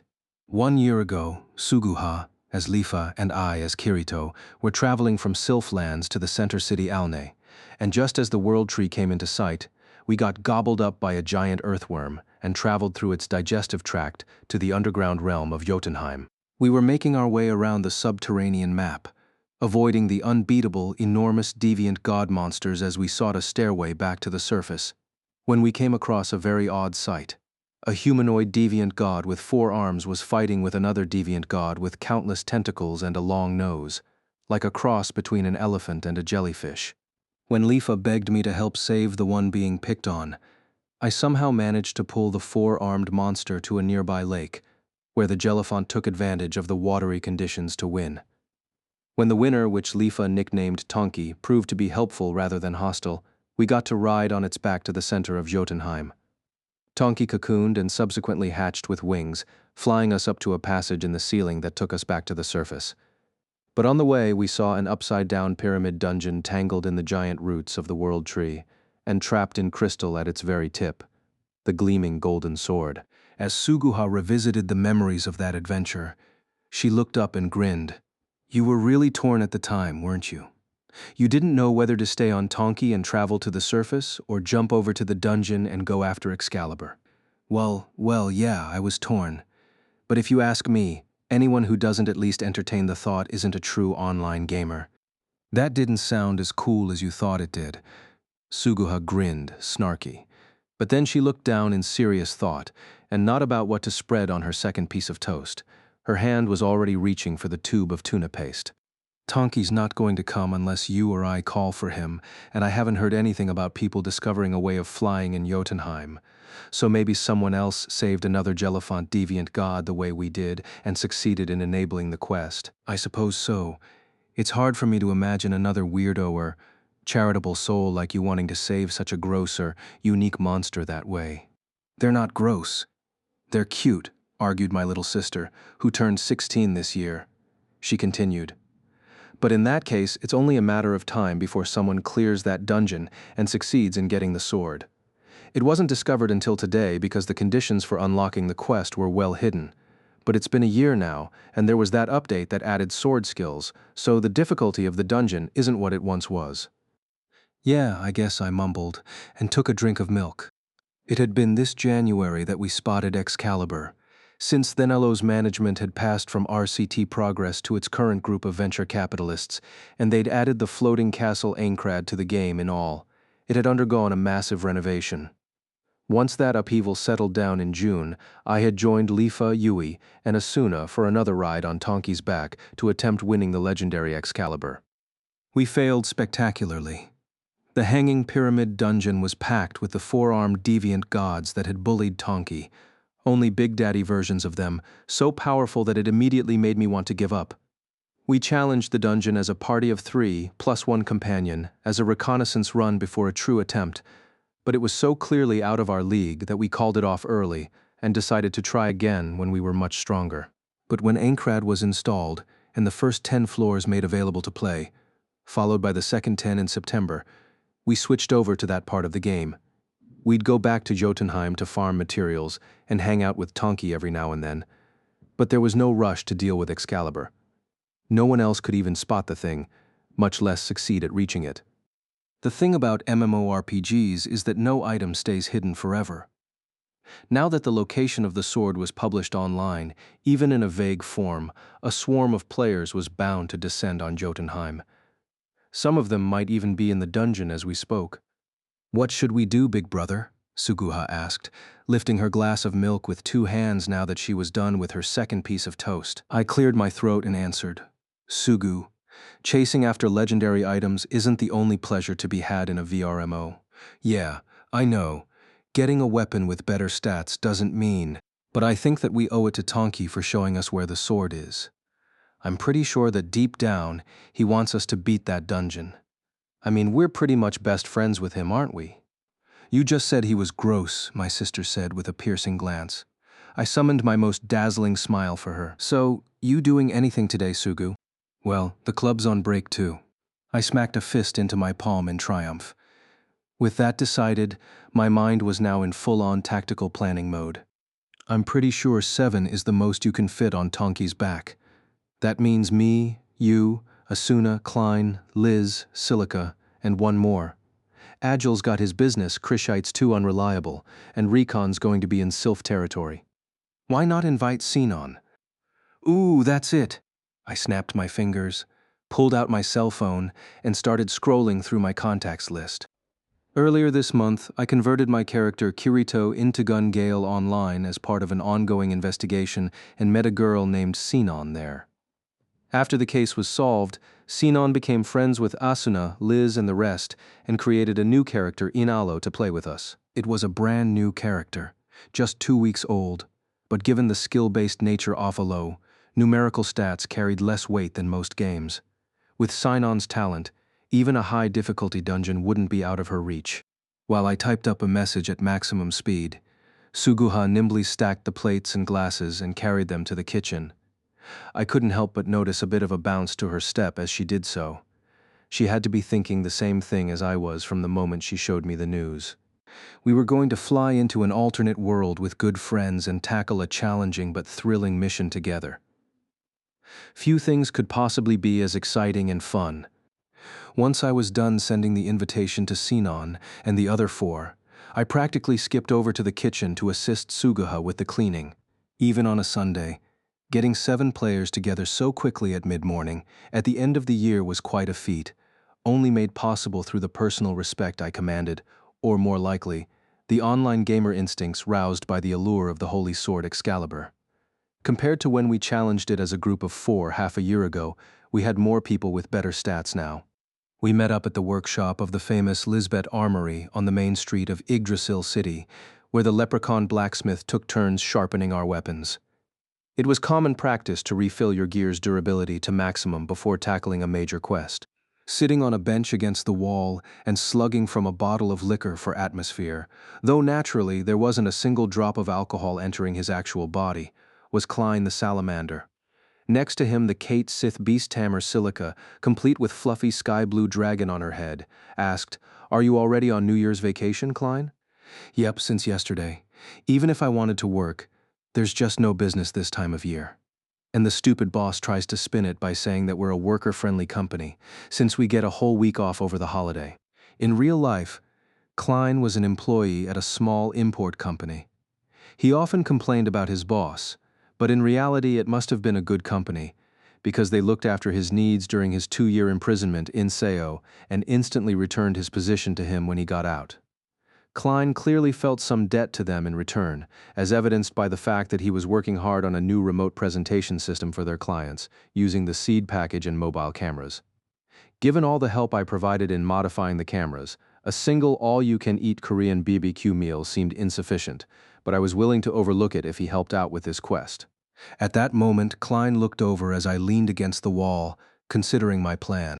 "Hey, Kirito, if we manage to actually strike gold and win Excalibur today, you gotta help me go get the Spirit Katana Kagutsuchi." "Aw, man, that dungeon's so freaking hot." "Yeah, and Jotunheim's so freaking cold." Our childish bickering was interrupted by a soft comment from the left. "In that case, I'd like the Bow of Light, Shekinah." I looked over, feeling my breath catch in my throat. Leaning back against the wall like me, her arms crossed, was a Kate Sith with short, pale blue hair and pointed, triangular ears. If Silica was a cute, friendly munchkin cat, this Kate Sith was a cool, aloof Siamese, or perhaps even a vicious wildcat. You made your character 2 weeks ago, and you're already after a legendary weapon?" I asked. The wildcat's long, thin tail swished. "The bow Liz made me is wonderful, but I could use a bit more range." At the work table in the back, restringing the very bow in question, Lisbeth looked up with a pained expression and called out, "Just so you know, bows in this world are basically somewhere between spears and magic spells in terms of range. You can't normally use them to hit a target 100 yards away." The wildcat shrugged coolly and smirked. "If I could, I'd go for twice that range." Knowing that most of her experience was as an expert ultra-long sniper, who could shoot a target 2 kilometers away in GGO, the best I could do was smile uncomfortably. If she actually found a bow with that kind of range, she'd be able to win any duel without an area restriction. She could dart out of sword range and fill her opponent with arrows like a pincushion. The blue-haired wildcat, my new friend, Sinan, who had just come to Alo 2 weeks ago, had picked up the bow, one of the trickier weapons in the game to use, and mastered it in the span of just a day. In Alo, the speedy sylphs could use short bows and the powerful burly gnomes could shoot down foes with their heavy ballistas, but she had overturned the usual tropes and gone for a long-distance longbow build as a Kate Sith, which had the best eyesight of all 9 fairy races. At first I was skeptical, but I decided to let her have her fun. When Sinon started dispatching monsters before they began approaching, well beyond the range of even fire magic, I had to rethink my opinion. Bows in this world got the same accuracy correction that spells did, but beyond the bounds of that system assistance, the effects of wind and gravity kept arrows from flying where you wanted. But given that Sinon had played so much in GGO, which shared the same engine, she was already trained to take those factors into account. It was the same thing that happened when I went to GGO and was able to use my knowledge of reading eyesight successfully. Perhaps traveling among the many worlds of the Seed Nexus carried a meaning that I hadn't considered before. The door to the workshop crashing open to my right interrupted my thoughts. "We're here. Thanks for waiting." It was Lifa and Asuna, who had gone out to buy potions and other supplies. They had just flown here straight from the market without bothering to store their purchases in their inventory, so the supplies from the baskets they were carrying quickly stacked up on the table in the middle of the room, colorful bottles of liquid, various seeds, and so on. A tiny navigation pixie named Yui flitted off of Asuna's shoulder and flew over to plop onto the top of my head. My Spriggan version of Kirito had featured spiky hair for a long time, but at Yui's request, my hairstyle was closer to the old look now. She claimed it was easier to sit on this way. From atop my head, Yui's little bell chime voice tinkled. We were gathering some intelligence on our shopping trip, and it seems like no players or parties have yet reached the hanging dungeon, Papa. Ah, then how did they find out about the location of Excalibur? Apparently they found another quest, separate from the hidden Tonki quest we discovered. As a reward for that quest, an NPC pointed out the location of Excalibur. Asuna turned away from sorting the potions, her special undine blue hair swaying, and grimaced. And it sounds like this other quest was pretty vicious. It wasn't an errand or protection quest, but the slaughtering kind. So now Jotunheim's pretty decimated, with people fighting over pop spots. Yeah, that sounds messy, I opined. Slaughter quests were, as the name suggested, your typical RPG quest to kill X number of X monsters or collect X items dropped by X monsters, because you had to go and whack every one of those monsters you could find. That meant that parties on the same quest in the same small area often found themselves at odds as they competed for the pop point, the place where the monsters repopulated. Don't you think it's weird? Klein said, wiping his lips after he'd finally drained the last of his bottle of fire whiskey. Excalibur's sealed at the very bottom of a floating dungeon packed with all kinds of terrible monsters, right? Why would the location be a quest reward? That's a good point, Silica piped up, stroking Pina against her chest. I would understand if the reward was the means of getting to the dungeon, but not that. Well, I'm sure we'll find out when we get there, said Sinon coolly from my left. No sooner had the words left her mouth than Lisbeth shouted from the back of the workshop. All right, everyone's weapons are at full capacity. Thank you very much, we all chorused. We grabbed our beloved swords, katanas, and bows, sparkling as though they were brand new, and equipped them. At the table, Asuna had called upon her experience as a battle planner to expertly divvy up 7 different potion portions. We packed them away in our pouches, storing any that couldn't be held as physical objects in our inventories. The clock readout in the lower right of my vision said it was still 11 o'clock. We'd probably have to stop at some point for a lunch and bathroom break, but we could probably reach the first safe spot in the dungeon before then. Once the 7 players, 1 fairy, and 1 dragon were fully equipped, I surveyed the group and cleared my throat. Thank you for answering my abrupt summons today, everyone. You have my word that I will pay you back for your assistance, emotionally. And now let's kick some ass. It was probably just my imagination that there was a note of exasperation in the cheer that followed. I spun around, opening the workshop door directly beneath Yigi City, and on the way to Alnay to reveal a secret tunnel entrance that would take us down to the underground realm of Jotunheim. The door was at the end of a long route through Alnay that was not found on any map. It wound through tiny alleys, up and down stairs, and even through backyards. It was just a normal, totally unremarkable round wooden door. It looked more like a decorative detail than a functioning door, in fact.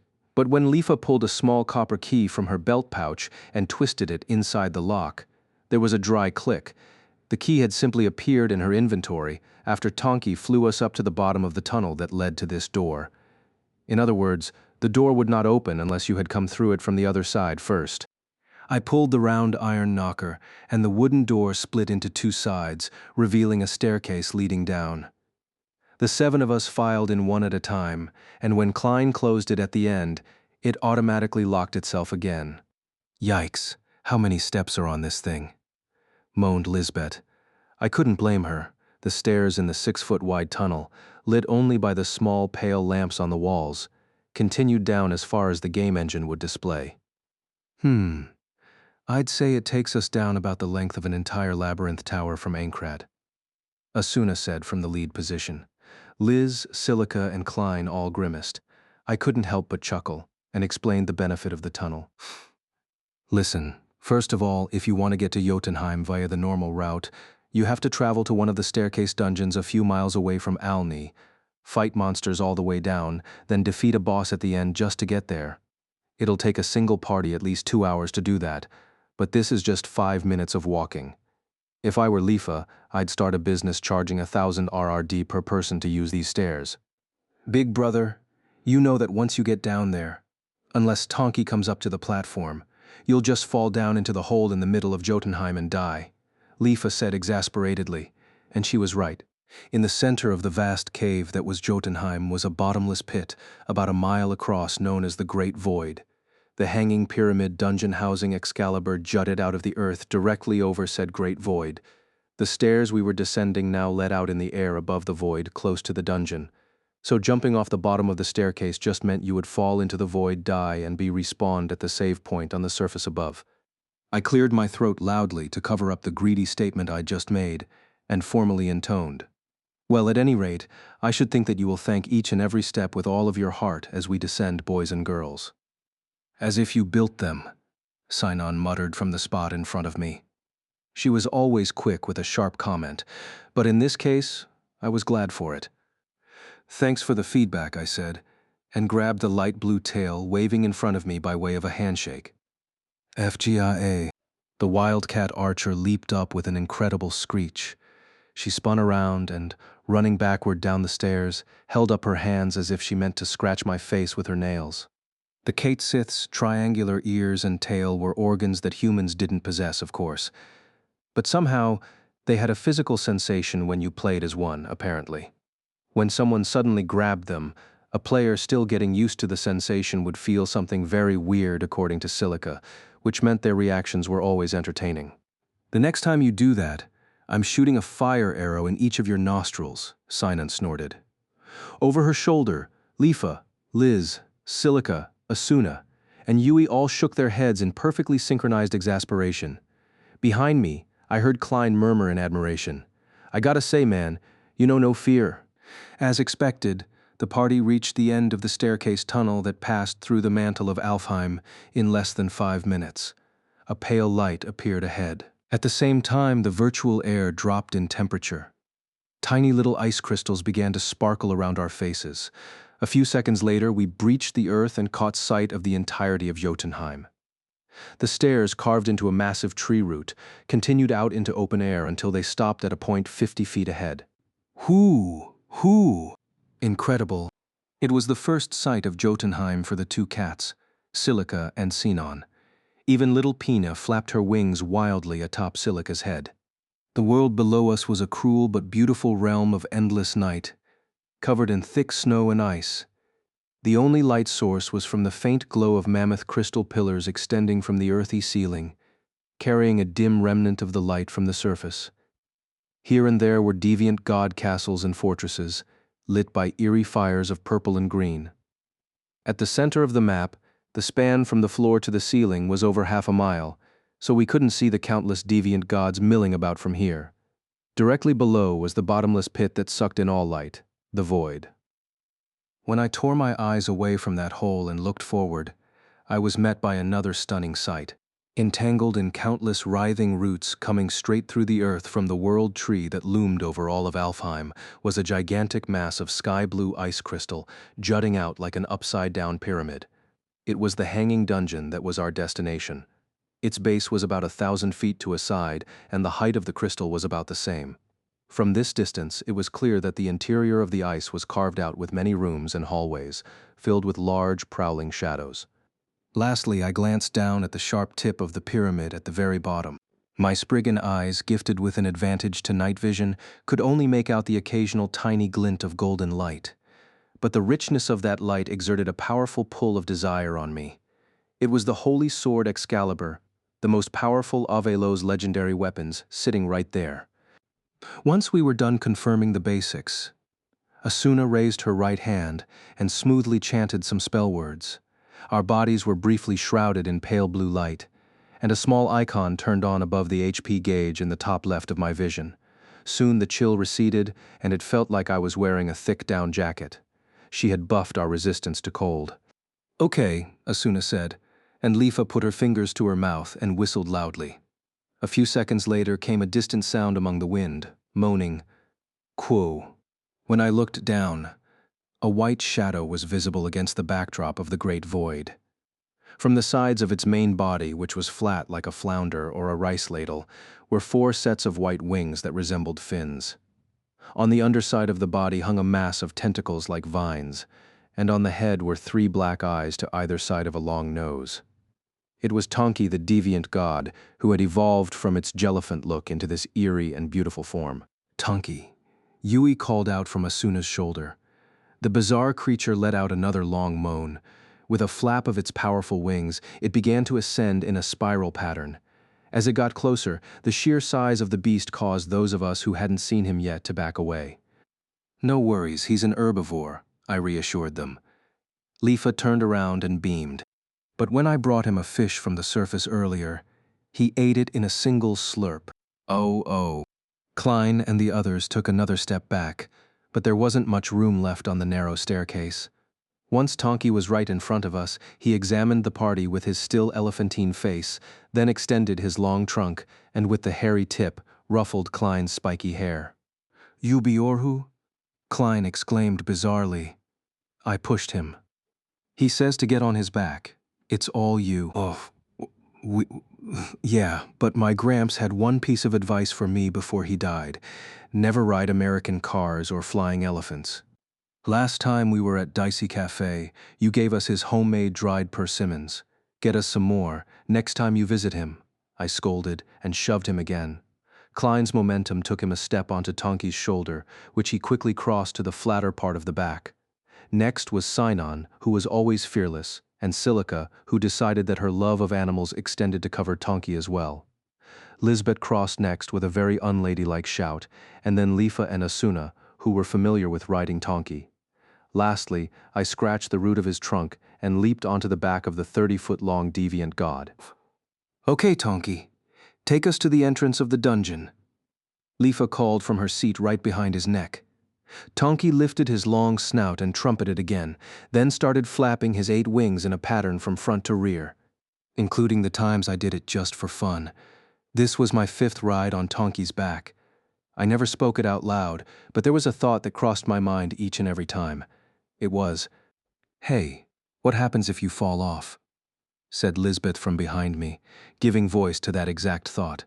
As a basic rule, fairy flight did not work in Jotunheim, and the normal rules of fall damage applied. Damage would start occurring from a fall of just 30 feet, depending on one's skills, and at about 100 feet, death was unavoidable. At the present moment, Tonki was floating nearly half a mile in the air. There was no question what would happen if we fell. Perhaps there was some safety mechanism, say, his stomach tentacles grabbing us if we fell off, but I was certainly in no mood to test it out. Everyone else was grappling with the same concerns. The only ones enjoying the flight were Lifa the speedaholic in the front, Yui, who was now sitting on Lifa's head, and Pina in Silica's arms. The answer to Liz's question came from Asuna, who was sitting next to her. Despite the concern in her face, she smiled at me and said, "I'm sure that fellow over there, who once tried to climb the outer pillars of Aincrad to reach the next floor, will find out the answer for us." When it comes to falling from heights, I'd think that felines are best suited for the task. Instantly, the 2 felines in the party shook their heads. As we chatted, Tonki continued to flap his 4 sets of wings in a flowing pattern, gliding through the air. It was taking us to the terrace that served as entrance to the hanging dungeon of ice. Hopefully the trip would be smooth and safe.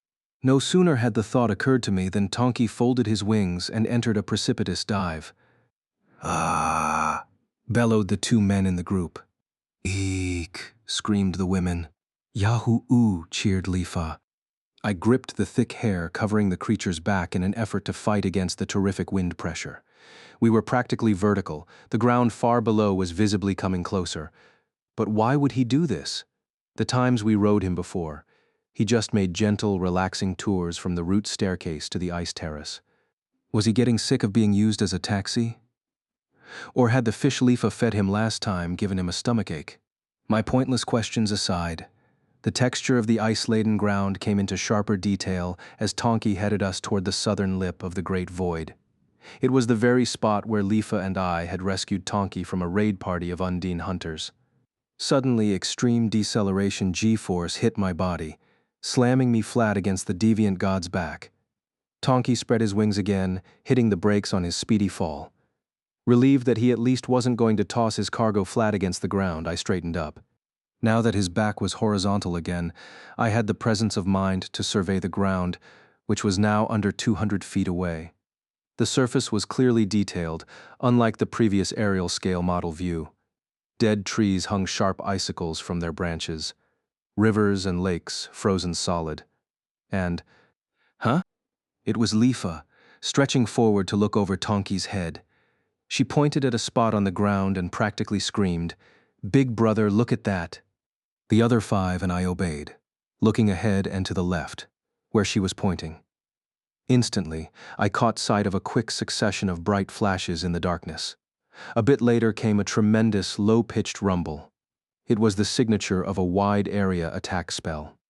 Tonki cooed sadly. I understood why at once. The target of the attacks was a large monster with a dumpling-shaped body, long tentacles, an extended nose, and large ears, somewhere between an elephant and a jellyfish. It was the same type of monster as Tonki, before he cocooned and hatched. The attackers were a large raid party of over 30 members.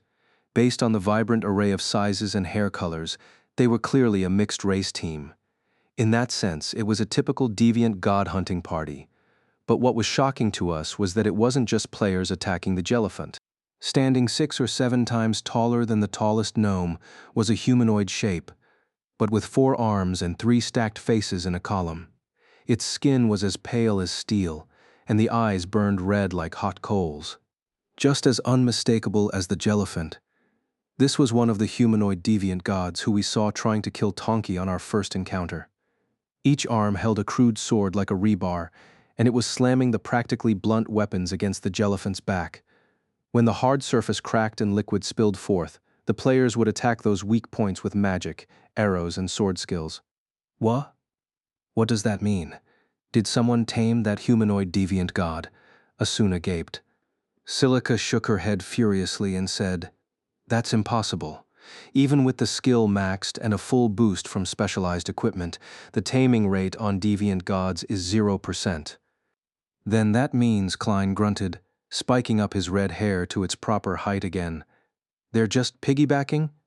When the 4-armed giant was attacking the elephant thing, they jumped in to help it out. But would it be that easy to manage the aggro levels? Sinon wondered calmly. She had a point. Given the aggressive behavior patterns of the deviant gods, even if the spells and skills weren't causing it damage, using them so close nearby would most likely cause it to target the players instead. As we watched in bafflement and concern, the Jellyphant's body shook and fell sideways onto the snow with a great crash. A storm of swords and spells racked its sensitive underbelly. Hro! The Jellyphant let out a dying wail and burst into a massive swarm of polygonal shards. "Koo!" mourned Tonki. Riding on his head, Lifa's shoulders trembled, and out of her head, Yui drooped sadly. I had no comforting comments to offer them, so instead I looked down at the raid party below. Almost immediately my eyes bulged with fresh shock. The 4-armed giant, who was neither tamed, agitated, nor bewitched, bellowed victoriously, and the dozens of players at its feet cheered and hollered. Then the 2 sides set off together in search of a new target. Why? Why aren't they fighting now? I gasped, but Asuna raised her head with a start, noticing something. "Ah, look over there." She was pointing out a distant hilltop on the right. There were more flashes of battle over there. I squinted to see another large party, this time assisted by a pair of the humanoids, hunting a deviant god who looked like a many-legged crocodile. "Well, I'll be damned, what the hell's going on here?" Klein said in a daze. "Maybe these are the slaughter quests that Asuna said they'd discovered in Jotunheim, teaming up with the humanoid ones to wipe out the animalistic ones," Lisbeth suggested. Everyone else sucked in a sharp breath. That had to be it. Fighting alongside normally hostile mobs to complete a specific quest wasn't particularly uncommon. But what did it mean that the reward for that quest would be Excalibur? The sword was sealed away in the hanging dungeon that was the humanoid deviant god's base. You'd assume that the way to get it was to kill the humanoid ones instead. Instinctually, my gaze swung to the huge ice pyramid overhead. But it was interrupted partway, as at the very rear of Tonki's back, where no one was sitting, particles of light were floating and coalescing into the figure of a person. It was wearing a long robe. Blonde hair flowed from its back down to its feet. The unearthly beauty of the figure marked it as female. But the unthinking comment that escaped from Klein's and my mouths was hardly the kind of thing one was supposed to say to a beautiful woman. She's freaking huge. We couldn't be blamed. Even a conservative estimate of the woman's height put her over 10 feet tall, which was twice our size. Fortunately, she did not seem bothered by our rudeness. She serenely opened her mouth and spoke in a voice modulated with a grand effect that further distinguished her from an ordinary player. I am Erd, Queen of the Lake. The enormous blonde lady continued. Little fairies who have aligned yourselves with my kindred.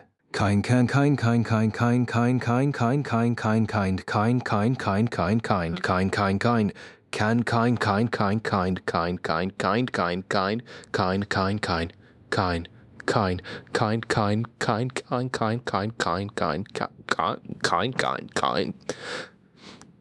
At that point, I noticed that the Queen of the Lake was not actually entirely human in shape herself. The blonde hair that stretched to her feet actually ended in writhing, translucent feelers, and the feet peeking out from her long robe were covered in pearly gray scales. It made me imagine that she was another bizarre creature like Tonki, except she chose to assume a humanoid form. My two sisters and I have a request of you. Please save this land from the attack of the frost giants. The next thing I wondered was exactly what she was, system-wise. Given that there was no color cursor when I focused on her, she couldn't possibly be another player transformed by illusion magic. But whether she was a harmless event NPC, a trap set by a spontaneous quest mob, or a human GM role-playing within the game was unclear to me. Suddenly, I felt a slight weight on my left shoulder, accompanied by Yui's sweet little whisper. Papa, she's an NPC, but something's odd. She doesn't seem to be speaking using ordinary fixed response routines like other NPCs. She's interfacing with a language engine module very close to the core program. Meaning she's an AI? Right, Papa. As I pondered the meaning of what Yui had just said, I lent my ears to the woman's speech. Erd, Queen of the Lake, beckoned a pearly hand toward the vast expanse of the underground realm. Like your Alfheim, Jotunheim was once under the blessing of Yggdrasil, the world tree, and it flowed with clean water and lush greenery. We hill giants lived here peacefully with our kindred beasts. As she spoke, the environment of snow and ice silently wavered and faded. Superimposed over them were the very trees, flowers, and flowing water that Erd was describing. The image was even lusher than the gnome and salamander territories up on the surface. Even more surprising, Erd revealed that the bottomless great void behind us was not a simple hole in this other vision. It was a wide lake full of crystal-clear water, and the roots of the world tree that dangled from the ceiling now were once thicker and stronger, reaching all the way down to the lake in all directions. Atop the thick root bursting through the surface of the water were little log cabins, no entire towns. The whole image was very similar to Alney, the city on the surface. Erd lowered her arm, and the vision disappeared. The familiar sight of icy Jotunheim returned, and she surveyed it with a glance that was both impassive and somehow mournful. Below even Jotunheim is Niflheim, the realm of ice one day. Thrym, king of the frost giants there, turned himself into a wolf and snuck into this land, where he cast the sword that cuts all steel and wood, Excalibur forged by Wayland the blacksmith god, into the spring of Erd in the center of the world. The sword severed the world tree's most vital root, and in that moment, Jotunheim lost the blessing of Yggdrasil.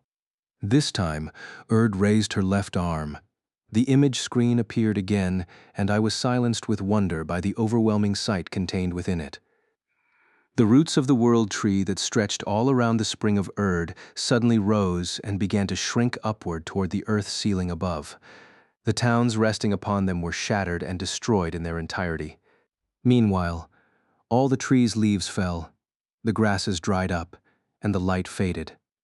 The rivers froze, frost descended, and blizzards raged. The unfathomable amount of water that filled the spring of Erd froze instantly, and the withdrawing roots of the tree pulled the titanic ice block upward. The enormous creatures that resided within the lake fell out of the massive iceberg, spilling down into the abyss. I spotted what looked like the same Jelliphant types as Tonki. The roots eventually rose up into the ceiling of Jotunheim, the ground level of Alfheim, and wedged the block of ice halfway into the soil. There was no doubt now that the iceberg was none other than the upside-down ice pyramid that loomed over Jotunheim today. The very bottom of the iceberg, sharpened like an icicle, contained a tiny glint of gold. It was Excalibur, the very sword that King Thrym of the Frost Giants had used to sever the physical connection between the World Tree and Jotunheim. With all of the water gone, the once beautiful lake had turned into a bottomless hole. Erd lowered her hand, and the screen disappeared again. But this time there was no big change in the background behind it. At most, the block of ice overhead had been reshaped into its current dungeon shape. Lifa and I had seen for ourselves that Excalibur was still locked at the bottom of the pyramid. A great horde of King Thrym's frost giants spilled forth from Niflheim into Jotunheim, building fortresses and castles and enslaving us hill giants. He built his own castle, Thrymheim, within the ice block that was once the spring of Erd, and he ruled over this land. My sisters and I survived at the bottom of a spring that froze over, but our former power is lost. Erd lowered her eyelids, her story approaching its end. We were all listening with rapt attention, largely forgetting that she was an NPC relating a game quest. The Frost Giants were not satisfied with just this, and they continue to attempt to wipe out our kindred beasts, who still survive in Jotunheim. If they succeed, my power will be entirely lost, and Thrymheim, the land of the pyramid, will be able to ascend into Alfheim above. What? But that'll totally destroy Alni, Klein bellowed indignantly, lost in his own full dive within the fairy tale we'd just heard. Erd, who was more of an AI than just an NPC with a few speech routines, nodded. King Thrym's goal is to lock Alfheim under ice as well, and invade the branches of the world tree Yggdrasil. That is where he will find the golden apple that he seeks. For a moment, I tried to recall such an item, and then it hit me. There was an area near the top of the tree guarded by an impossibly powerful eagle type named Mob. Perhaps that was where this golden apple could be found. Angered by the continued survival of our kindred beasts, Thrym and his frost giant generals have decided to use the strength of the fairies to achieve their goals. They promise Excalibur as a reward, to convince you to help slaughter our kindred. But Thrym would never give that sword to another. If Excalibur leaves Thrymheim, the blessing of Yggdrasil will return to this land, and his castle will melt into water once more. So Excalibur being a reward is all just a lie. What kind of quest is that? Lisbeth squawked. The queen replied regally. I believe that when Wayland, the blacksmith god, was forging Excalibur, he made one impure strike and cast aside his failure. This false blade, Caliburn, which is otherwise indistinguishable from Excalibur, is what I believe he intends to give away. It is very strong on its own, but does not contain the true power of the holy sword. No way he's a king, and he's just going to lie about that, Lifa muttered. Erd nodded and took a deep breath. That craftiness is Thrym's greatest weapon. But in his haste to wipe out my kindred beasts, he made one mistake. In order to help the fairies he tricked with his honeyed words, he summoned most of his followers from Thrymheim down to the surface below. The defenses of his castle are now but a shadow of their normal strength. At last, I glimpsed the outcome of this quest of the Queen's plea. Erd, Lady of the Lake, gestured to Thrymheim above with a massive arm. Fairies, will you infiltrate Thrymheim and draw Excalibur from the keystone pedestal? This is all getting pretty crazy. Asuna was the first to speak after Queen Erd disappeared back into golden droplets, and Tonki began to fly back upward at a much more reasonable pace this time. Next, Sinon's light blue tail whipped back and forth as she wondered, this is a normal quest, right? It just seems way too big for that. What did she say? That if all the animal deviant gods get wiped out, the frost giants will take over the surface? She did, I muttered, my arms crossed. But do you think the developers would really do something like that without an update or an event notification? Other MMOs have events all the time where a boss comes to invade a town, but they at least warn you about it a week ahead of time. Everyone in the group nodded in agreement. Then Yui leaped off my shoulder to hover in the air, shouting at a volume loud enough for everyone to hear. Well, I have a conjecture, although I'm not 100% certain about it. She blinked slowly, processing how best to say it, then continued. There is one aspect of Halfheim Online that makes it very different from other VR MMOs based on the seed. The cardinal system that runs the game is not the scaled-down version the others use, but is a full-scale replica of the processor used in the old Sword Art Online. She was right about that, though I hated to remember it. Allo started as a wholesale copy of the SAO server so that one power-mad lunatic could perform illegal experiments on a small subset of the old SAO victims, so the cardinal system that controlled the game world had the same power as that of the original SAO. Yui looked at her rapt audience and went on. The original cardinal system had several features that were taken out of the shrunken version. One of them is an automated quest generation function. It absorbs legends and myths from cultures worldwide using the network, then repackages and remixes the proper names and story patterns to generate an infinite number of quests. What?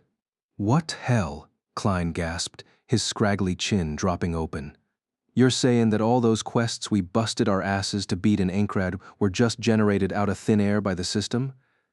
No wonder there were so many of them.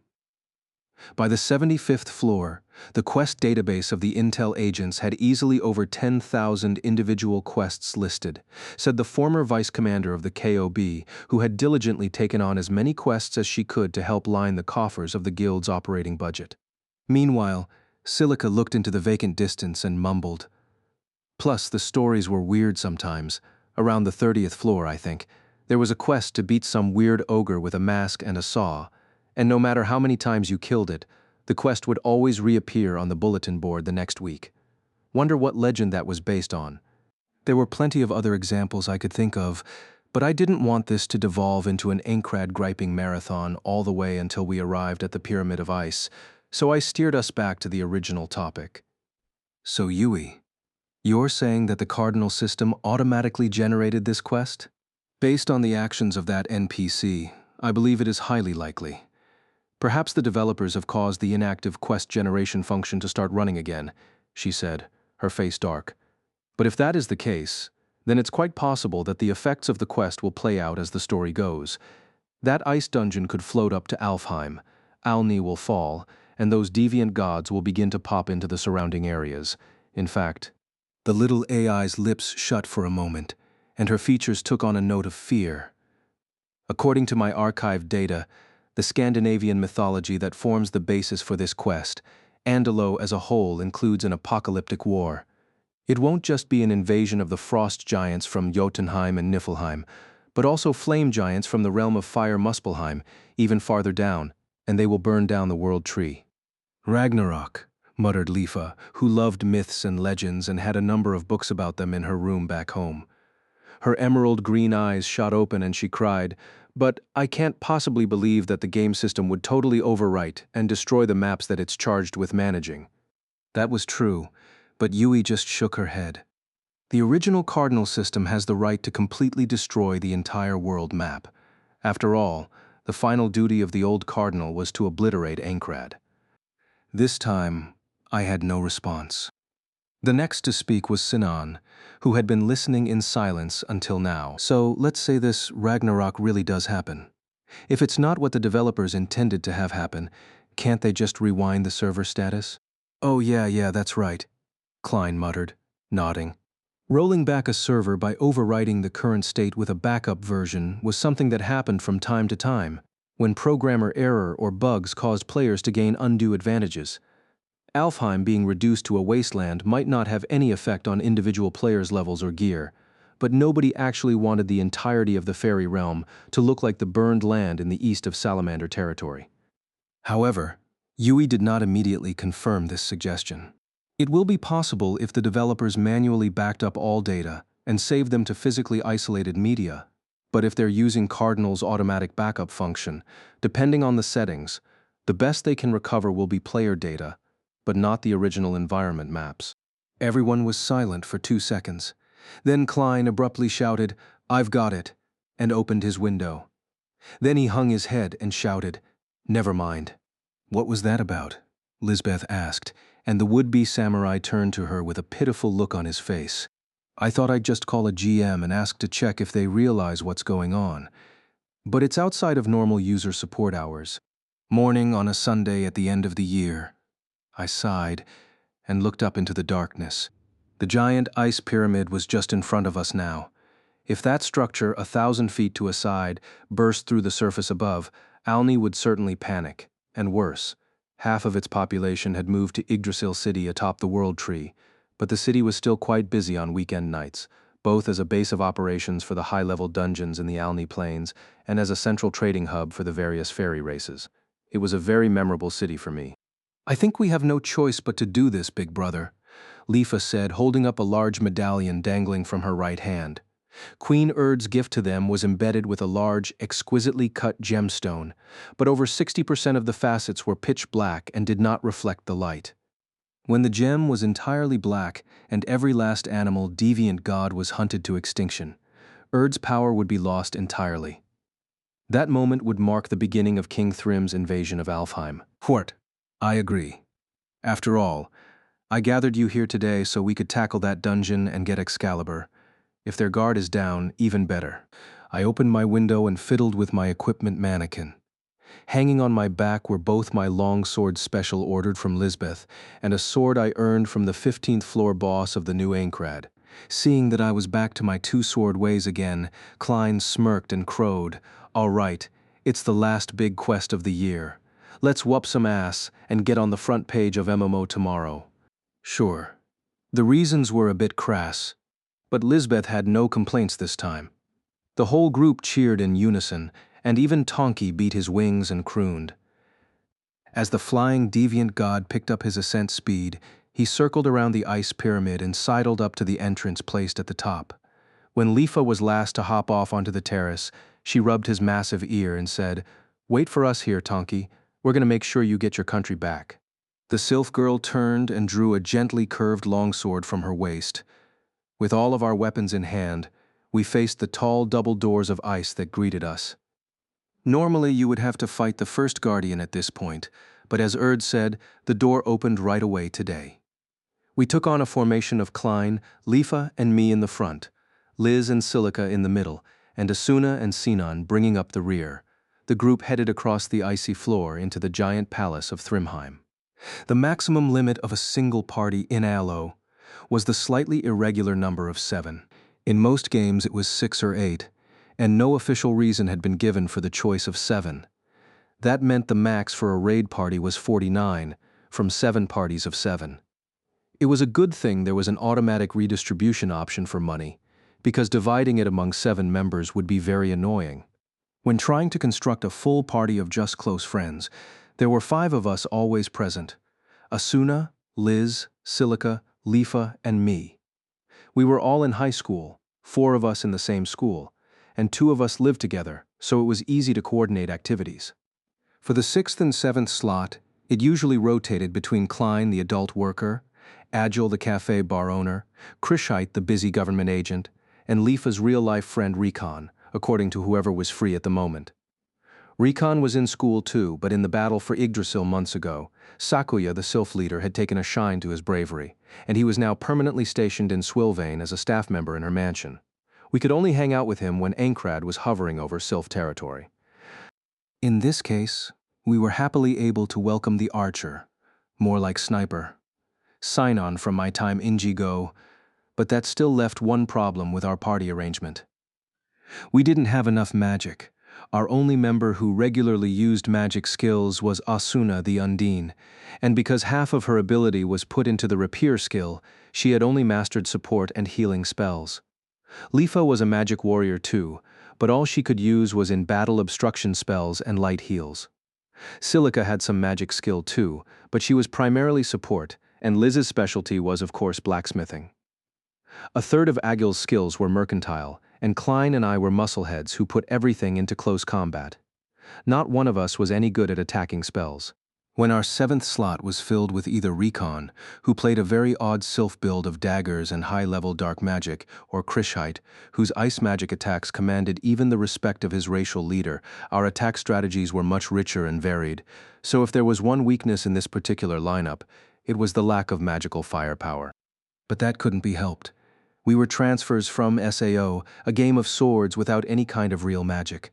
My longsword, Asuna's rapier, Liz's battlehammer, Silica's dagger, Klein's katana, Agil's axe, and no doubt Lifa's sword and Sinon's bow were not just simple weapons, but something like our proof of existence. We couldn't just give up on the skills we'd honed and pick up magic.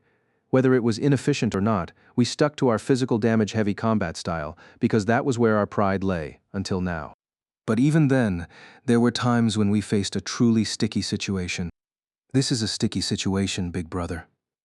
The Golden One has too much physical resistance. Lifa hissed on my left. I only had time to nod before the Golden One lifted up its impossibly huge battle axe.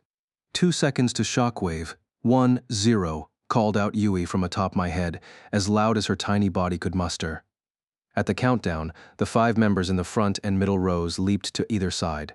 The hurtling axe blade and the resulting shockwave passed right where we had formerly stood, blasting against the far wall. 20 minutes had passed since we entered Thrymheim, the Palace of Ice. As Queen Urd said, the density of enemies in the dungeon was much thinner than usual. There were essentially no encounters with ordinary mobs in the hallways.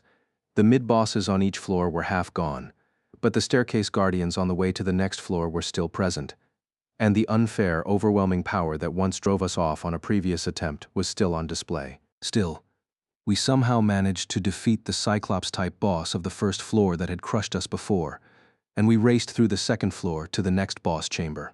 What awaited us there was a bull-headed man, a Minotaur-type monster. And not one, two. The one on the right was all black, and the one on the left was all gold. The axes they carried had blades the size of a dinner table. They didn't use any attack spells, so at first they seemed easier to beat than the icicle-dropping Cyclops. But there was a problem. The black one was incredibly resistant to magic, while the golden one was incredibly resistant to physical damage. Naturally, we decided to focus our attacks on the Black Minotaur to finish him off, then whittle away at the golden one, but the two beasts had a very close personal bond, and whenever we knocked the black one's HP down, the golden one would ignore its aggro hate and rush to protect his partner.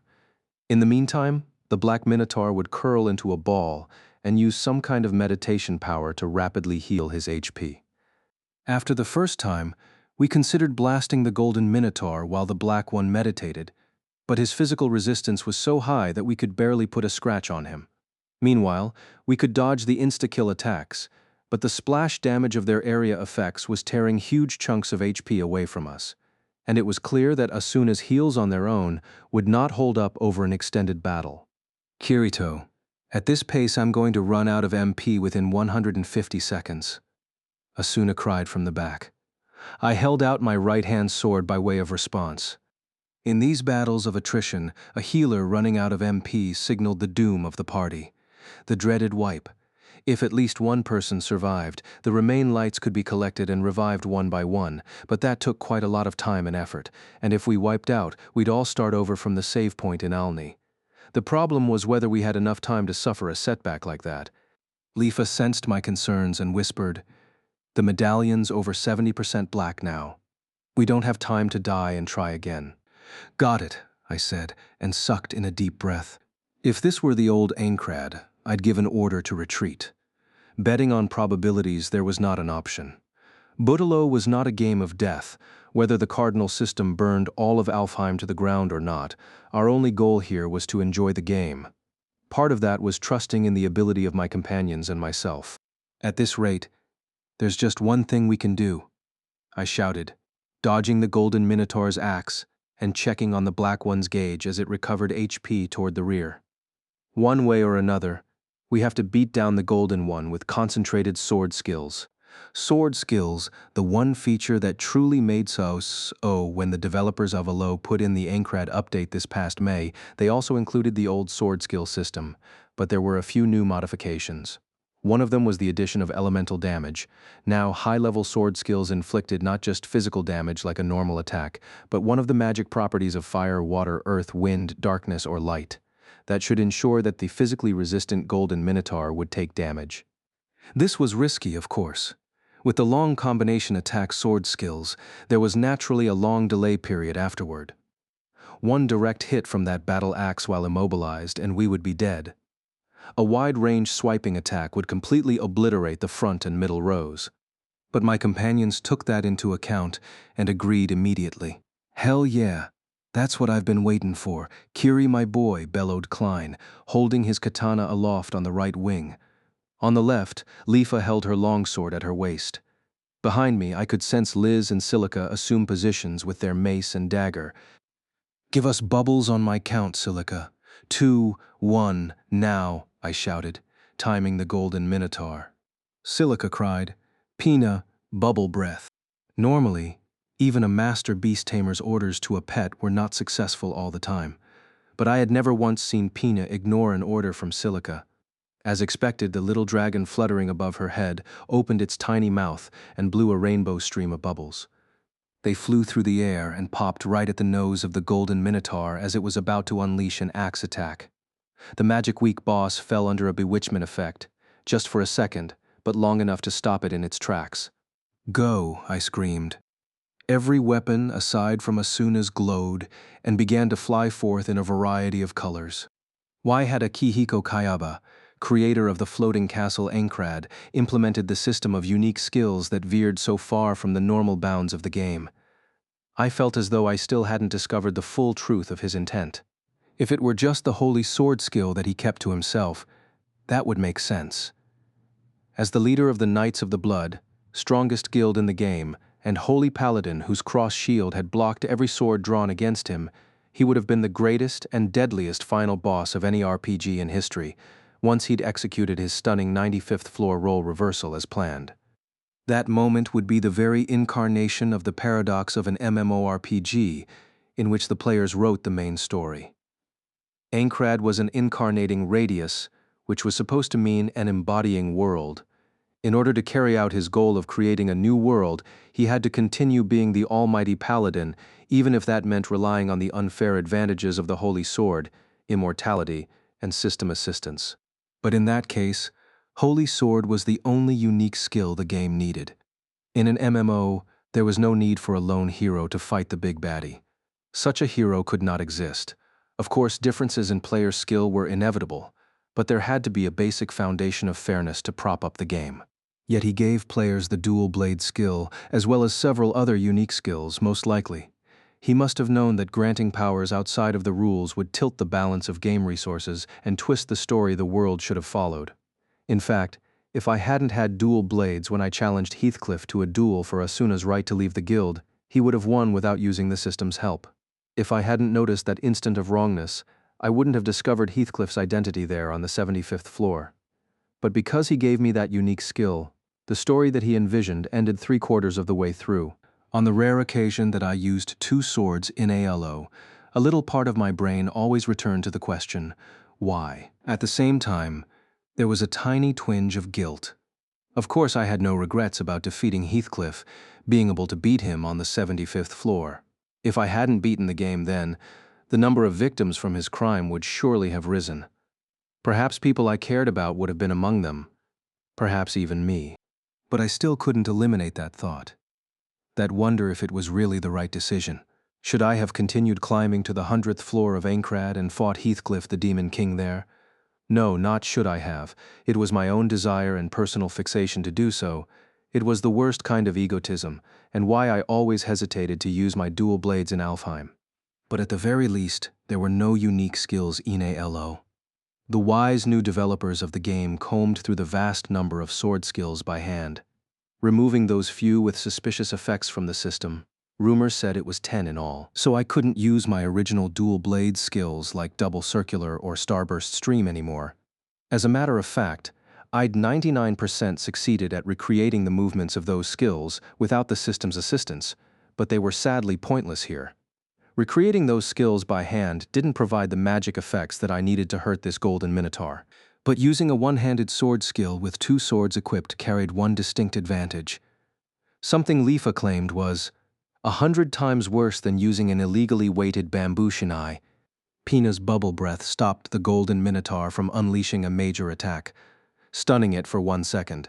We charged it en masse, me from the front, Klein on the right, Lifa on my left, and Liz and Silica at the far wings. Rah! We all roared, starting the most powerful sword skills we knew. Klein's katana raged with fire, Lifa's longsword flashed and brought gusts of wind, Silica's daggers sprayed droplets as they cut, and Lifa's mace growled with lightning. From the rear came a series of arrows glinting with icy arrowheads, piercing the weak point on the bull's nose. For my part, I swung the orange glowing sword in my right hand with all my might. A series of 5 quick thrusts, then slices down and up, and finally a ferocious overhand swipe, the 8-part longsword skill, Howling Octave. This did 40% physical damage, 60% flame damage. It was one of the biggest attacks in the one-handed sword arsenal. Naturally, that meant it also had a very long skill delay. However, with a silent scream, I disconnected my consciousness from the right hand that was about to deliver the final blow. It was like cutting all movement commands from my brain to the atmosphere for just an instant. My next command was only to my left hand.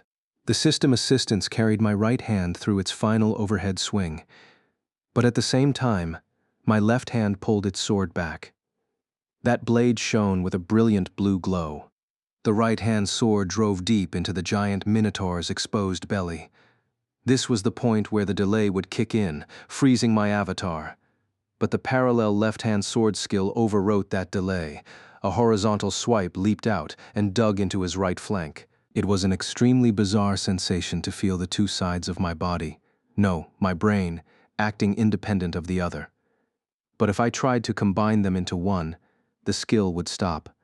I let the skill automatically wrap up my right hand and focused only on my left. The sword, still stuck in the enemy's body, made a 90-degree rotation. My hand pushed the hilt up, and the sword ripped upward through the minotaur's stomach. It came loose, then swung downward from the top. This was an effective 3-part skill against larger monsters called Savage Fulcrum, half physical, half ice. Just before my left hand completed that final blow, I shunted my brain output again. If I were just a moment too soon or late, the skill would fail, and my avatar would freeze. My window of opportunity was less than 1/10 of a second. When I noticed this odd skill combination effect by coincidence 3 months ago, I underwent a lot of practice I didn't care to think about, but my success rate was still under 50%. I started to move my right hand, essentially praying it would work. I grunted, my blade blazing light blue. It was a vertical slice, a high-low combination, and then a full-power downward chop, the high-speed 4-part skill, vertical square. At this point, the total attack number of my combo was at 15, close to the highest dual-blade skills. Because I was choosing attacks with a high knockback effect, I could keep the foe in a delayed state as long as my attacks kept landing. No need to worry about defense. As my vertical square initiated, the others were recovering from their own delay. Zeri Klein thundered, and a second wave of attacks assaulted the golden minotaur. The floor of the dungeon rumbled, and the boss's massive HP gauge began losing large chunks. Just before the final slice, I attempted another skill connection, expecting failure for sure this time. I couldn't just use any old one-handed sword skill. The movement of the non-attacking arm had to match up perfectly with the starting motion of the new skill. While my right arm was busy with vertical square, my left arm stayed folded, drawn up to the shoulder. A simple twist of my body would complete the proper form, sword cradled on the shoulder, other hand outstretched. The sword in my left hand took on a deep red glow. The rumbling of a jet engine approached from behind and burst my left arm forward at light speed. This was the single-hit heavy attack, Vorpal Strike, 3 parts physical, 3 parts flame, 4 parts darkness. Zwam, my blade punctured the enemy's lower belly to the hilt with a tremendous shock. The Minotaur's massive body, 5 times my height, shot back violently.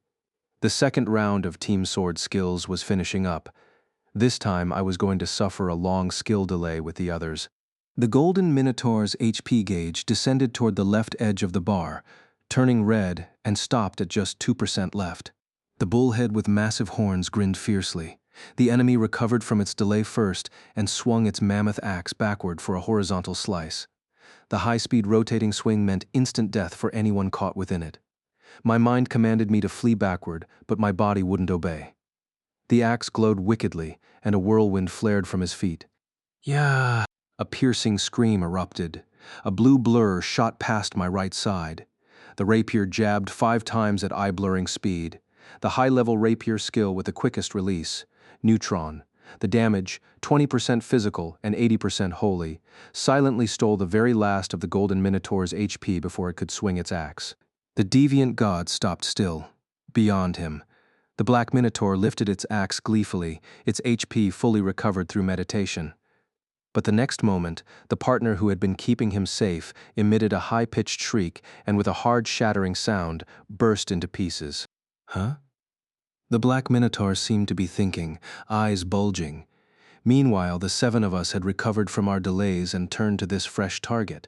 Sit your ass down right there, cowboy, Klein warned, grinding his exposed teeth at high speed. When our samurai finished taking out all of his pent-up frustrations on the hapless Black Minotaur, he ignored the impressive list of dropped loot as its avatar exploded, and he turned to bellow at me. Hey, Kirito, what the hell was that about? He was referring to the combination of sword skills I pulled off by equipping 2 one-handed swords, but it would be very exhausting to explain it all from the start. So I put as much honest disgust on my face as I could and grumbled. Do I have to explain? Bet your ass you do. I've never seen anything like that. I pushed Klein's insistent, stubbled face out of my own and reluctantly replied, It's a non-system skill of mine, skill connection. Liz, Silica, and Sinon murmured in admiring surprise, while Asuna pressed her fingertips to her temple and groaned, Wow, why do I feel like I just got wicked déjà vu? Just your imagination, I grumbled.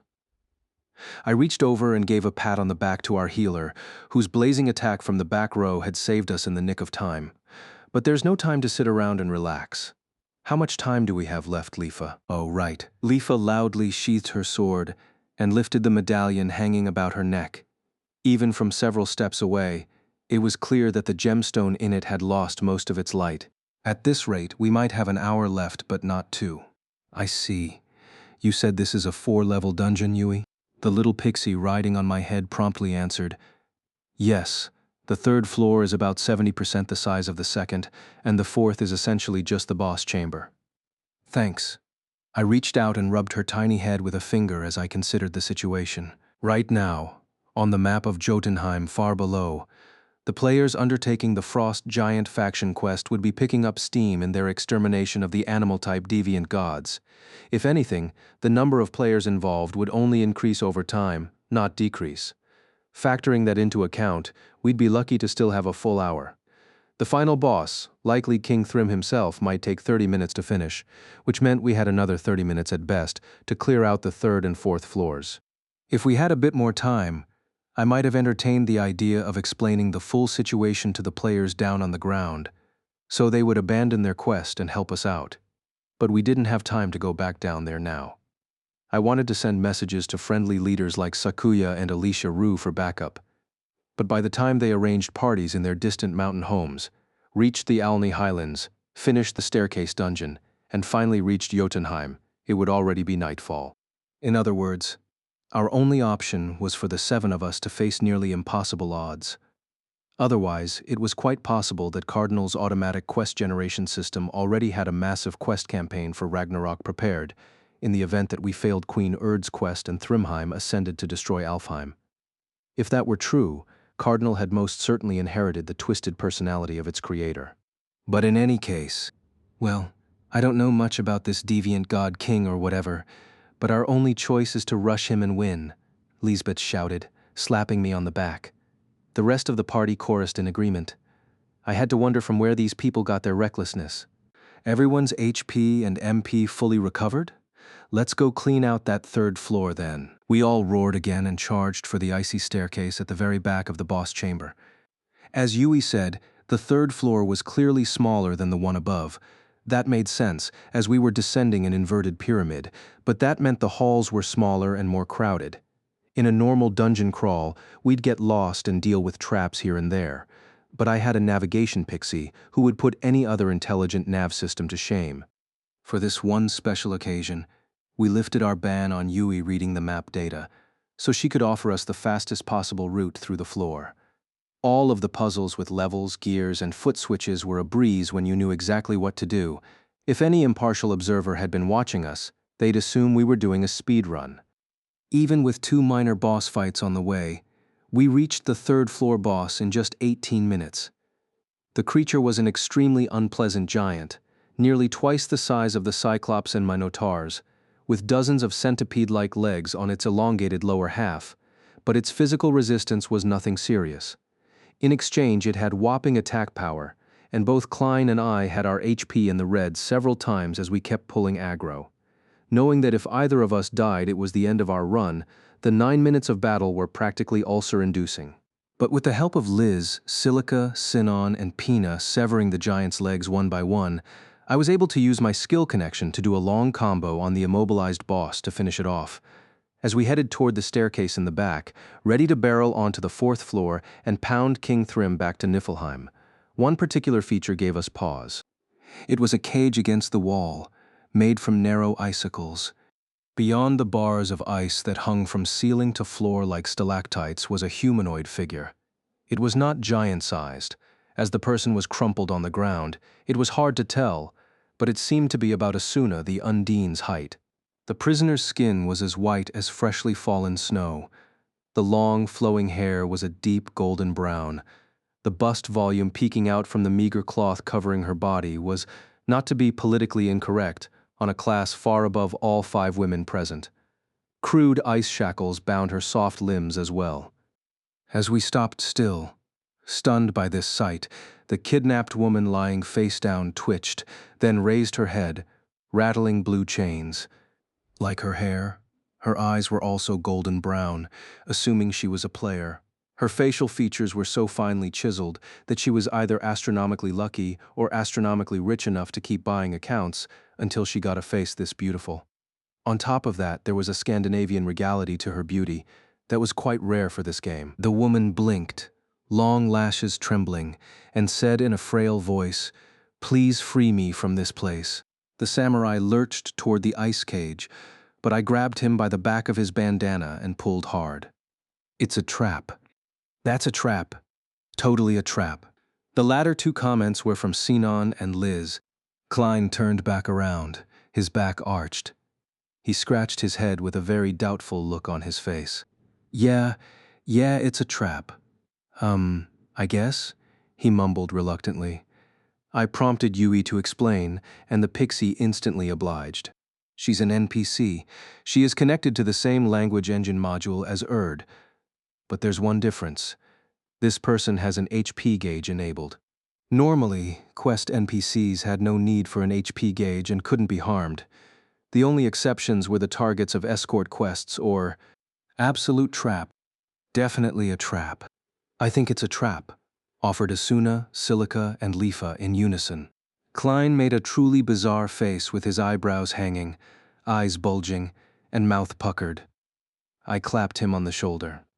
"Of course, it might not be a trap. But we don't have the leeway for some trial and error right now. We've got to get to Thrym as soon as we can." Yeah, of course, right. For sure." Klein kept nodding rapidly and tore his gaze away from the cage of ice. But after the group took a few more steps toward the stairs in the back, the voice came again. "Please, someone." In all honesty, I wanted to help her too. NPCs weren't just moving objects automatically generated by the game system. They were residents of this world. If we were on a normal quest and we saved her, took her along, then at the climax of the quest story, she turned on us with a "Vebue haha, you fools." Then that would be part of the fun. But now was not the time to take on needless risks. Klein had to know that. One of our perfectly synchronized footsteps went sour, scraping on the icy floor. I turned to see the tall, skinny samurai standing still, his hands clenched, facing downward. A low murmur emerged from his unkempt mouth. "It's a trap. I know it's a trap. But even as a trap, even knowing it's a trap. He bolted upright, the liquid pooling in his eyes, most definitely not an illusion. Even then, I can't just leave her here. Even if we fail the quest, and Alni is ruined, saving her here is the right decision, according to my way of life, the samurai code. He bolted around and stomped toward the cage of ice. As I watched him go, two conflicting emotions came to my mind. What an idiot. And, you're awesome, Klein. I would probably never know which of the two was stronger. Klein called out, "I'll save you now," to the imprisoned woman, who was propping herself up now. He grabbed the katana at his left side, and in the next moment, his quick-draw sword skill, Tsujikaze, erupted, severing the icicle bars in one horizontal swipe. Fortunately, the beautiful woman did not transform into an enormous monster and attack us the moment she was saved. With 4 more slices, Klein's katana cut all of the ice shackles loose. The woman looked up and said weakly, "Thank you, fairy swordsman. Can you stand? Are you hurt?" He was fully absorbed in the role, kneeling down and offering his hand to her. Of course, we were in the middle of a VR MMO quest, so personal investment in the story was the point. I myself was in the middle of a desperate quest to help Queen Erd by stopping the plot of King Thrym of the Giants. So I couldn't act like Klein's behavior was beyond the pale. He was within his rights. But still. "Yes, I'm fine," the blonde woman insisted, but she faltered as soon as she got to her feet. He put a chivalrous hand on her back to steady her and asked, "It's a long way to the exit. Can you make it there alone, madam?" The beautiful woman looked down, saying nothing. Put in simple terms, the Cardinal System's automated conversational language engine module was an extremely complex version of a list of patterns. The player says A, the NPC responds B. With its advanced predictive and learning ability, the engine allowed any NPC calling upon it to have remarkably lifelike, but still artificial, conversations with players. A breakthrough version of the module that had also gained human emotion and nearly human-level intelligence was riding on my head at this very moment, in the person of Yui the Pixie. But the automated response NPCs were far from Yui's level at present. It was still a night and day difference between them and the fixed response NPCs who only repeated their written lines, but there were still times where they had trouble identifying player speech, which left the players to search for the proper question to elicit the answer they wanted. I suspected at first that the woman's silence was one of these pauses, but to my surprise, before Klein could phrase his question a different way, she looked up and said, "I cannot simply escape from this castle right away. I snuck in here to steal back a relic of our people that King Thrym stole from us, but the third guardian spotted me and imprisoned me. I cannot return until I have the treasure. Will you please take me to Thrym's chamber with you?" For some reason, the man who lived by the samurai code mumbled and murmured awkwardly. As we watched from several yards away, Asuna whispered to me, "Something about this doesn't seem right." "Yeah," I responded. Meanwhile, Klein turned away from the woman and gave me a pathetic, pleading look. "Hey, Kiri, my man." "All right, fine. I guess we're stuck on this story route until the end, and we're not 100% sure it's a trap, I suppose," I said. Klein grinned and turned proudly back to the pretty woman. "You've got a deal, madam. Diversity makes for strange bedfellows, and now to face Thrym and rip off his balls." "Thank you, Sir Swordsman," she said, squeezing his left arm. Meanwhile, as the party leader, I saw a window pop up asking if I wanted to include the NPC in the party.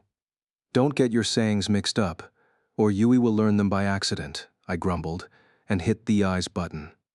At the bottom of the list of HP/MP bars for the whole party on the left side of my vision, an 8th gauge appeared.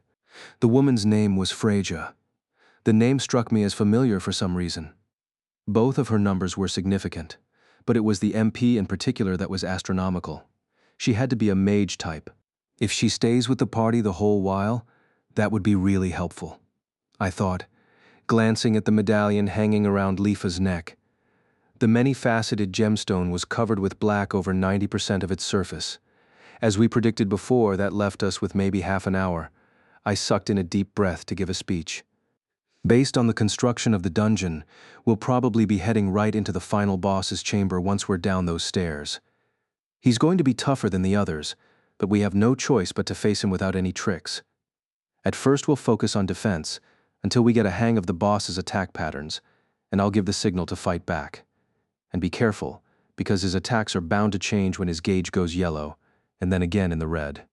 With a look at the rest of the group to make sure they were all on board, I raised my voice and called out, "Let's blaze our way through this final battle." Yeah, the third group cheer of this quest was joined in by Yui, Silica's pet Pina, and our blonde bombshell NPC, Freja. The staircase downward widened partway through, giving way to pillars and decorative sculptures. The old Aincrad adage that the more complex the map data became, the closer you were to the boss chamber, still rang true. At the very end stood doors of thick ice, carved with two wolves. It was the royal chamber of the king of the frost giants, no doubt. Once we were sure there were no tricks or traps around, we approached, still feeling cautious. Once we got within 15 feet of the doors, they automatically swung open. An even deeper chill and indescribable sense of pressure emanated. Asuna began to rebuff the party, and Freja joined in, including a previously unknown buff that greatly boosted our HP. When the spot under our HP-MP gauges was lined with buff icons, we all made eye contact. With a nod of purpose, we rushed in together. The interior of the chamber was vast in both width and height. As before, the walls and floor were blue ice. Candle holders of ice featured eerie, rippling purple flames. A line of chandeliers hung from the distant ceiling. But the first thing to catch our eyes was the brilliant shine of countless lights reflecting along both walls. Gold, coins, accessories, swords, armor, shields, sculptures, even furniture, every last piece of it made of gold, piled high in countless amounts. The rear of the chamber was shrouded in darkness, making it impossible to estimate the total amount of treasure present. "How many Urd would all of this equal?" murmured Lisbeth, the only player present who actually ran a shop. As for me, all I could think was, why didn't I completely clear out my entire inventory for extra space first? At the far right of our stunned group, Klein was driven by his samurai code, I assumed, to take a few uneasy steps toward the mountain of treasure. But before he got more than a few steps, little bugs flitting about. A deep, floor-rumbling voice emerged from the darkness in the back of the chamber. I can hear the buzzing of their obnoxious wings. I must crush them before they can get into trouble. Thud. The floor shook. Thud. Thud. As the vibrations came closer, I was almost afraid they were going to shatter the ice floor with their power. Eventually, a shadow emerged into the light's range. Giant wasn't enough to describe it. It was at least twice as tall as the humanoid deviant gods prowling the cave floor below, as well as the boss-level deviant gods here in the castle. The head was looming so far above us that I didn't even want to guess its height. Even my strongest jump would be lucky to reach the knee of this monster. His skin was a dull blue like lead. His arms and legs were covered in black and brown furs from some impossibly large animal. Around his waist was sheet metal plated armor, each piece the size of a small boat. His torso was bare, but those rippling muscles looked strong enough to deflect any weapon. A long blue beard draped over his bulging chest. The head sitting atop it all was unclear, shrouded in shadow. But the gold of his crown and the freezing blue of his eyes shone brilliantly in the darkness. In the old Aincrad, a single floor was capped at just over 300 feet high, and the boss chambers of each labyrinth tower weren't very tall, so every boss monster had a fairly hard height limit. In other words, I couldn't remember ever looking up this far to see an enemy. How could we fight this monster without being able to fly? The best we could do was prick his shins with our swords. Meanwhile, the gigantic giant, a redundant description but the only applicable one, took a step forward and laughed, his voice like a gong. "Ha ha. Insects of Alfheim summoned here by Urd's pleas. Little ones, if you tell me where she is, you may take all you can carry of my gold. What say you?" From his off-the-charts size, golden crown, and nature of his offer, there was no room to doubt that this was Thrym, king of the frost giants. As we faced off against the giant, a fellow AI like Urd and Freya, it was Klein who responded first. "Heh. A samurai would rather go hungry than give in to temptation. If you think I'd jump at a pitiful offer like that, You've got another think coming." He drew his beloved katana boldly, while the rest of the group sighed behind his back. But as if on signal, the other 6 of us brandished our weapons. Although none of them were legendary weapons, they were all either unique named ancient weapons or masterpieces crafted by Lisbeth herself, a master blacksmith. But the sight of them did not remove the grin from King Thrym's whiskered mouth. Of course, to him, we might as well have been carrying toothpicks. With a glare from his dark eyes far above, the king eventually settled upon the bare-handed 8th member of our group. "Oh ho?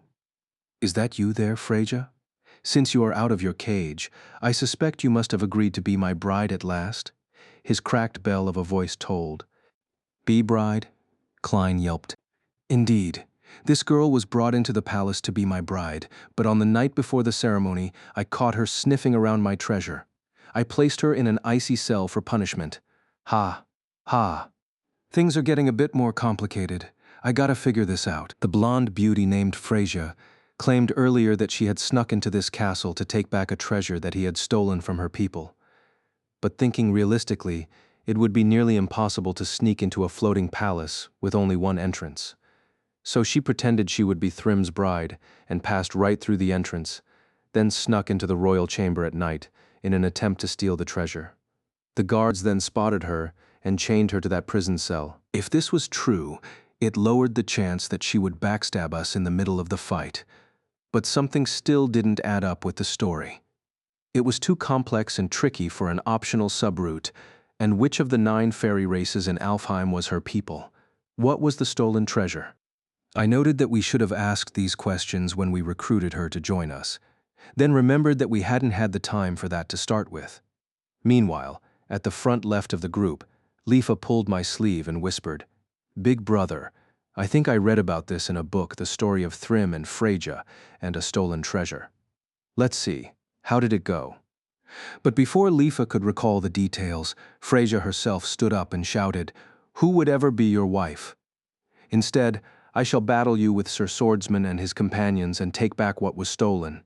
"Nwahaha, how bold you are. There is good reason your beauty and valor have reached all 9 realms, Freyja. But it is the proudest flowers that are most tempting to pick. Once I have crushed these flies, I will enjoy showering you with the love you deserve. Nwahaha," King Thrym intoned, stroking his beard with massive fingers. His threat was towing the line of acceptable dialogue for an all-ages game, which made me wonder if the quest generator really came up with this scenario. While all the women present grimaced, Klein stood in front, waving his fist. "H, how dare you? You'll never have her. The great Klein will ensure that you never lay a stinking finger on Freyja. I hear the buzzing of little wings. Perhaps I shall flatten you as a pre-celebration to my conquest of all of Jotunheim." The giant king took one rumbling step forward as a tremendously large HP gauge appeared in the upper right of my view, and it was a 3-stack. It would take an incredible effort to grind that down, but the menacing floor bosses of New Aincrad didn't even display HP bars to break the spirit of those players who challenged them. At least here we could tell how quickly we were grinding him down. "Here he comes. Listen for Yui's orders, and remember, dodge only for this first part," I shouted. Thrym lifted a fist like a giant boulder up to the ceiling, then brought it down swiftly, his skin wreathed in a storm of frost. The final battle I hoped of Castle Thrymheim was, as expected, a fiercer fight than I could ever remember. King Thrym's first round of attacks comprised of downward punches with both fists, a 3-part stomp attack with his right foot, a straight line of ice breath, and a summon of ice dwarf adds, 12 at a time, rising from the floor.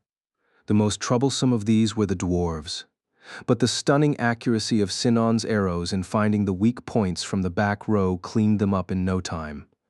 As for the direct attacks, they could be dodged entirely as long as you paid close attention. So with the help of Yui's countdown, the 3 of us in front were able to continually evade damage. Once we had our defense down, it was time to go on the attack, but if anything, this was the hard part. As I feared, our swords could reach no higher than Thrym's shins, and thanks to his thick fur leggings, they had significant damage resistance, if not as high as the Golden Minotaur. I could do a 3-part sword skill with perfect timing to get as much HP down as possible, but without going into attacks with longer delays, the damage was piddling. It felt wrong, like I was whacking away fruitlessly at an indestructible game object. Under these circumstances, Freya's lightning attacks were a wonderful boon. I needed to apologize to Klein afterward. As an NPC, her ability to coordinate with us was clumsy, but each time the purple bolt of light rained down, Thrym's HP took noticeable damage. After more than 10 minutes of battle, the first gauge was finally depleted, and the King of the Giants let out a vicious roar. "Watch out! His pattern's going to change," I shouted. From the side, I could hear Lifa's worried voice whisper, "This is bad, big brother. There are only 3 lights left on the medallion. We've probably got only 15 minutes. Thrym had 3 bars, but it took us over 10 minutes to eliminate one of them. It was going to be a monumental task to knock out the other 2 within 15 minutes. And worse, spamming the skill connection trick I used against the Golden Minotaur was not likely to work. Afflicting a monster with knockback required high damage blows within a combo. Thrym was not weak to either swords or magic, so putting 4 sword skills together in a row was not going to do major damage, given his vast total of HP. As if sensing my moment of panic, Thrym suddenly puffed out his chest like a bellows and sucked in a tremendous breath. The powerful pull of wind dragged the 5 of us in the front and middle rows toward the giant. This had to be the precursor to a major wide-area attack. The first trick to evading would be to neutralize the suction with wind magic. Realizing this, Lifa held up her left hand and began chanting a spell. But I had a feeling that it wouldn't be in time unless she started from the moment his tell began. "Lifa, everyone, defensive positions." At my command, Lifa canceled the spell, crossed her arms in front of her, and bent her legs. Everyone else assumed the same position. Right then, Thrym's mouth emitted a diamond dust across a wide range, not at all like the linear breath attack he'd been using before. We were enveloped in pale, glowing light. The chill pierced Asuna's buff and seemed to slice my skin. With sharp tingling noises, our 5 avatars began to freeze solid. I tried to escape, but the thick sheet of ice kept me in place. Lifa, Klein, Liz, Silica, with Pina held tight in her arms, and I were all turned to blue ice sculptures.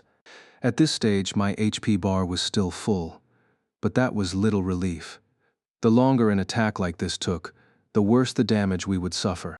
Up front, Thrym was gradually lifting his enormous right foot. "Oh no! Oh crap! Oh shoot!" I screamed to myself. "Nern." He slammed his foot onto the floor with a bellow. The shock wave swallowed up the ice sculptures, rattling tremendously, with a stomach-dropping crash. The ice that covered my body split apart. The shock nearly blinded me. I was thrown to the floor, visual damage effects flashing past. At the top of my view, 5 of the 8 HP bars shot down into the red at once. Of course, the 3 in the back, outside the range of Thrym's massive attack, were not standing by as the rest of us were immobilized. Just after we lost about 80% of our HP, a gentle blue light shone down, healing our wounds. It was Asuna's high-level full-party healing spell. The spell was perfectly timed, precast so that it went off right after we took damage. But most of the major healing spells in this game were heals over time, meaning they only healed a portion of the total each second, and not all at once. If we took another attack now, it could easily wipe us out, even as the heal spell was working on us. Thrym proceeded forward, ready to deliver the finishing blow as we got to our feet. Suddenly, a series of burning red arrows shot up at the beard covering his throat. They stuck in and burst. That was exploding arrows, Sinon's 2-handed longbow skill. The 1 part physical, 9 parts flame damage attack was to the frost giant's weakness, and his HP loss was visible. "Mern," Thrym roared, changing directions. He was targeting Sinon now. It was usually an elementary mistake when low defense, high-power attackers in the back earned too much hate with a major attack and pulled a boss's aggro away from the tanks in front, but that was not the case here. Sinon had used herself as bait to give us time to regroup and recover. "Give us 30 seconds, Sinon," I shouted, grabbing a healing potion out of my pouch. Nearby, the others were already pouring the red liquid into their mouths. Pina had just barely survived, thanks to her master's guarding skill. Unlike in Ankrad, there were pet resurrection spells here, but they took so long to cast, they were almost useless in battle. I looked back and forth between the agonizingly slow refueling of my HP and the light blue Kate, Sith barely evading Thrym's ferocious attacks. Sinan was new Talo, but her reflexes were incredible. Since she played a sniper with no defensive skills in GO, she must have built up a lot of experience darting out of the way when close-range attackers honed in on her. "Prepare to attack," I commanded my partners, seeing that my HP gauge was finally up to 80%. But just as I brandished my swords again and started a countdown, I was interrupted by a surprising voice. "Sir Swordsman." It was the 8th member of our party, Freya, whom I'd assumed was still next to Asuna. The AI-controlled NPC stared at me with her odd golden brown eyes and said, "At this rate, we cannot defeat Thrym. Our only hope is the treasure of our people, buried somewhere in this chamber. If I get that back, my true power will return, and I can defeat Thrym." True power. For the span of an entire breath, I couldn't decide what to do. Then my mind was made. There was no point in being afraid of Freyja using her regained power to join Thrym's side and wipe us out. At this rate, we would enter a battle of attrition and the quest would run out of time if we didn't get destroyed first. We had to make use of any possibility we could. "All right. What's the treasure?" I said, just slow enough so the NPC would recognize my speech. Freyja spread her hands about a foot apart. "It is a golden hammer about this size." "Huh? A Happa hammer?" "A hammer," she repeated. I stared at her for half a second. Then I noticed that Sinan, trapped in the back right corner of the chamber, finally took some splash damage from one of Thrym's attacks, losing nearly a fifth of her health. I couldn't force her to hold his aggro any longer. I turned to Klein, Lifa, and the rest. "Go and back her up. I'll catch up with you in no time." "You bet," the samurai responded, then raced off shouting. In seconds, the sound of group battle resumed, and I looked desperately around the vast treasure chamber. There were piles and piles of shining golden items against the walls of blue ice. And I was supposed to find one little hammer? Sure, finding the hidden item was a classic quest type, but this was like finding a needle in a haystack.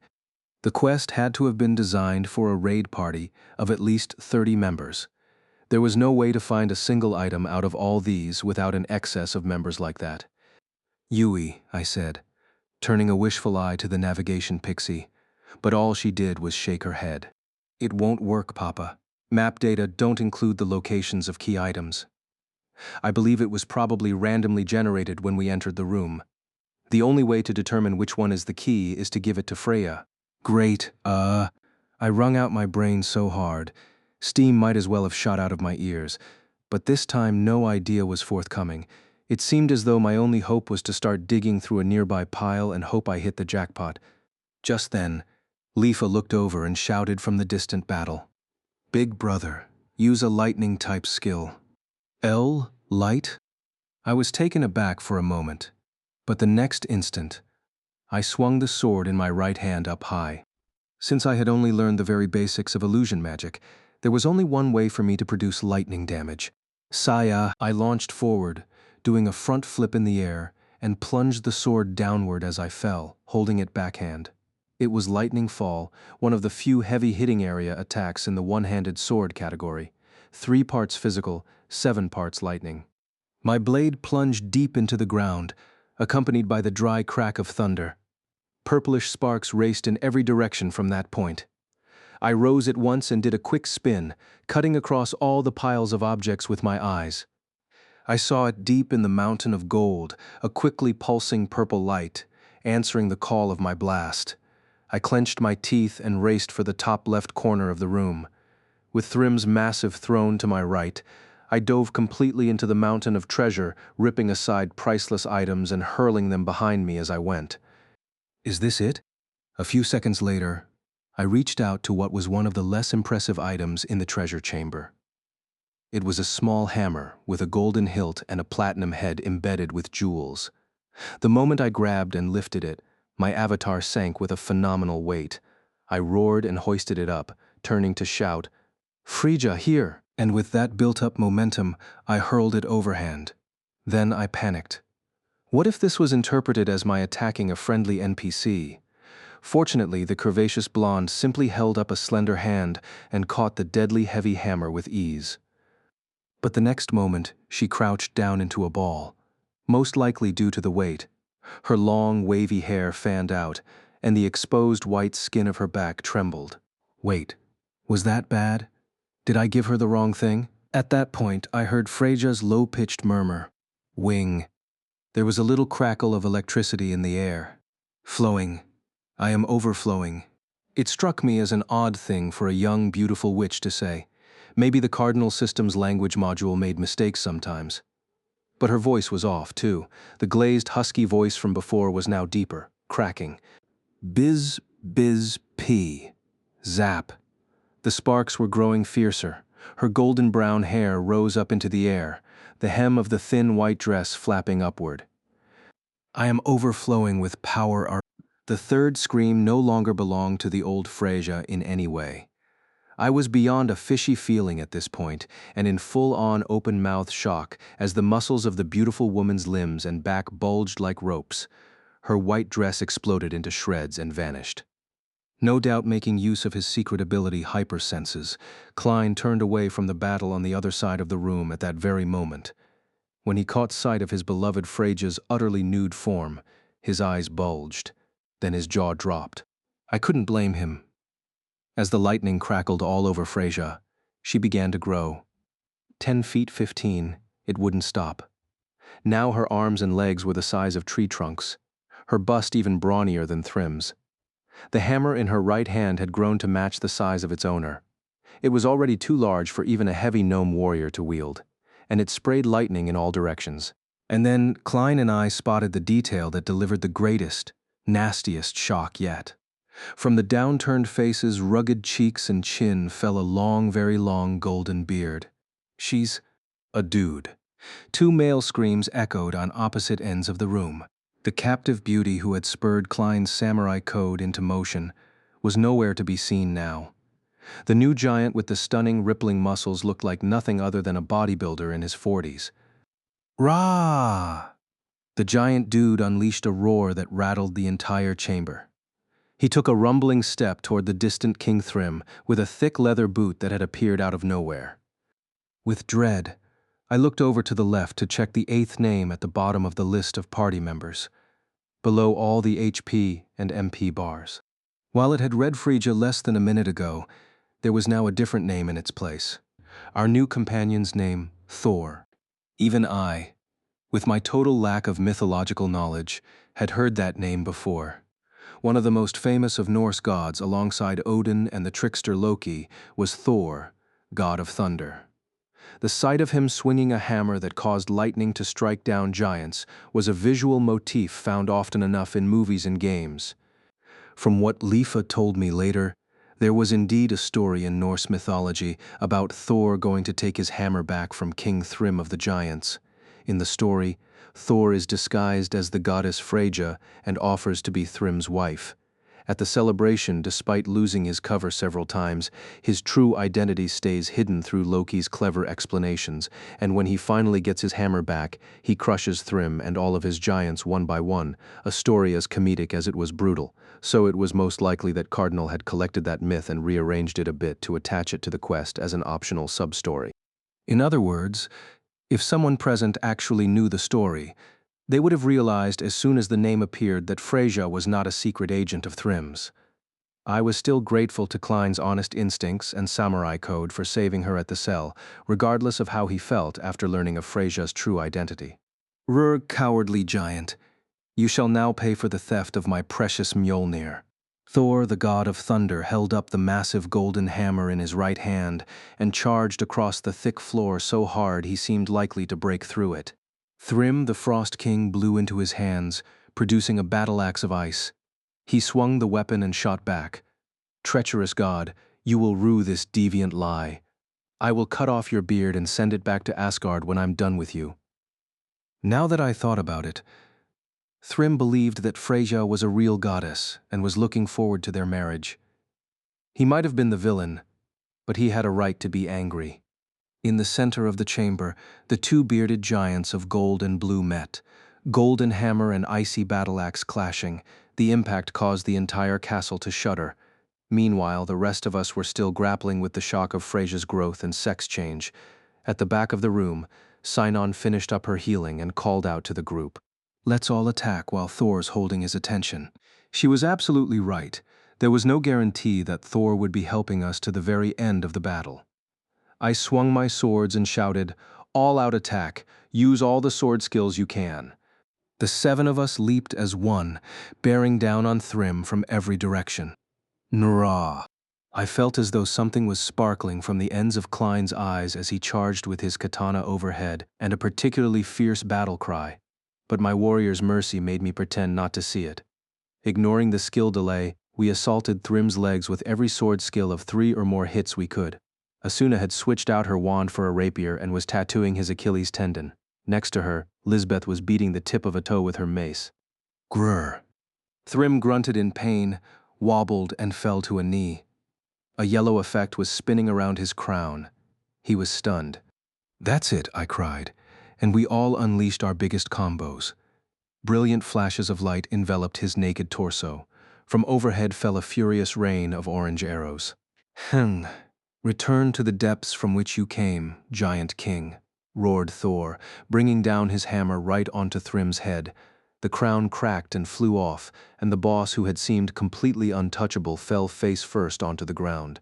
His HP gauge was already gone. His massive limbs and the tip of his beard began to crackle and turn into ice. The blue light that sparkled in his black eye sockets faded, vanishing. Just then, his tangled whiskers parted and emitted a deep voice. "Nobuhaha, enjoy your triumph, little bugs. But you will see, you will regret trusting the Aesir, for they are the true plel." Zum! Thor stomped down powerfully, his foot breaking through the ice giant. An end flame animation of extraordinary scale erupted, and the frost giant blasted into countless shards of ice. We held our hands up against the pressure of the effect, taking a few steps back. From the heights above, Thor cast us a look with his golden eyes. "You have my thanks, fairy warriors. Now I have regained my honor after the shame of losing my treasure. You must have a reward." He lifted his left hand to brush the hilt of the massive, beautiful hammer in his other hand. One of the gemstones embedded in it came loose, began to glow, and turned into a hammer sized for a human to use. Thor tossed this golden hammer, a shrunken-down version of the original, to Klein. "Use Mjolnir, hammer of lightning, for your righteous battles. And now farewell." The god waved his right hand, and a bolt of pale lightning erupted throughout the chamber. We reflexively shut our eyes, and when they opened, no one was there. A small dialogue box announced that a member had left, and the 8th set of HP/MP bars was gone. On the spot where Thrym fell, a veritable waterfall of items was dropping and vanishing as they were automatically stored in the party's temporary inventory. When the rain of loot abated, the light shone brighter in the boss chamber, driving away the darkness. Sadly, the mountain range of golden treasure lining the walls also vanished. On the other hand, I had a feeling that we were all packed to the limit with items and wouldn't have been able to take any of it with us anyway. Phew. I walked over to Klein with a little sigh and placed a hand on his shoulder. "Congrats on the legendary weapon. And here I am, without a single point in hammer skills." The katana swordsman replied, face halfway between laughing and crying, holding the hammer as it glowed with a dazzling aura effect. I gave him a big smile. "Well, I'm sure Liz would be delighted to have it."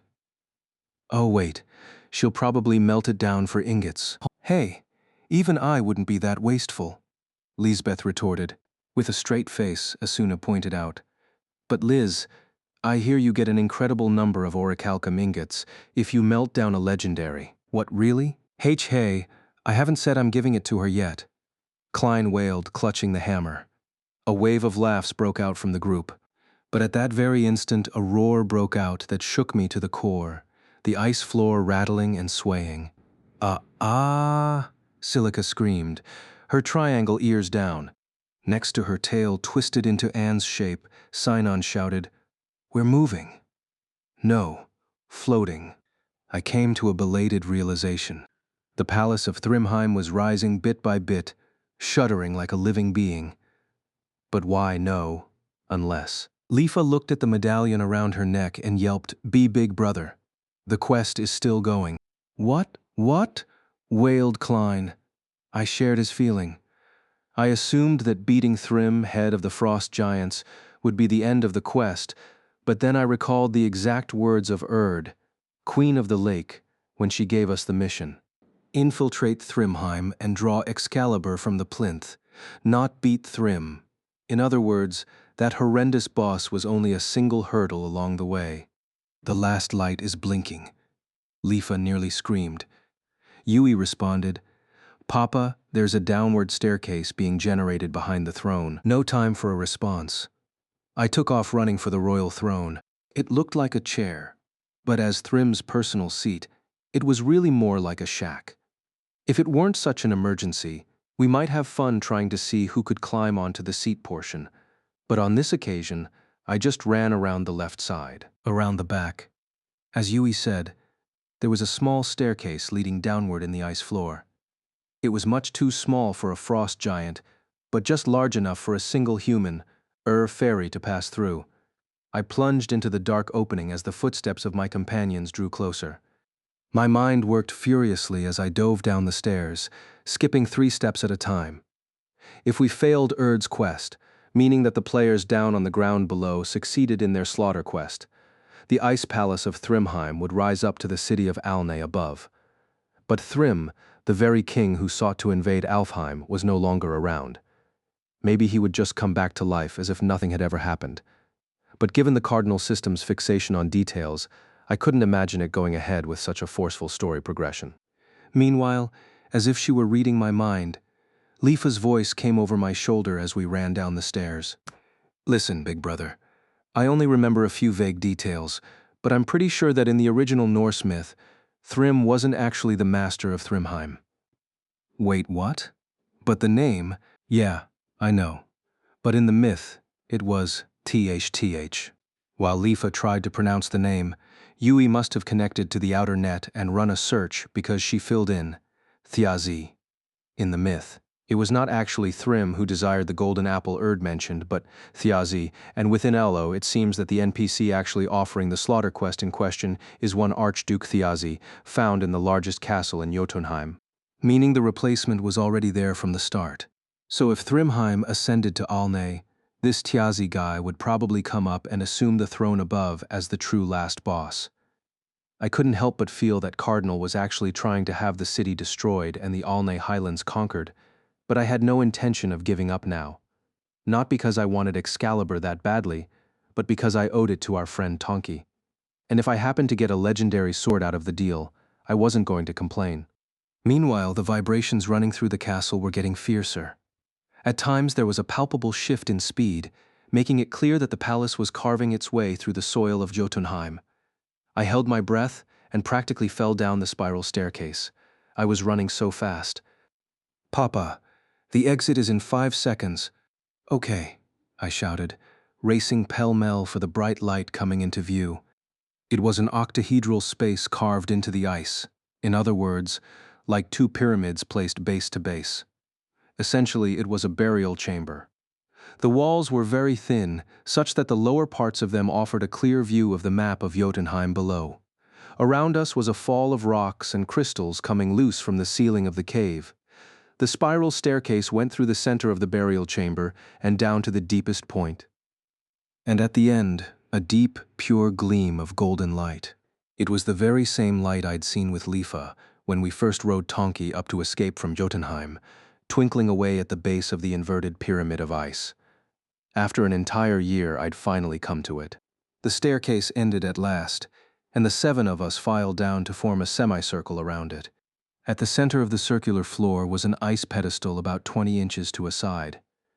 Something small seemed to be trapped in the middle. When I looked closer, I realized it was a fine, soft-looking tree root.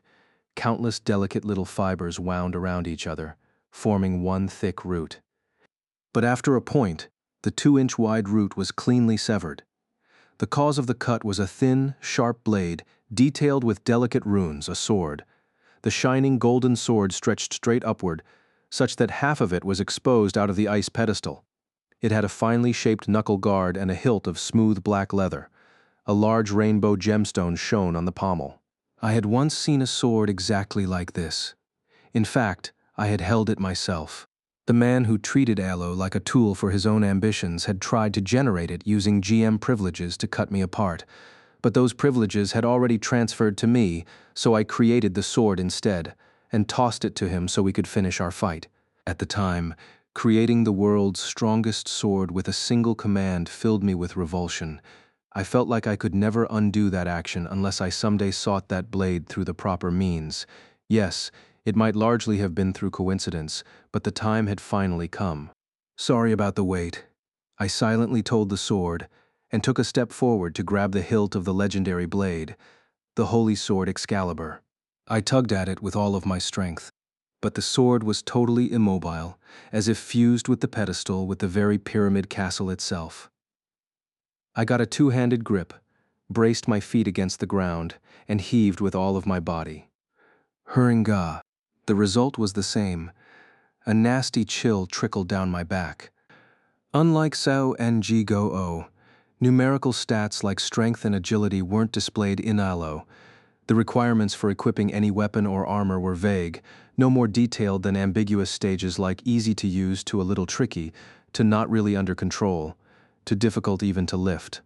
So more than a few players wound up with great weapons that were clearly too heavy for them, but, too stubborn to give up, they kept using their overweight gear and ultimately suffered as a result. But given that it was a game and there had to be numbers underpinning everything, that meant they were simply hidden stats. Basic values determined by race and body size could be affected and pushed in different directions by skill boosts, magical gear bonuses, support magic, and so on. Looking just at base stats, a salamander like Klein would be a bit higher than a Spriggan like me.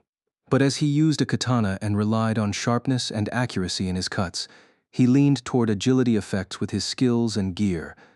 And since I liked using heavy swords, most of my adjustments affected my strength. As a result, out of the 7 of us, I most certainly had the highest strength, meaning that if I couldn't get the sword to budge, no one else would be able to pull it free. It was so obvious that nobody even offered to try. Instead, there came a voice from behind. "Keep trying, Kirito." It was Asuna. Liz piped up with a, "You're almost there." Instantly, Lifa, Silica, and Klein joined in with their own cheers. Sinan yelled, "Show me your spirit." Yui cried, "Come on, Papa," with as much volume as she could muster, and Pina howled, "Krurururu." As I was the one who recruited this party in the first place, I wasn't going to stop now. I had as much statistical buff as I could get, so the rest was down to enthusiasm and willpower. I had to believe that my stats weren't numerically insufficient. I just had to unlock the right amount with force and timing. The only answer was to pull with all of my muscle, all of my mental force of will. My vision began to fade into white. Lights flashed in front of my eyes, and I started to wonder if I'd soon cause the atmosphere to auto-disconnect me due to abnormal brain patterns, when something cracked.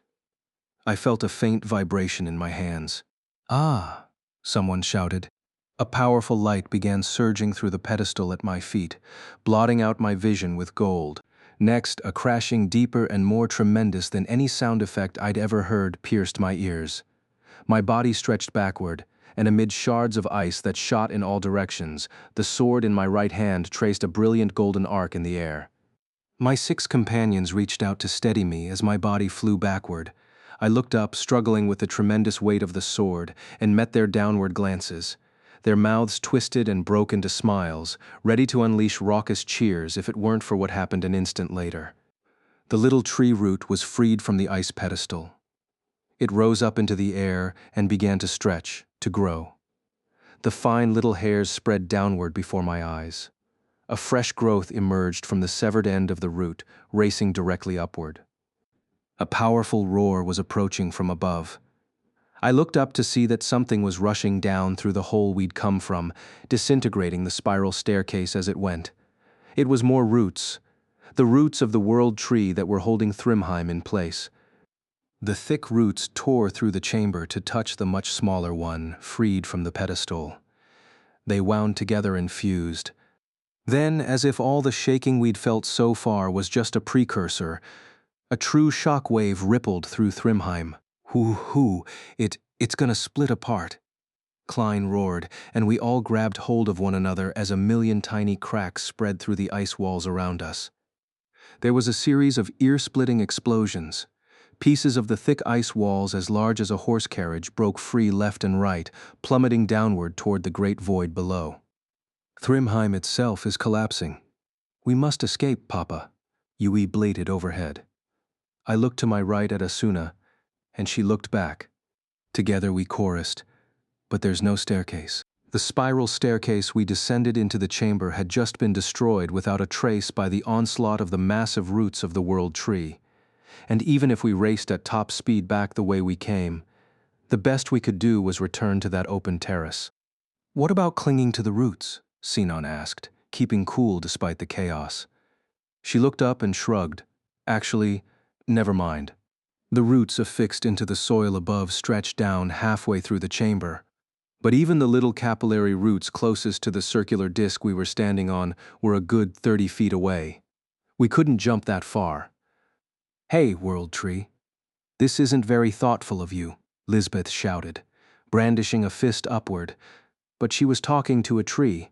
What was it going to do? Say sorry? All right, time to check out the great Klein's Olympic medal-winning high-jumping skills. The samurai hopped to his feet and got a running start.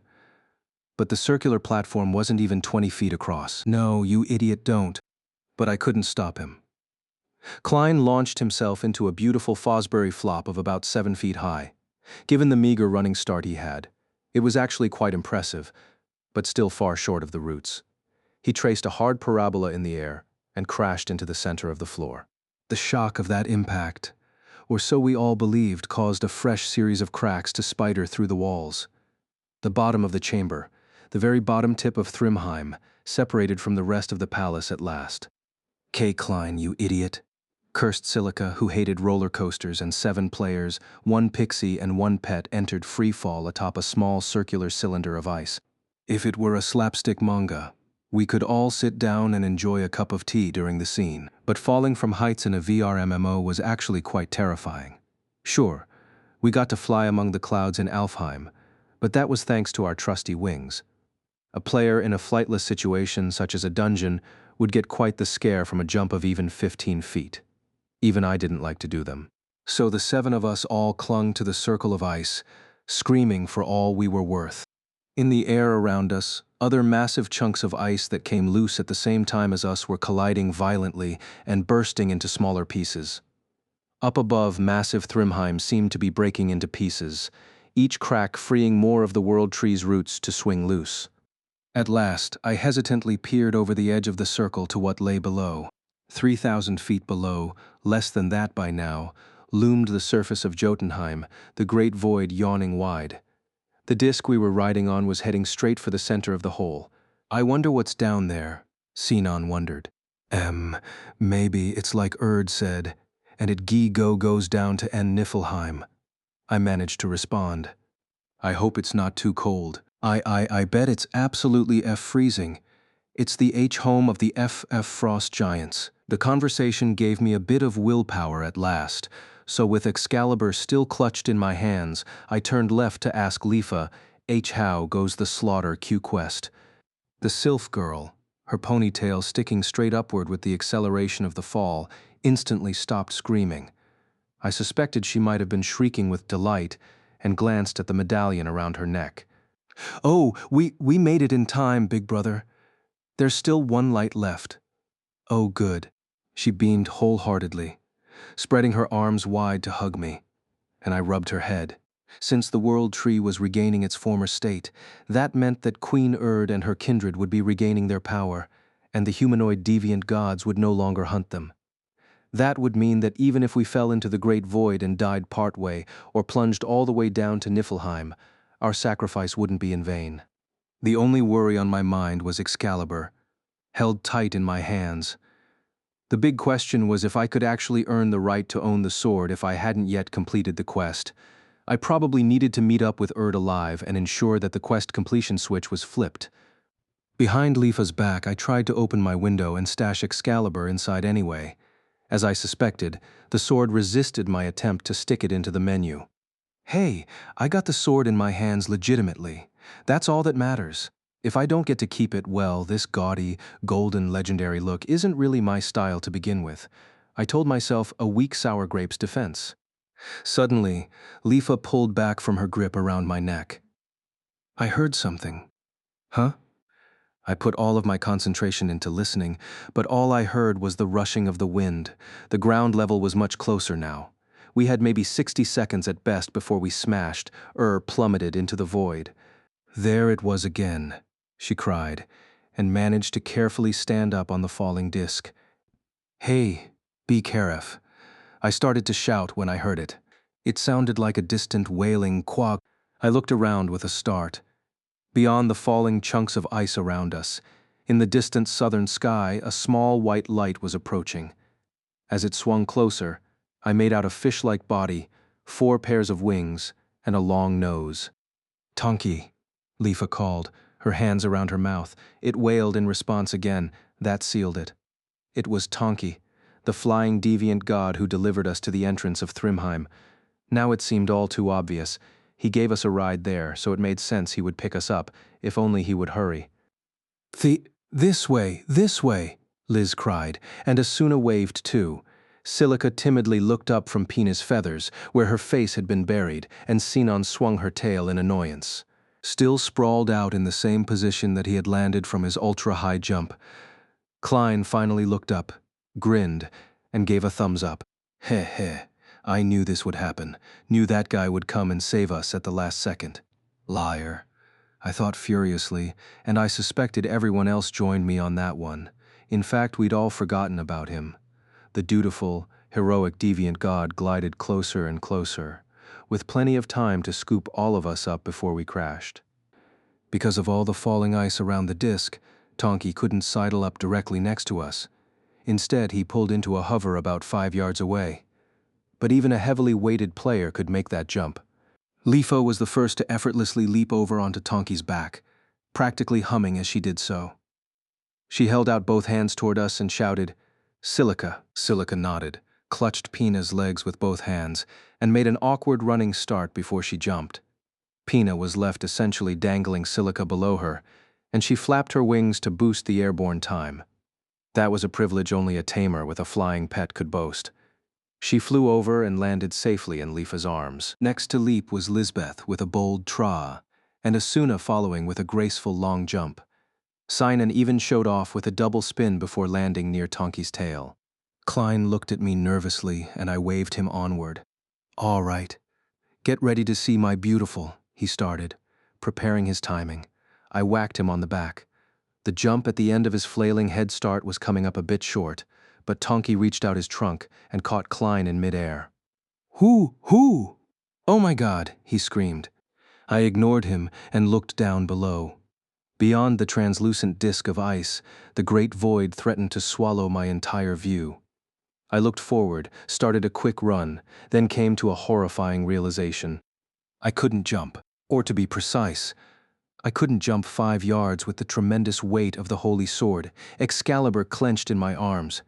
It felt like my boots were biting into the ice just standing here.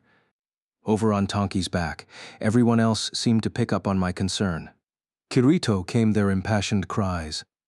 My head downcast, I grappled with a powerful, momentary doubt. I had 2 choices, fall to my death holding Excalibur or discard it and live. Was this 5-yard gap a test of my greed and fixation as a player, really just a coincidence? Or was it a trap laid by the Cardinal system? Papa, Yui murmured worriedly above my head. I nodded back. Damn you, Cardinal, I swore, grimacing. The next moment, I cast aside the sword in my hand. Suddenly, my body felt light as a feather. The golden shine glittered as it spun out of my field of view. I took a short lead, tensed and leaped, turning around in midair. For all of its weight, Excalibur fell slowly, like a feather fallen from a phoenix's wing, glittering into the endless hole. The moment I landed backward on Tonki, his 8 wings spread wide. I felt myself pressing into his back with deceleration. The creature had been falling with the disc so we would remain level, and now it switched to a hover, stopping our fall. Asuna came over and patted me on the shoulder. "We can go back and get it sometime. I will get a lock on its coordinates," Yui reassured me. "Yeah, good idea. I'm sure it'll be waiting for me somewhere in Niflheim," I muttered, ready to say a silent farewell to the world's strongest sword, which I had once held in my hands. But that was cut short by the blue-haired Kate Sith who stepped in front of me, pulling her enormous longbow off of her shoulder and knocking a narrow silver arrow. 200 meters, she muttered, chanting a quick spell. White light wreathed the arrow. As we watched in disbelief, the archer-sniper Sinan drew her arrow back. At a 45-degree angle, far below the plummeting Excalibur, she let it fly. The arrow shot off, leaving a strange silver line in the air behind it. Retrieving arrow, a spell common to archers of any race. It essentially stuck an extremely elastic, sticky thread to the arrow. It was a useful spell, allowing you to retrieve arrows that would normally be lost and pulling distant objects within reach. But the thread threw off the arrow's arc, and there was no homing ability, so it was only accurate at close range. Finally realizing what Sinan was intending, I couldn't help but think, even you couldn't, even she couldn't do this. That distance was twice the effective range of the bow Liz crafted for her, and even within range there were plenty of negative factors: unsteady footing, falling ice, a moving target. But, the falling point of golden light and the descending silver thread, as if pulling toward the other, grew closer, and collided with a little thack. Ha! Sinan yanked on the magic thread connected to her right hand. The golden light abruptly slowed, then came to a stop and began to ascend. The little point of light steadily grew larger and longer until it resembled a sword again. 2 seconds later, the legendary weapon that I had just given an eternal farewell stuck right into Sinan's palm. "Wow, it's heavy," the Kate Sith grunted, using both hands to secure it before turning to the group. "SSS," 7 voices chimed in perfect unison. "Sinan's so freaking cool." She responded to the group's adulation with a twitch of her triangular ears, as her hands were full with the sword, then looked at me last and gave a slight shrug. "Don't look so pathetic. You can have it." Apparently I'd had a giant message reading "Give it to me" in magic marker on my forehead. I looked off in an attempt at innocence, but Sinan grunted, holding out the sword. I felt a slight bit of déjà vu. 2 weeks earlier, Sinan had given me something with the exact same gesture at the end of the Battle Royale final round of the Bullet of Bullets tournament Go. I had taken it automatically, a plasma grenade that would wipe out all of my HP in one blast. And the two of us had held it between us so we could die together. A bit of an ominous end, I had to admit. I was too scared to look up how the rest of the net had reacted to that scene. But this time, the sword wasn't going to explode, I hoped. Thanks," I said, holding out my hands to accept the sword, which was pulled back at the last second. "But promise me one thing first." And with a dazzling smile, the biggest she'd worn since coming to Alo, the blue-haired Kate Sith dropped a bomb 10 times more destructive than that plasma grenade. "Every time you draw this sword, think of me." Crackle. The air went icy cold, and the golden blade Excalibur passed from Sinan's hands to mine, but the virtual sweat running down my back was so vivid, I didn't even feel its unearthly weight. "Ooh, it's tough being a real play," Klein started to say unhelpfully, but I cut him off with a stomp on his foot and tried to keep my voice as calm as possible. "Yes, I will think of you and be grateful. Thank you. Your aim was simply superb." "You're welcome," Sinan replied with a saucy wink, then turned and moved in the direction of Tonki's tail. She pulled out a peppermint stem from her quiver, stuck it in her mouth, and sucked on it. Sinan was trying to pull off the super cool, hotshot sniper aloofness, but I didn't miss the trembling in the tip of her tail. That was the sign she was holding in belly laughter. She got one over on me. I groaned, but there was nothing to be done about the suspicious glances from the women now. To my surprise, the first one to come to my aid this time was Tonki. "Coo," he trumpeted, drawing out the sound and powerfully flapping his 8 wings to ascend. I looked up and saw what was probably the last and biggest spectacle of the entire quest commencing before my eyes. Thrymheim Palace, jammed deep into the ceiling of the cavernous realm of Jotunheim, was beginning to fall. The bottom part had crumbled without a trace, but the rest of the structure was still intact. We'd always assumed it was an upside-down pyramid, but there had been an identical mass of the same size hidden above it. In total, Thrymheim was a pyramidal octahedron, just like the chamber that contained Excalibur. The length of each side was exactly 300 meters, which meant the distance from top point to bottom point was the same as the diagonal of a square. 300 times the square root of 2 made 424.26 meters. The special viewing deck of the Tokyo Skytree was 450 meters high, so it was nearly that size. I was glad that we didn't need to travel up through the dungeon before going back down. As my brain was busy with those pointless calculations, the palace of ice began to fall with a cracking like thunder. As the wind pressure hit it, the ice began to crumble faster. Glacier-sized crevasses began to form up and down the structure, breaking it into several large chunks. So we got to go on one little adventure in that dungeon, and now it's gone forever, Liz murmured. Silica clutched Pina in her arms and chimed in. It's a bit of a shame, isn't it? There were plenty of rooms we didn't even go in. Our mapping percentage was only 37.2%. Yui added sadly from atop my head. Yeah, it's a real waste, but I had a lot of fun, Klein said gravely, hands on his hips. Then he thought of something and swiveled around, and in an odd voice he asked, Hey, Lifa. So, that Freyja's still a real goddess somewhere, right? One that ain't that Thor guy in disguise. Yeah, that's right, Lifa said. He smirked. Ah, great. So if I go around looking, I might just meet her someday. Maybe you will. It was an act of kindness on Lifa's part that she didn't point out that Asgard, realm of the gods, did not exist in Alo. I thought back to King Thrym's final words before Thor finished him off for good. He seemed to be saying something about the Aesir being the true something. What was it? But that fragment of memory was wiped out by the dying wail of Thrymheim, the deafening crash of its utter annihilation at last. The tremendous icebergs falling through the sky passed so near to Tonki that I practically could have reached out to touch them. They tumbled down into the great void below and vanished into endless darkness. Actually, that wasn't quite right. I could see some kind of light at the bottom of the hole, a flash of wavering blue, glimmering just like water. It was the surface of water. From the depths of the seemingly endless pit came a different kind of rumbling as a mass of water swelled up higher and higher. The tremendous deluge of ice was swallowed by the liquid, melting and adding to the water level. Oh, up above, Sinan motioned, mint stem still poking out of the corner of her mouth. Following her lead, I looked upward, to be met by yet another astonishing sight. With the collapse of Thrymheim, the roots of the world tree shriveled into the ceiling of Jotunheim were freed at last, thickening and writhing like massive animals.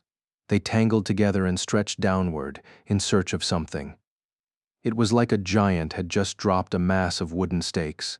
As we watched in silence, the roots reached down into the pure water surface that filled the former great void, sending huge concentric waves rippling outward. They spread across the vast lake like a net, until they splashed against its shores. It was the same sight as Queen Erd had shown us. The roots of the world tree, now thick enough that they looked like an extension of its massive trunk, finally stopped moving and seemed to be emitting powerful waves of some kind. They felt like pure adulation, the rejoicing of a desert wanderer who arrives at the oasis at last. Look, there are buds coming from the roots, Asuna whispered. Indeed, all over the sprawling roots, tiny buds were popping up and sprouting green leaves, though from this distance it was clear that each were in fact huge trees of their own. A breeze picked up, not the bone-chilling rattle that had always swept through Jotunheim, a warm, gentle wafting of spring. At the same time, the light filling the realm grew several times brighter. I looked up again to see that the dim crystals embedded into the ceiling of the cave were each shining as powerfully as a tiny sun.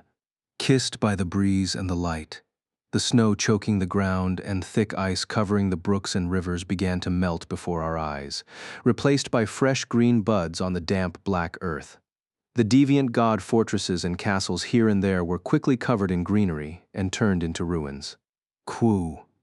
Tonki suddenly spread his 8 wings and wide ears, lifting his lengthy nose for a long, loud trumpeting. Seconds later, similar responses echoed back from every direction. Emerging from the springs, rivers, and the massive lake in the center of the world were more jellyphants, like giant dumplings with tentacles. And that wasn't all. Many-legged crocodiles, two-headed leopards, a variety of animal-type deviant gods were emerging from the ground and water to roam the land again. In fact, amid the beautiful greenery, they were no longer deviant gods at all. They were simply pleasant, gentle inhabitants of the land, soaking in the breeze, the flora, and the sunlight. Even if they were a bit bigger than most, no matter how hard I looked, there was no sign of any humanoid deviant gods to torment them. Tonki had lowered himself enough that here and there were tiny raid parties visible below, standing still in shock. They had to be absolutely stunned. After hours of frantic work for Archduke Tazi on his slaughter quest, just before they were about to succeed, their ally giants vanished, and the environment around them underwent a dramatic change. No wonder they were shocked. As Klein had said before we started, we might need to explain what exactly happened to NMO Tomorrow reporter for anyone to understand the full story. But he could fulfill that role and soak in the glory, I decided. Lifa sat down promptly and began to brush the silky white fur on Tonki's broad back, whispering, I'm glad. I'm so glad for you, Tonki. Look at all of those friends. There, and there, and there, all around us. Even antisocial me had trouble keeping down a rise of emotion at seeing the large tears dripping down her cheeks. Silica joined in and embraced Lifa, heaving with sobs, as Asuna and Liz wiped their eyes. Klein, arms folded, turned away so that no one could see his face, and even Senon seemed to be blinking rapidly. Lastly, Yui leaped off of my head and landed on Asuna's shoulder to bury her face into the long blue hair. For some reason, she didn't like my seeing her cry recently. I wondered whom she got that habit from. And then I heard a voice. You have succeeded gloriously. I faced forward with a start. Beyond Tonki's large head was a floating figure amid a backdrop of golden light. It hadn't even been 2 hours since I last saw it, but the sight was practically nostalgic for me.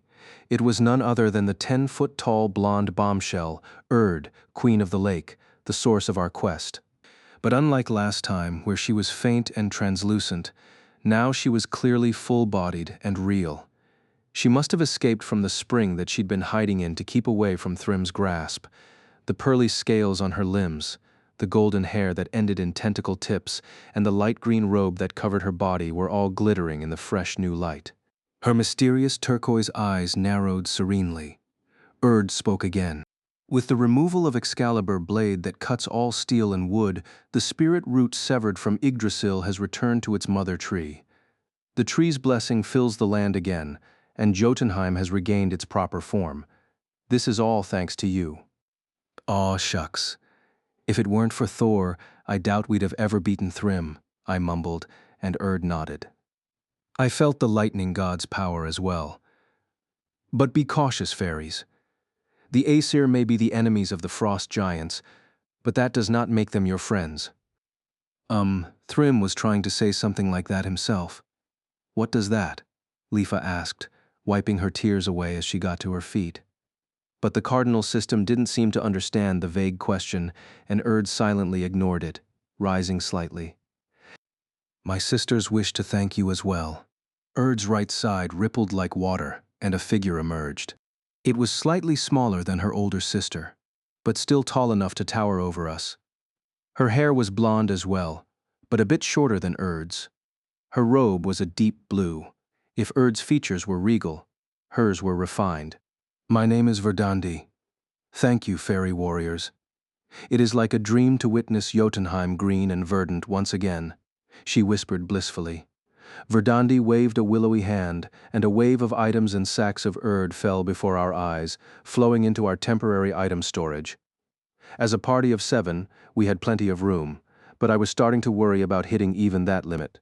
Then, on Erd's left side, a little whirlwind burst into life, bringing with it a third silhouette. This one was in full armor. Long wings stretched from either side of her helmet and boots. Her blonde hair was tied tight, hanging on either side of her beautiful, bold face. And this third sister had a very striking feature of her own. She was human, fairy-sized. Compared to Erd, the eldest, she was not even half as large. Klein's throat made a strange glump sound. "My name is Skuld. You have my thanks, warriors." Her clear, clipped voice rang out, and she swung her arm in turn. There was another treasure fall of loot. A warning about imminent space shortage began to blink in my message area on the right side of my view. The two younger sisters backed away, and Erd strode forward again. If she gave us a similar windfall, we would absolutely run out of space. If that happened, the leftover items would be materialized as objects to pile up on Tonki's back. But, for better or for worse, Erd merely smiled at us. "And I shall grant you that blade. Be careful not to hurl it into Erd's spring." "No, I won't," I replied, all childlike obedience. The legendary blade Excalibur, which I'd been clutching in my hands all this time, vanished. It was now in my inventory, of course. I wasn't childish enough to scream and holler in joy, so I kept my exultation to a single pump of a fist. The three women floated to a distance and intoned in unison. "Thank you, fairies. May we meet again." In the center of my vision, a system message in an exotic font appeared. When the notice that we had completed the quest faded, the three spun around and made to leave. Before they could go, Klein raced up front and screamed, "Skuld, how can I get in touch with you? What happened to you and Freyja? An NPC isn't going to give you her email address." Unable to decide whether to hit him with the former or the latter, I froze in place. Only, my goodness, the two elder sisters vanished abruptly, but the youngest, Skuld, turned around with what almost looked like an expression of amusement and waved. Something shining flew through the air and landed in Klein's hand. Then the warrior goddess did indeed disappear, leaving only silence and a faint breeze behind. Eventually, Liz shook her head and muttered, "Klein, at this very moment, you have my utmost respect." I agreed. I just had to agree.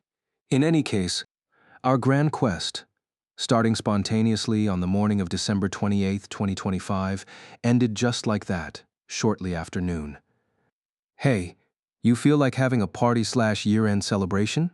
I suggested.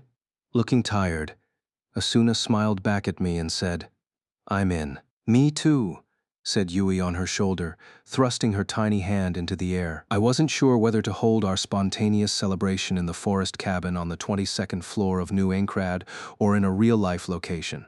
In ALO, we had the absolute participation of Yui, who played a huge role in our success. But for a week starting from the 29th of December, Asuna would be at her family's Kyoto home, so if we missed today, I wouldn't see her again until next year. Recognizing this, our daughter, Yui, suggested it be held IRL, and so our year-end party was slated for Dicey Cafe at 3 o'clock in the Okachimachi neighborhood. After we waved farewell to Tonki at the landing of the hanging staircase, we raced up the long stairway to the city of Alnay, which was still as lively as when we started the quest. They'd apparently felt some shaking when Thrymheim began ascending. A quick trip to the inn, and we all logged out. As soon as I woke up on my bed, I called Agil with the story. He grumbled about not having enough food on short notice, but he said he would have his famous spare ribs and baked beans ready by then in ample supply. The man was a model business owner. The forecast called for snow in the evening, so Suguha and I took the train into the city rather than my motorcycle. We had big luggage to bring this time, so my rickety old 125cc and its cramped trunk wouldn't do. Tokyo residents like Klein often treated Kawagoe in Saitama Prefecture like the ends of the earth. But if you got on an express train, it took less than an hour to reach Okachimachi. By the time we opened the doors of Dicey Cafe just after 2, only Sinon was there, and she lived practically down the street. After greeting the owner, who was busy cooking the meal, I got out the hard case I'd brought along. It contained 4 cameras with moving lenses and a notepad PC control station. "What is that?" Sinon asked curiously. She and Suguha helped me set up the cameras in 4 different locations around the room. They were ordinary webcams with onboard mics that we'd upgraded with high-capacity batteries and Wi-Fi connections. so 4 of them were enough to cover just about all of the small room. Once all the cameras were talking to the notepad and working properly, I connected to my high-spec desktop back home over the internet and put on a small headset. "How is it, Yui?" "I can see. I can see and hear everything, Papa," came Yui's clear voice through both the earbud in my ear and the notepad speaker. "Okay, try some slow movement." "Sure," she piped up, and the nearest camera's small lens began to move. Yui would have a makeshift 3D model of Dicey Cafe in real time now, which she could fly inside like a pixie. The picture quality was poor and the system slow to react, but compared to the passive view she'd gotten from my cell phone camera before, this was a much more liberating glimpse into the real world for her. "I see. So those cameras and mics are kind of like Yui's own inputs, her sensory organs," Sinon said. It was Suguha, not me, who responded. "Yes. At school, big brother's in the Mechaton. Mechatronics, I corrected, that Nick's elective course. He says he built them for class credit, but it's really just for Yui. I keep ordering more features from him." The 3 of us laughed. I took a sip of caustic ginger ale and argued, That's not all. If I can shrink the camera down and mount it on a shoulder or head, then we can take the machine anywhere." "Yeah, and that's for Yui too, I'm saying." I had no rebuttal to that. But the AV Interactive Communications Probe, as we temporarily called it, was far from complete. For Yui to be able to sense the real world, just like the virtual world, we needed total autonomous movement of cameras and mics, and we were way short on sensors. Ideally, this automatic terminal would be humanoid in shape. But that was impossible with a mere high school's resources, so I was hoping that some highly aggressive tech company built a beautiful girl robot soon. While I was lost in my purely altruistic daydreams, Asuna, Klein, Liz, and Silica joined the group, and 2 tables were pushed together to hold all the food and drink. Last came an enormous plate of glistening spare ribs, to thunderous applause for the cook. Agile took off his apron to sit down, and we poured glasses of champagne, both real and non-alcoholic. "To earning Excalibur and Mjolnir, so long 2025. Cheers." I toasted briefly, and everyone joined in. "You know, I've been wondering," Sinon prompted, sitting in the seat to my right. It was an hour and a half later, and the feast had been totally picked clean. "Why is it Excalibur?" "Huh? What do you mean?" I asked, not understanding her question. Sinon spun her fork in her fingers and explained. "Normally in fantasy novels and manga and stuff, we Japanese usually pronounce it more like caliber. Excalibur. But in the game, it's pronounced Excalibur." "Oh, that's what you're talking about." "Ooh, you read those books, Sinon?" Suguha asked, perking up. Sinon smiled shyly. "I practically owned the library in middle school. I read a couple books about the legend of King Arthur, but I'm pretty sure they all phoneticized it Caliber." Maybe the designer who put the item into Allo just called it that out of personal taste or a whim," I offered without any real proof. At my left, Asuna smirked. "I'm pretty sure that there were several more names in the original legend. Remember how in the quest there was a fake version called Caliburn? Well, that was one of the real names in that list, I'm pretty sure." The speaker on the table suddenly piped up with Yui's officious voice. "The main variations seen most often are Califelch, Caliburnus, Calisval, Colbrand, Caliburn, and Excalibur, depending on the language." "Sheesh, there are that many?" I marveled. In that case, the phonetic difference between caliber and caliber seemed like simple margin of error. Sinon continued, "Well, it doesn't mean much. It just struck me as interesting, since caliber has a very specific meaning to me." "Huh? What's that?" "Caliber is the English word for a bullet's size. My Hecate 2 is a 50 caliber because its rounds are .50 inches wide. I think the English spelling is different from Excalibur, though." She paused momentarily, then looked at me. "It can also refer to a person's quality of character. That's the source of the saying, a man of high caliber." "Ooh, I need to remember that," Suguha noted. Sinon chuckled and said it probably wouldn't come up on any tests. Meanwhile, on the other side of the table, Lisbeth spoke up at last with a smirk and said, Then I guess they needed to make sure whoever owned Excalibur had the proper caliber. From what I've heard on the grapevine, a certain someone made quite a killing with a short-term job recently. It was just yesterday that Kikuoka wired me the payment for assisting in the investigation of the death gun incident. But I'd already set aside most of it for better parts for Yui's desktop machine and a nanocarbon fiber shinai for Sugaha's kendo. So the remaining amount was already quite depressing. But if I backed down now, that would only bring my caliber into question. I puffed out my chest and announced, I intended to pay for today's party all along, of course. Cheers erupted from all around, and Klein emitted an ear-splitting whistle. As I raised my hand in response to the crowd, I considered something. If there was one thing I'd learned about human potential throughout my experiences in the three worlds of Seole and GGO, it was that a single man cannot support anything on his own. In each world, I'd been brought to my knees on many occasions and had only been able to continue walking thanks to the help of others.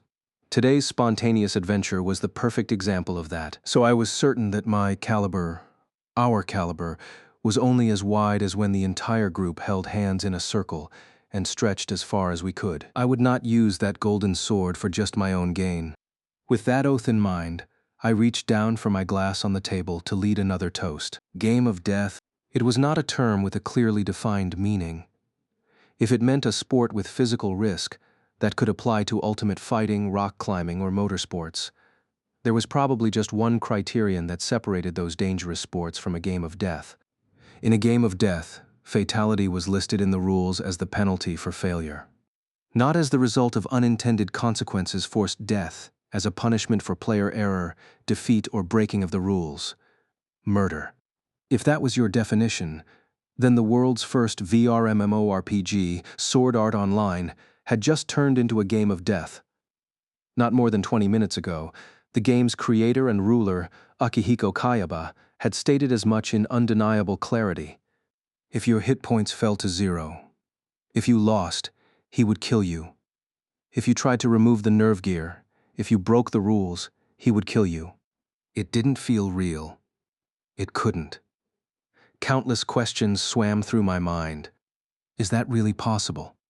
Is it possible for the nerve gear, a consumer game console for home use, to simply destroy a human being's brain? And more importantly, why do such a thing at all? I can understand taking a player hostage for ransom, but Kayaba doesn't gain anything materially from forcing us to beat the game with our lives on the line.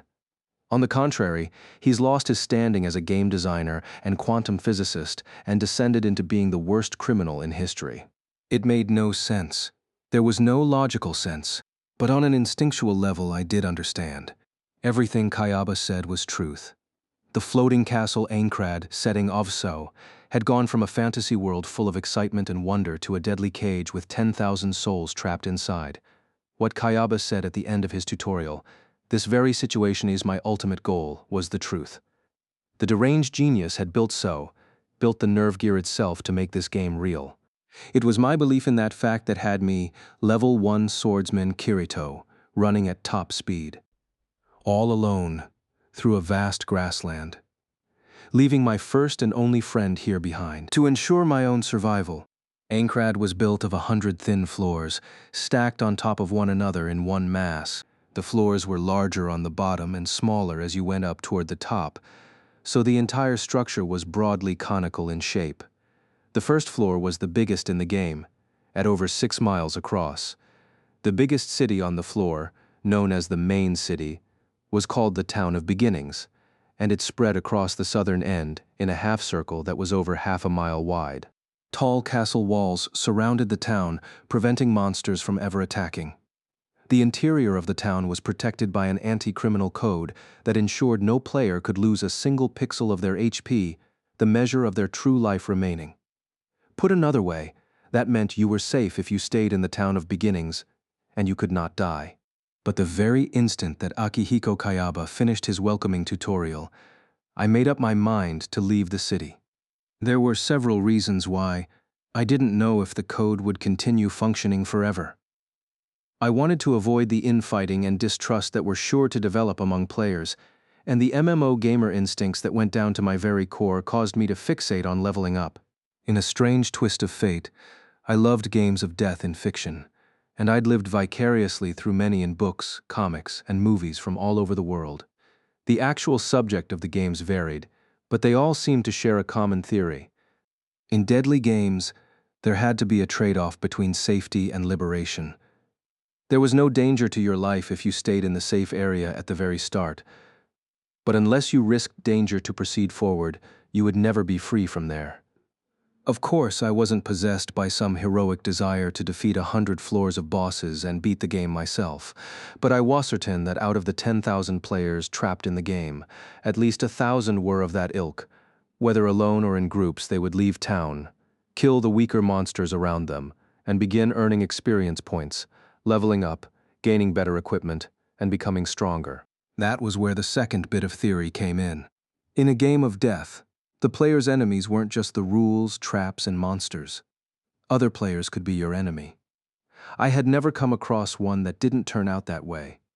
In Sao, the areas outside of town were PK enabled. Surely no one would actually kill another player, but sadly there was no guarantee that no one would succumb to the temptation of threatening that in order to take another's gear and money.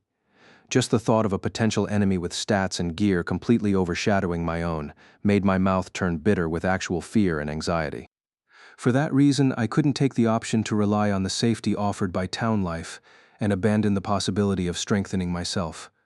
And if I were going to level up, there was no time to waste.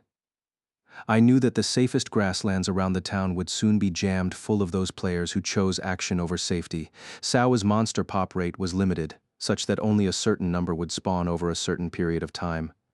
When the first wave of prey was harvested, players would go bloodshot looking for the next one and be forced to compete with one another over the ones they found. If I were going to avoid that state and level more efficiently, I would need to move past the relatively safe areas into slightly dangerous territory. Of course, if this were a game I was playing for the first time, totally ignorant of what lay around me, that would be suicide. But for special reasons, I knew very well the terrain and monsters of the lower floors of Aincrad, despite this being the game's first official day. If I left the northwest gate of the Town of Beginnings and cut straight across the open field through a deep, maze-like forest, there would be a village called Horunka. Though small, it was indeed a safe haven just like the big city, with an inn, weapon store, and item shop. It was an excellent base of operations. There were no monsters in the surrounding forest with dangerous effects like paralysis or equipment destruction, so even playing solo, I was unlikely to meet an accidental death. I would go from level 1 to level 5 in Horunka. The time was 6:15 in the evening. The fields around me were golden with the evening sun pouring through the outer aperture of Aincrad, and the forest in the distance was gloomy with dusk. Fortunately, even after night, there were no powerful monsters around Horunka. If I continued hunting until after midnight, I would have good enough stats and gear that I could move on to the next settlement by the time other players filled the village. Talk about self-interest. I'm the very model of a solo player, I guess. I mumbled to myself as I sprinted out of the city. I had to be light and joking about it, because if I didn't, there would be a different kind of bitterness than that of fear. The sour tang of self-loathing. If only I had that friendly bandana-wearing guy with the cutlass along. At least helping him level up and aiding in his survival might overwrite my guilt somewhat. But I left Klein, my only friend in Aincrad, back in the Town of Beginnings. Technically, I invited him to come with me to Horunka, but Klein said he couldn't leave behind his guildmates from a previous game. I could have offered to bring them along, but I didn't.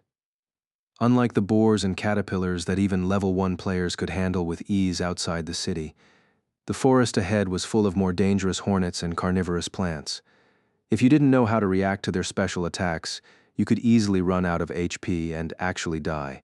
I was afraid of Klein's friends dying, specifically, of the look he would give me if that happened.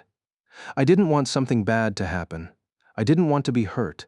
That selfish desire caused me to abandon the first player to speak to me and invite me to play with him. Even my self-deprecating line of thought couldn't cover up the true revulsion that swarmed up from my stomach. I clenched my teeth and reached back to grab the sword equipped over my back. A blue boar popped in the grass just ahead.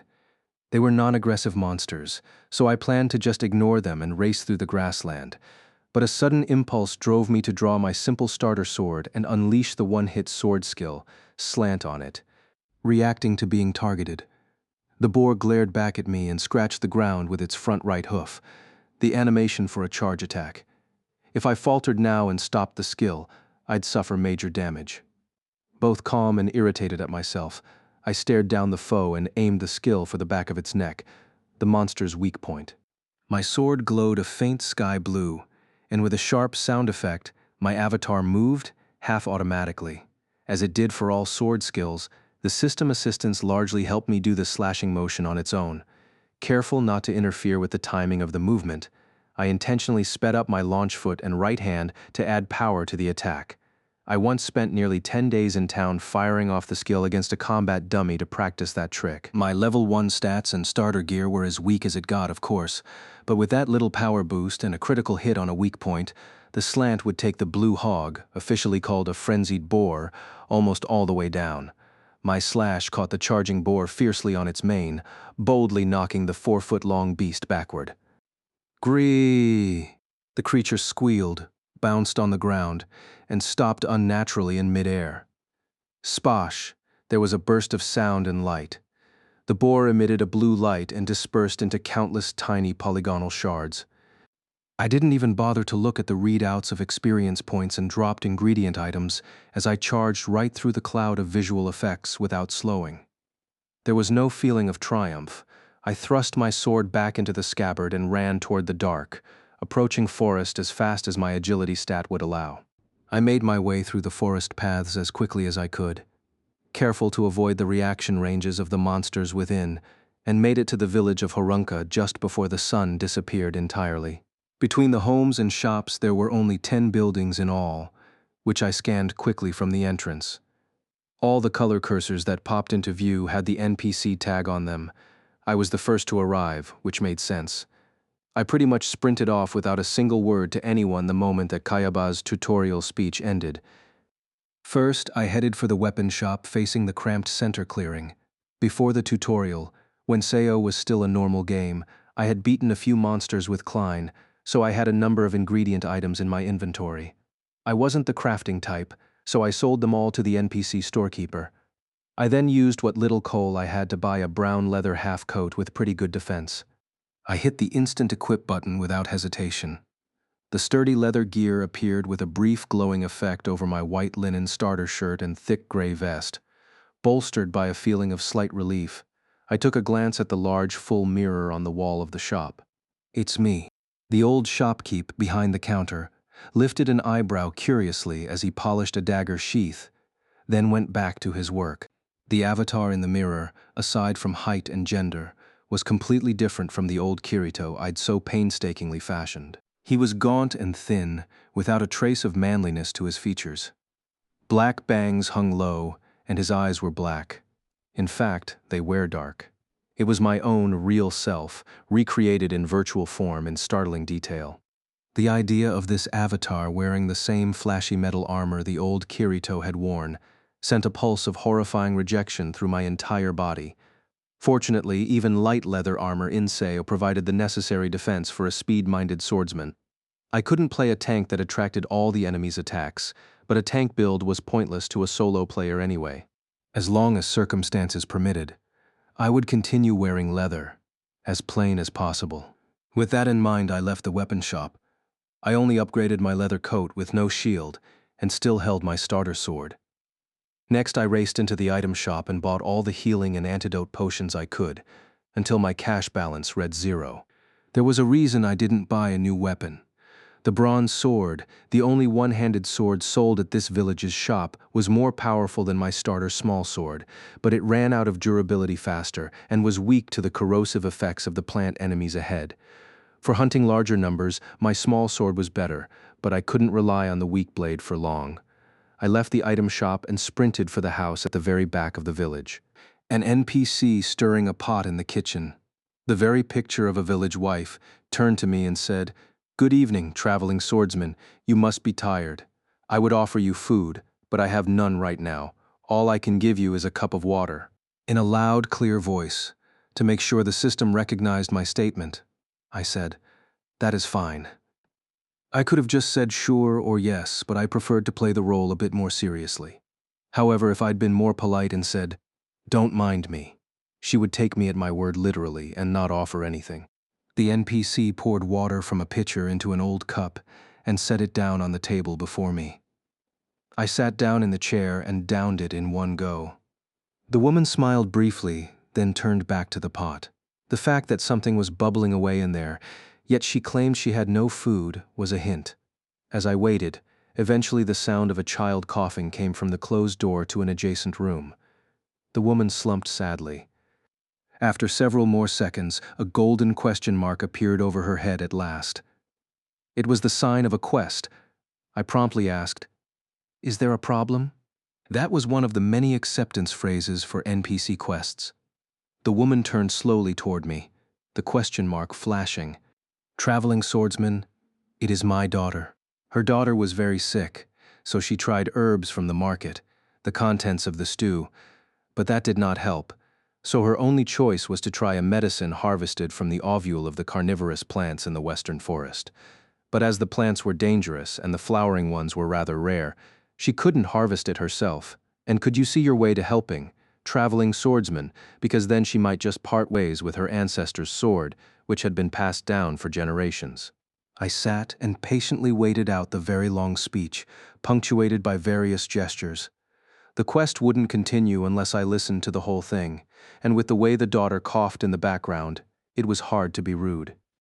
She stopped talking at last, and a task updated on the quest log located on the left side of my vision. I stood and shouted, "Leave it to me!" Unnecessary but another part of the role, and darted out of the house. Immediately, the little platform in the center clearing chimed the hourly melody that was common to every town in the game. It was 7 o'clock. What was it like in the real world by now?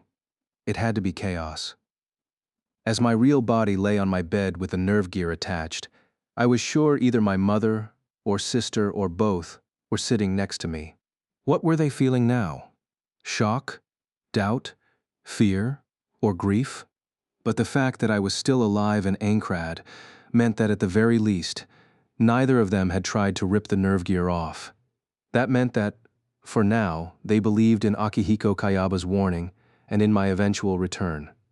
In order to leave this game of death alive, someone would need to reach the unfathomable 100th floor of Aincrad, beat a final boss monster that was impossible to even imagine, and finish the game.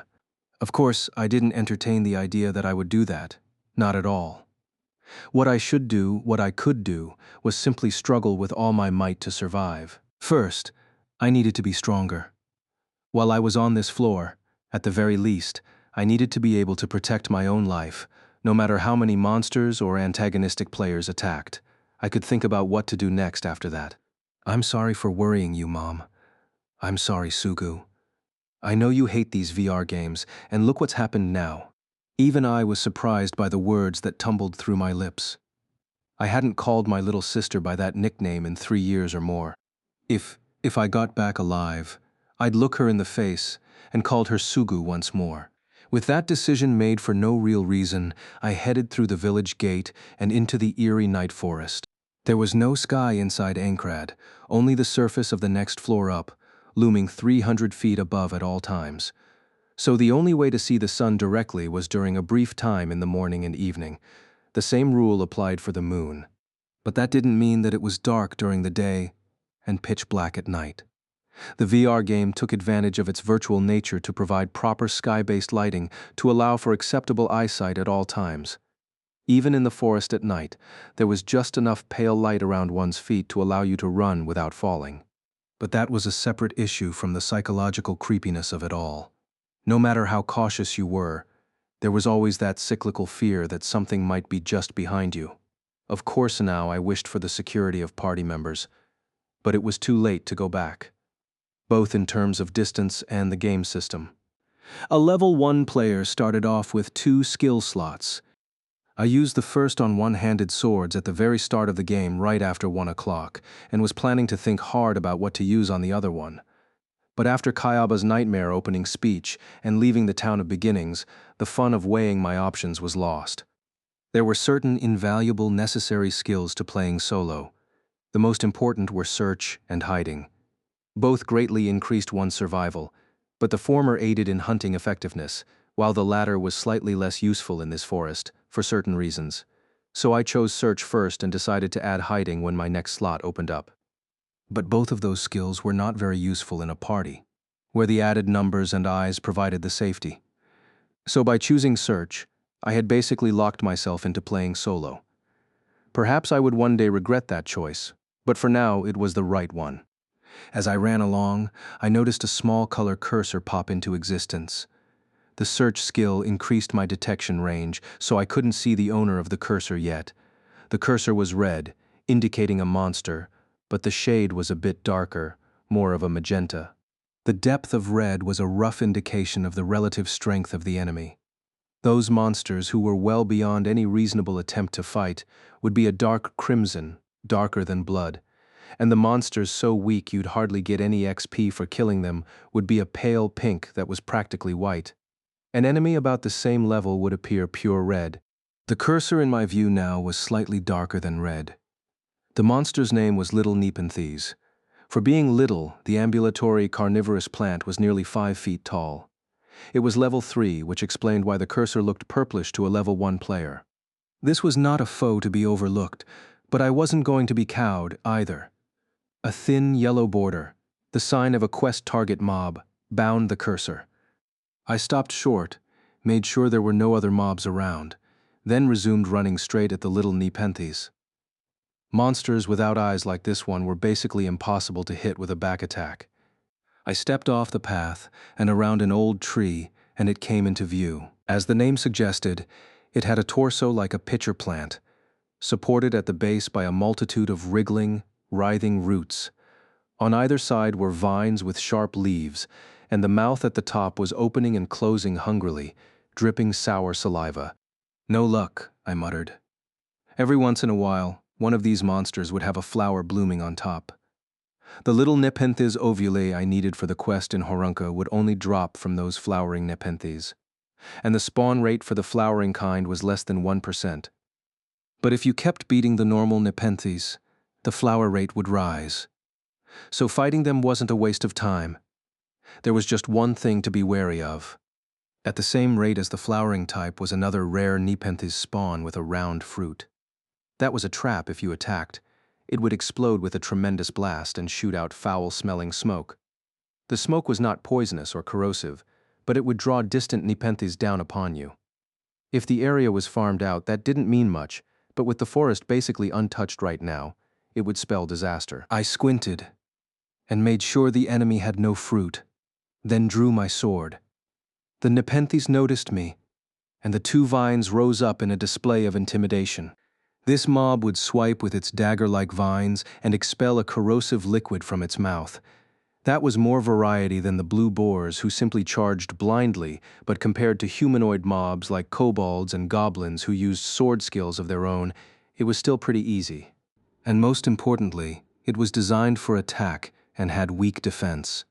In the old Aincrad, I liked monsters like this. As long as you didn't get hit, you could wipe them out in short time. Shoo! The carnivorous plant hissed and thrust its right vine forward. I detected its path instantly and leaped to the left, swinging around the side and striking at the connection between its thick stalk and the pitcher, its weak point. It felt good. The Nepenthes' HP bar dropped nearly 20%. The creature roared again and puffed up its pitcher, the warm-up motion for its corrosive spray. It could cover a good 15 feet, so just backing up wasn't an option. Not only would that take down my HP and armor durability quite a bit, the stickiness would impede my movement. But the angle of the spray was narrow, only 30 degrees facing forward. I waited for just the right moment, and when the pitcher stopped expanding, I jumped hard to my right this time. Boushoo! A pale green liquid sprayed out, hissing and steaming when it touched the ground, but not a single drop hit me. When my foot hit the ground, I held up my sword and whacked at the weak spot again. The Nepenthes arched backward with a scream, and yellow visual effects began to spin around it. I had inflicted a stun effect. The idea of a plant being stunned was weird, but I wasn't going to pass up this opportunity by thinking about it. I drew back my sword wide to the right. By holding it in place for a moment, A sword skill initiated, and the blade glowed pale blue. Rah! With the first battle cry in this fight, since SAO's release, in fact, I leaped forward. It was the single strike flat/horizontal. The only difference between this and slant was that the latter was diagonal, but this move made it easier to hit the little Nepenthes' weak point. The sword skill struck the exposed stalk of the stunned mob, which was just about halfway dead after the previous attacks. Naturally, I had thrown a little extra effort into my forward foot and swinging arm to boost the attack. The shining blade dug into the hard stalk, leaving me with a brief bit of feedback, and then, thwack!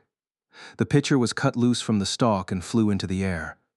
The rest of the HP gauge swung to the left, turning red.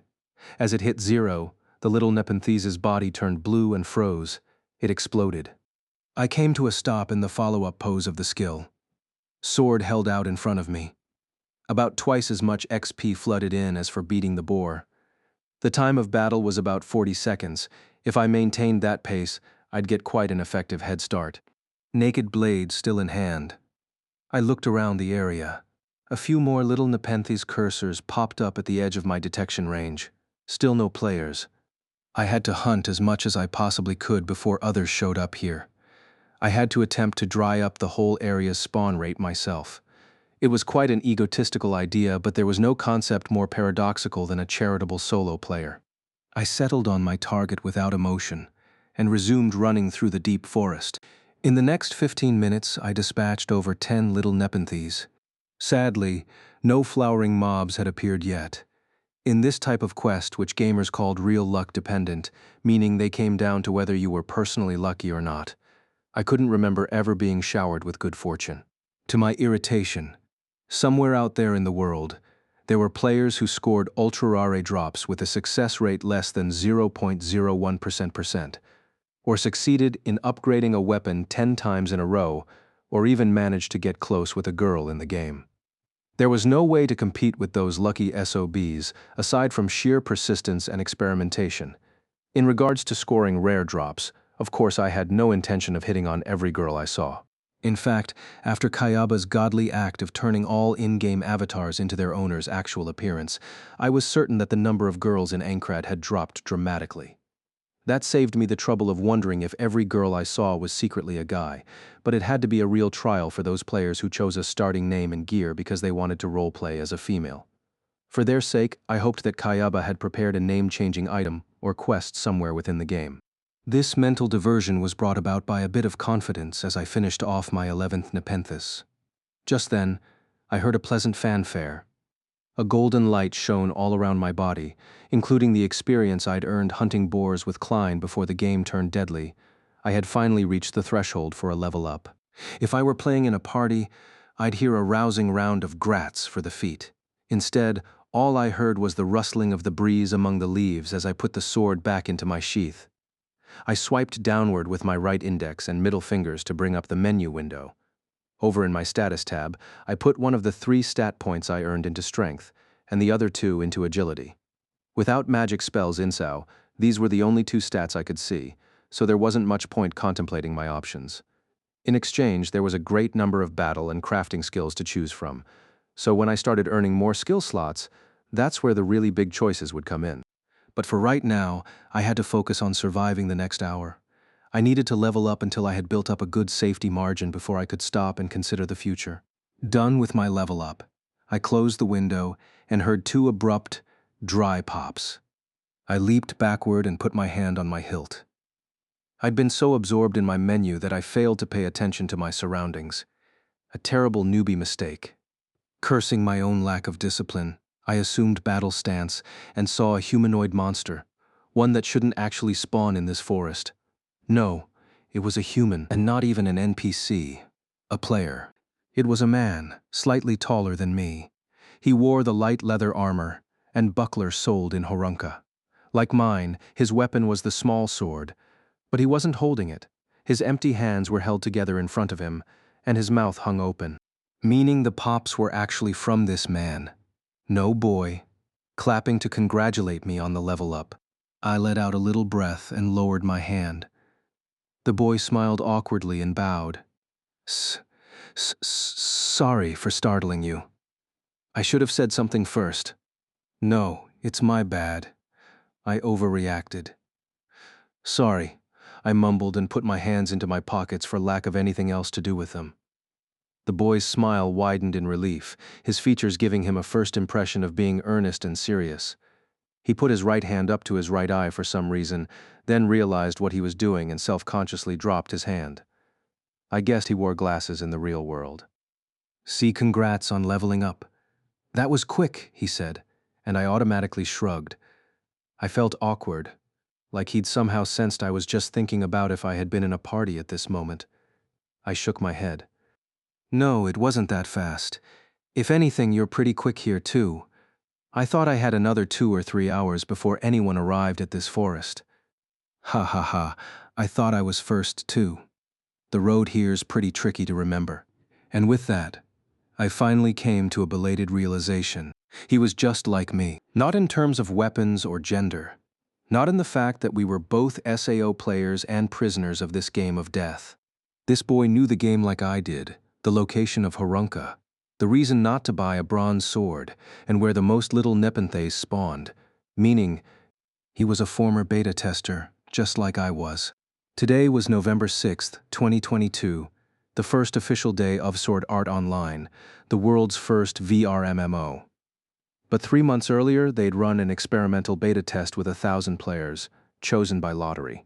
With a tremendous amount of real luck, or as I thought of it now, bad luck, I was chosen out of the hundreds of thousands of applicants. The test ran all through August. Thanks to my summer vacation, I was able to dive in from morning until night, or in my case, midday to early morning. I ran all over Aincrad when it wasn't a horrible prison, swinging my sword and dying. A lot. Over and over. Through an unlimited process of trial and error, I gained a massive amount of knowledge and experience.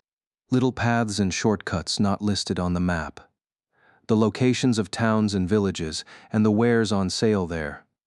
The prices of weapons and their stats, where quests were offered and how to beat them, monster spawn locations, their strengths, their weaknesses. All of this knowledge was what brought me here alive to this forest far from the town of beginnings. If I were a total newbie who hadn't played the beta, I probably wouldn't even think of leaving the city alone. And the same could be said of the boy standing a few yards away. This swordsman, with slightly longer hair than mine, was undoubtedly another beta tester. I could tell that he was totally comfortable in the SAO VR engine just from the way he was standing, not to mention his presence here, on the other end of a maze of forest trails. With all of this deduced over a few seconds, the boy confirmed it all by asking, "You're doing the forest elixir quest too, huh?" That was the very quest I'd accepted in the woman's home just minutes ago.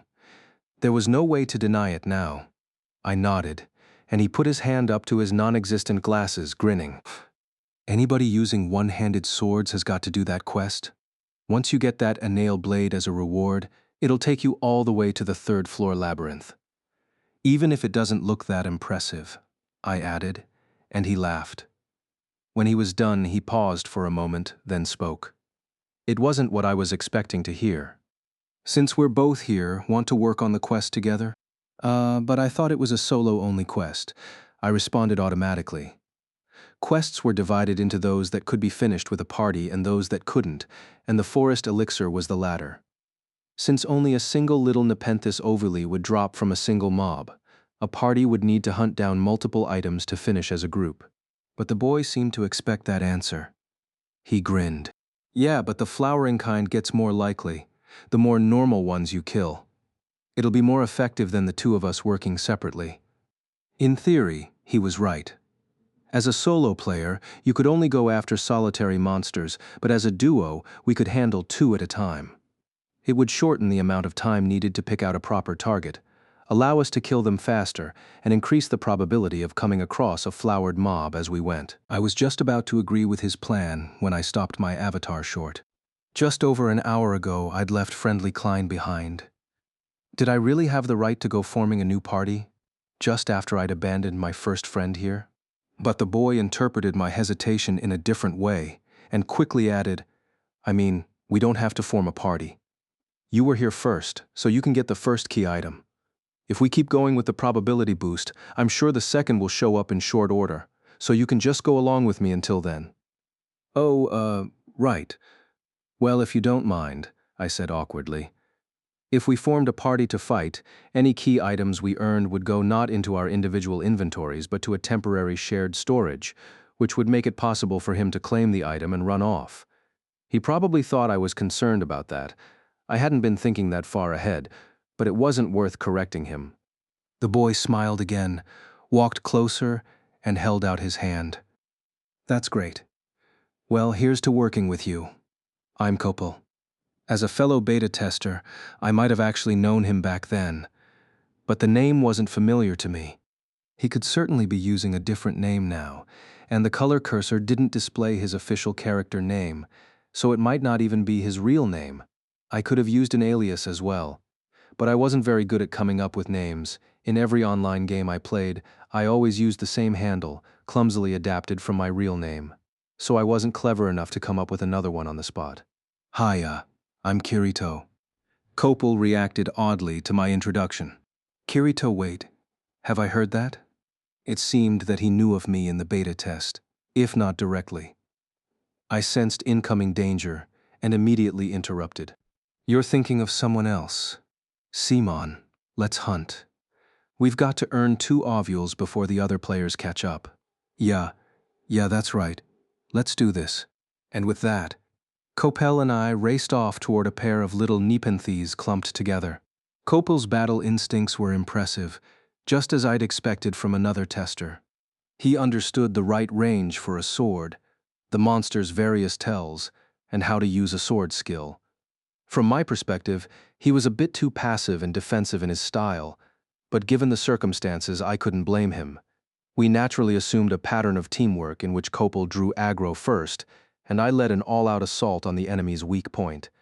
This worked well, and we tore our targets to polygonal shreds one after the other. The hunt was going smoothly, but the more I thought about it, the odder the situation became. Copel and I hadn't shared a single word about the state of Seo yet. Was Kayaba's proclamation true? If we died in the game, would we die for real? What would happen to this world we were trapped in? He had to be thinking about the same questions as I was, yet we never spoke a word about anything other than items and the quest. Yet despite that, our conversation was totally natural, not forced. Perhaps that was just a sign of what MMO addicts we were. Even in a realm of death without a logout button, as long as we were in a game, we were going to quest and earn levels. It was pathetic in a way, but considering that Copel had applied to beta test SAO, it should be obvious that, like me, he was an online gamer to the bone. We were just able to put our impulse to power up our characters in front of our fear of dying. No, that wasn't right. Both Copel and I, we just weren't able to face reality yet. Our brains were busy calculating experience gains, spawn rates, and other numbers, but they weren't considering the big picture. We were avoiding the reality that if our HP reached 0, the nerve gears we were wearing would fry our brains with high-powered microwaves, and the only way for us to escape that was to blindly face forward. You might even say that all the players still hanging out in the Town of Beginnings were reacting to the situation with more clarity than we were. But if that was the case, then the reason I could face these fearsome monsters with absolute composure was only because I wasn't facing reality. I was only able to avoid the sharp vines and dangerous acids, which were perfectly capable of killing me, because I wasn't feeling the true danger that was present. The moment I came to this realization, an insight hit my brain. I was surely going to die, and very soon. If I didn't understand the first rule of this game, that true death lurked everywhere, then I wasn't seeing the line that I should not cross. I might as well be walking alongside a deadly cliff in pure darkness, trusting luck to keep me alive. In that sense, leaving the town alone and heading into a dark forest with poor visibility was already an extremely reckless move. A shiver of cold burst through my spine into all of my extremities, hampering my movement. At that moment, I'd lifted my sword to strike the umpteenth Nepenthes in a row on its weak point. If I held that spot for half a second more, it would hit me with a very painful counterattack. I came back to my senses and restarted my horizontal skill, which just barely severed the plant's stalk in the nick of time. The creature exploded, and the intangible bits of glass passed through me as they expanded outward. Fortunately, Copel was dealing with another Nepenthes with his back to me, so he didn't notice my momentary lapse. 5 seconds later, he finished off the monster with a normal attack, exhaled, and turned back to me. "They're not popping." There was fatigue in his voice now. Over an hour had passed since we started hunting together. Together, we'd killed about 150 Nepenthes, but there were still no flowering types. I worked my shoulders hard, trying to dislodge the chill that still rested between my shoulder blades. Maybe they changed the pop rate since the beta. I've heard about other MMOs tweaking drop rates on loot between beta and full release before. It's possible. What should we do? We've gained a couple levels and our weapons are pretty worn down. Maybe we should go back to... Copel started to say, when a faint red light appeared at the foot of a tree not 40 feet away. A number of rough, blocky models were being drawn in midair, combining together and taking shape. It was a familiar sight to me, the process of a monster popping. As Copel said, I'd gained a ton of XP from our run of slaughter, and we were both level 3 now. From what I remembered of the beta, the expected level for beating the first floor was 10, so it was still too early to push onward, but there wasn't much point waiting for a single Nepenthes. The enemy's color cursor was now regular red, not magenta. Copel and I stood in the grass, watching the monster spawn. Within a few seconds, the 100-and-something Nepenthes of the night took shape and began to walk, vines wriggling. It had a vivid, gleaming green stalk, a carnivorous pitcher with its own individual markings, and on top, shining red in the gloom, an enormous tulip-like flower. After several seconds of blank stares, our faces snapped toward each other. I made a silent scream. We brandished our swords and prepared to leap onto the long-awaited flowering mob like cats stalking a mouse. But I stopped suddenly, reaching out with my free hand to hold back Copel as well. He looked at me in bewilderment, so I held up my index finger, then pointed beyond the flowering Nepenthes as it walked away from us. It was hard to see among the trees, but farther in that direction was the shadow of another Nepenthes. I'd only noticed it because of the increased level of my search skill. Copel didn't have that skill yet. He squinted into the darkness, but after several seconds noticed it at last. If it were just a normal Nepenthes hiding behind the flowering one, there would be no reason to hesitate. But of all the odds, the second one also had a large mass bobbing over its large pitcher head. If that was a flower too, I was ready to lower my real bad luck sign forever. But dangling from the second creature's thin stalk was a round ball about 8 inches across, a fruit. It was bulging as if ready to burst at any moment, and if we harmed it in any way, it would instantly rupture and release foul-smelling smoke. That smoke would draw an army of crazed Nepenthes, plunging us into a trap we couldn't escape from, even after leveling up. What to do? I wasn't sure. In terms of skill, it was certainly possible that we could defeat the fruit-bearing one without touching the fruit, but it wasn't an absolute guarantee. If there was any risk of death whatsoever, perhaps we should wait for the two Nepenthes to separate a bit before moving in. But then a rumor I recalled from the beta made me hesitate further. I thought I remembered hearing that if you waited for too long after a flowering Nepenthes popped, it would eventually turn into the exceedingly dangerous fruit model. It wasn't out of the question.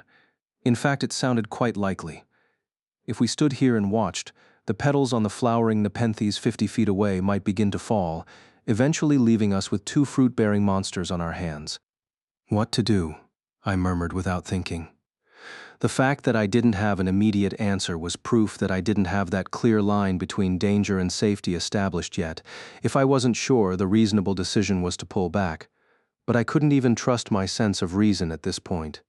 As I stood there, practically locked in a stun effect, I heard Copel whisper, "Let's go. I'll grab the fruit one's attention while you take out the flowering one as quick as you can." Without waiting, he strode off, his starter boots crunching the grass. "All right," I answered, following him. I hadn't gotten over my ambivalence. I just kicked it down the line. But once things went into motion, I had to focus on controlling my sword and avatar. If I couldn't do even that, I really would die. The flowering plant noticed Copel's approach first, and it turned around. The edges of the pitcher, grotesquely similar to human lips, opened and hissed, "Shaba." Copel moved to the right, heading for the fruit-bearing nepenthes in the back, but the flower stayed on him. I approached it from behind and raised my sword, my mind empty. Despite being a rare variant that appeared less than 1% of the time, the flowering nepenthes had basically the same stats as the normal kind. Its defense and attack were slightly higher, but now that I was level 3, that difference was negligible. While my brain raced with questions, the physical instincts I'd built since the beta test moved my avatar automatically, dodging and parrying the nepenthes' vine attacks, then countering. In 10 seconds, its HP bar was yellow. I jumped back and prepared the finishing sword skill. All that battle had raised my one-handed sword skill, and I could feel the initiation speed and range of the attacks increasing. Before the nepenthes could even half-inflate its pitcher to spit acid, my horizontal skill cut across with a blue line of light, severing the stalk. It let out a scream that was a bit different from the usual kind. The severed pitcher rolled to the ground and burst into little polygons, but not before the flower on its head fell off. A faintly glowing orb about the size of a fist rolled out and toward my feet, coming to stop against my boot toe just as the monster's torso and mouth shattered. I crouched down and scooped up the glowing little nepenthes ovuli. I'd killed about 150 of the monsters just to gain this item, grappling with many questions along the way. It was enough to make me want to fall to my butt in the grass, but I couldn't relax yet. A short distance away, Copel was doing me the favor of distracting the dangerous fruit-bearing nepenthes, and I needed to help him. "Sorry for the wait," I shouted, looking up. I dropped the ovule into my belt pouch. I'd feel better having it stored safely in my inventory, but I didn't have time to perform all those actions now. I held up my sword and ran several steps. But my feet stopped for some reason. Even I didn't know why. Up ahead, my temporary partner Copel was avoiding attack nimbly with sword and buckler. He was good at defense, because he was able to glance over at me now and then, even in the midst of battle, those earnest, narrow eyes staring at me. That stare. Something in that stare stopped my feet. What was it? Why would Copel look at me like that? Doubting, perhaps pitying, he deflected a vine attack with his buckler and broke away from the fight, glanced quickly at me, and said, "Sorry, Kirito." Then he turned to the monster and held his sword high over his head. The blade started glowing blue. He was starting a sword skill, the motion for the overhead slice attack, vertical. "Wait, that's not going to work," I said automatically, while my mind still puzzled over what he'd just said to me. The weak stalk of the little nepenthes was hidden beneath its prey-trapping pitcher, so vertical attacks were minimally effective. And Copel had a very clear reason not to use a vertical slice now. He must know that. But once a sword skill started, it wouldn't stop. With the system behind the wheel, his avatar leaped forward on autopilot and drove the glowing sword downward upon the nepenthes' pitcher and the bobbing fruit hanging above it. Pow! The forest shook with a tremendous blast. It was the second time I'd heard that sound. The first was in the beta test, of course. One of the temporary party members at the time had accidentally struck it with a spear, and a swarm of nepenthes descended on us. The 4 of us, all levels 2 or 3, died before we could escape. After smashing the fruit with a vertical, Copel quickly sliced the nepenthes' pitcher loose, killing it. The monster promptly blew up, but the green gas hanging in the air and the stench in my nostrils did not go away. As Copel leaped away from the smoke, I mumbled, dumbfounded, "Why?" It wasn't an accident. It was intentional. Copel hit the fruit of his own volition to make it explode. The beta tester who had worked with me for the last hour did not look me in the face. "Sorry." I saw a number of color cursors appear on the other side of him. To the right, to the left, behind us. They were all little nepenthes summoned by the smoke. It had to be every single individual currently present in the area. There were at least 20 of them. No, 30. The moment I recognized that it was pointless to fight, my legs started to run, but that in itself was pointless. Even if I broke free of the net, the nepenthes' max speed was much higher than you'd imagine from their appearance, and another monster would just target me before I could break free. Escape was impossible. Was it suicide? Was he planning to die here and take me down with him?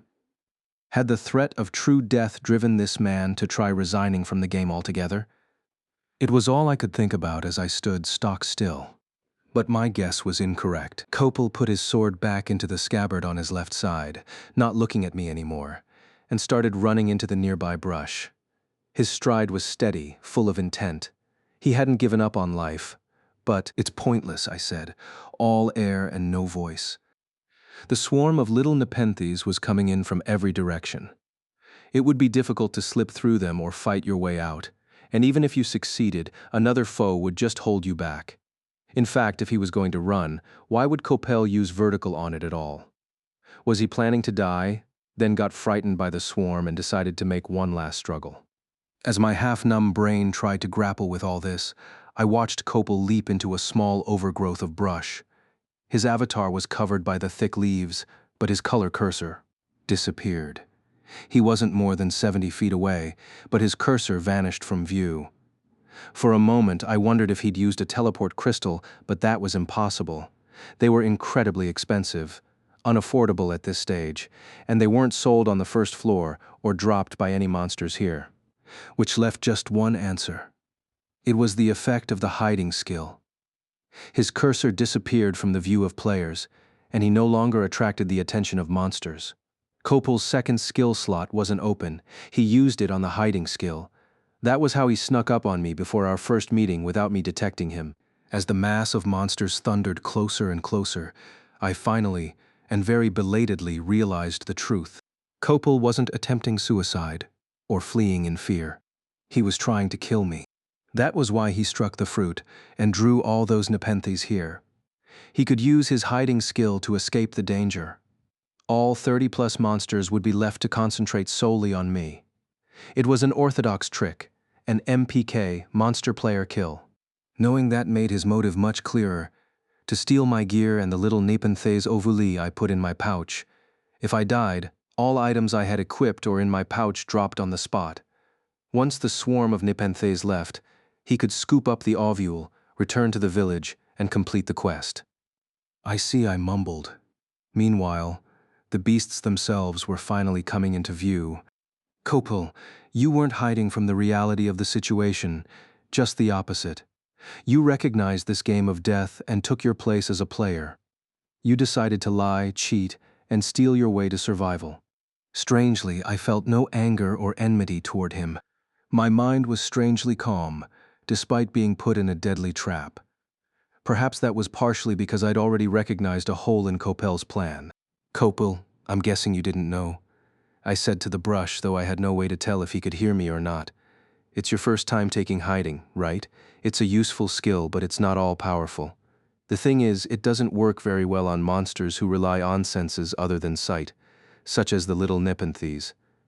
Part of the hissing horde coming down on us like an avalanche was clearly heading for Kopel's hiding spot. By now, he had to be realizing that his hiding attempt wasn't working. This was the exact reason that I chose search first. Still calm, I spun around and stared down the charging line of plants. The ones behind me would attack Kopel, so I didn't need to concern myself with them for now. If I could wipe out the enemies ahead before the battle behind me finished, I might have a chance at escape, even if that chance was 1/100%. I gripped my small sword, still not recognizing the full reality of the situation, despite death bearing down on me. After over 100 battles, the sword was considerably worn. The blade chipped here and there. If I was too rough, it might even break in this fight. I would keep the number of attacks to a minimum.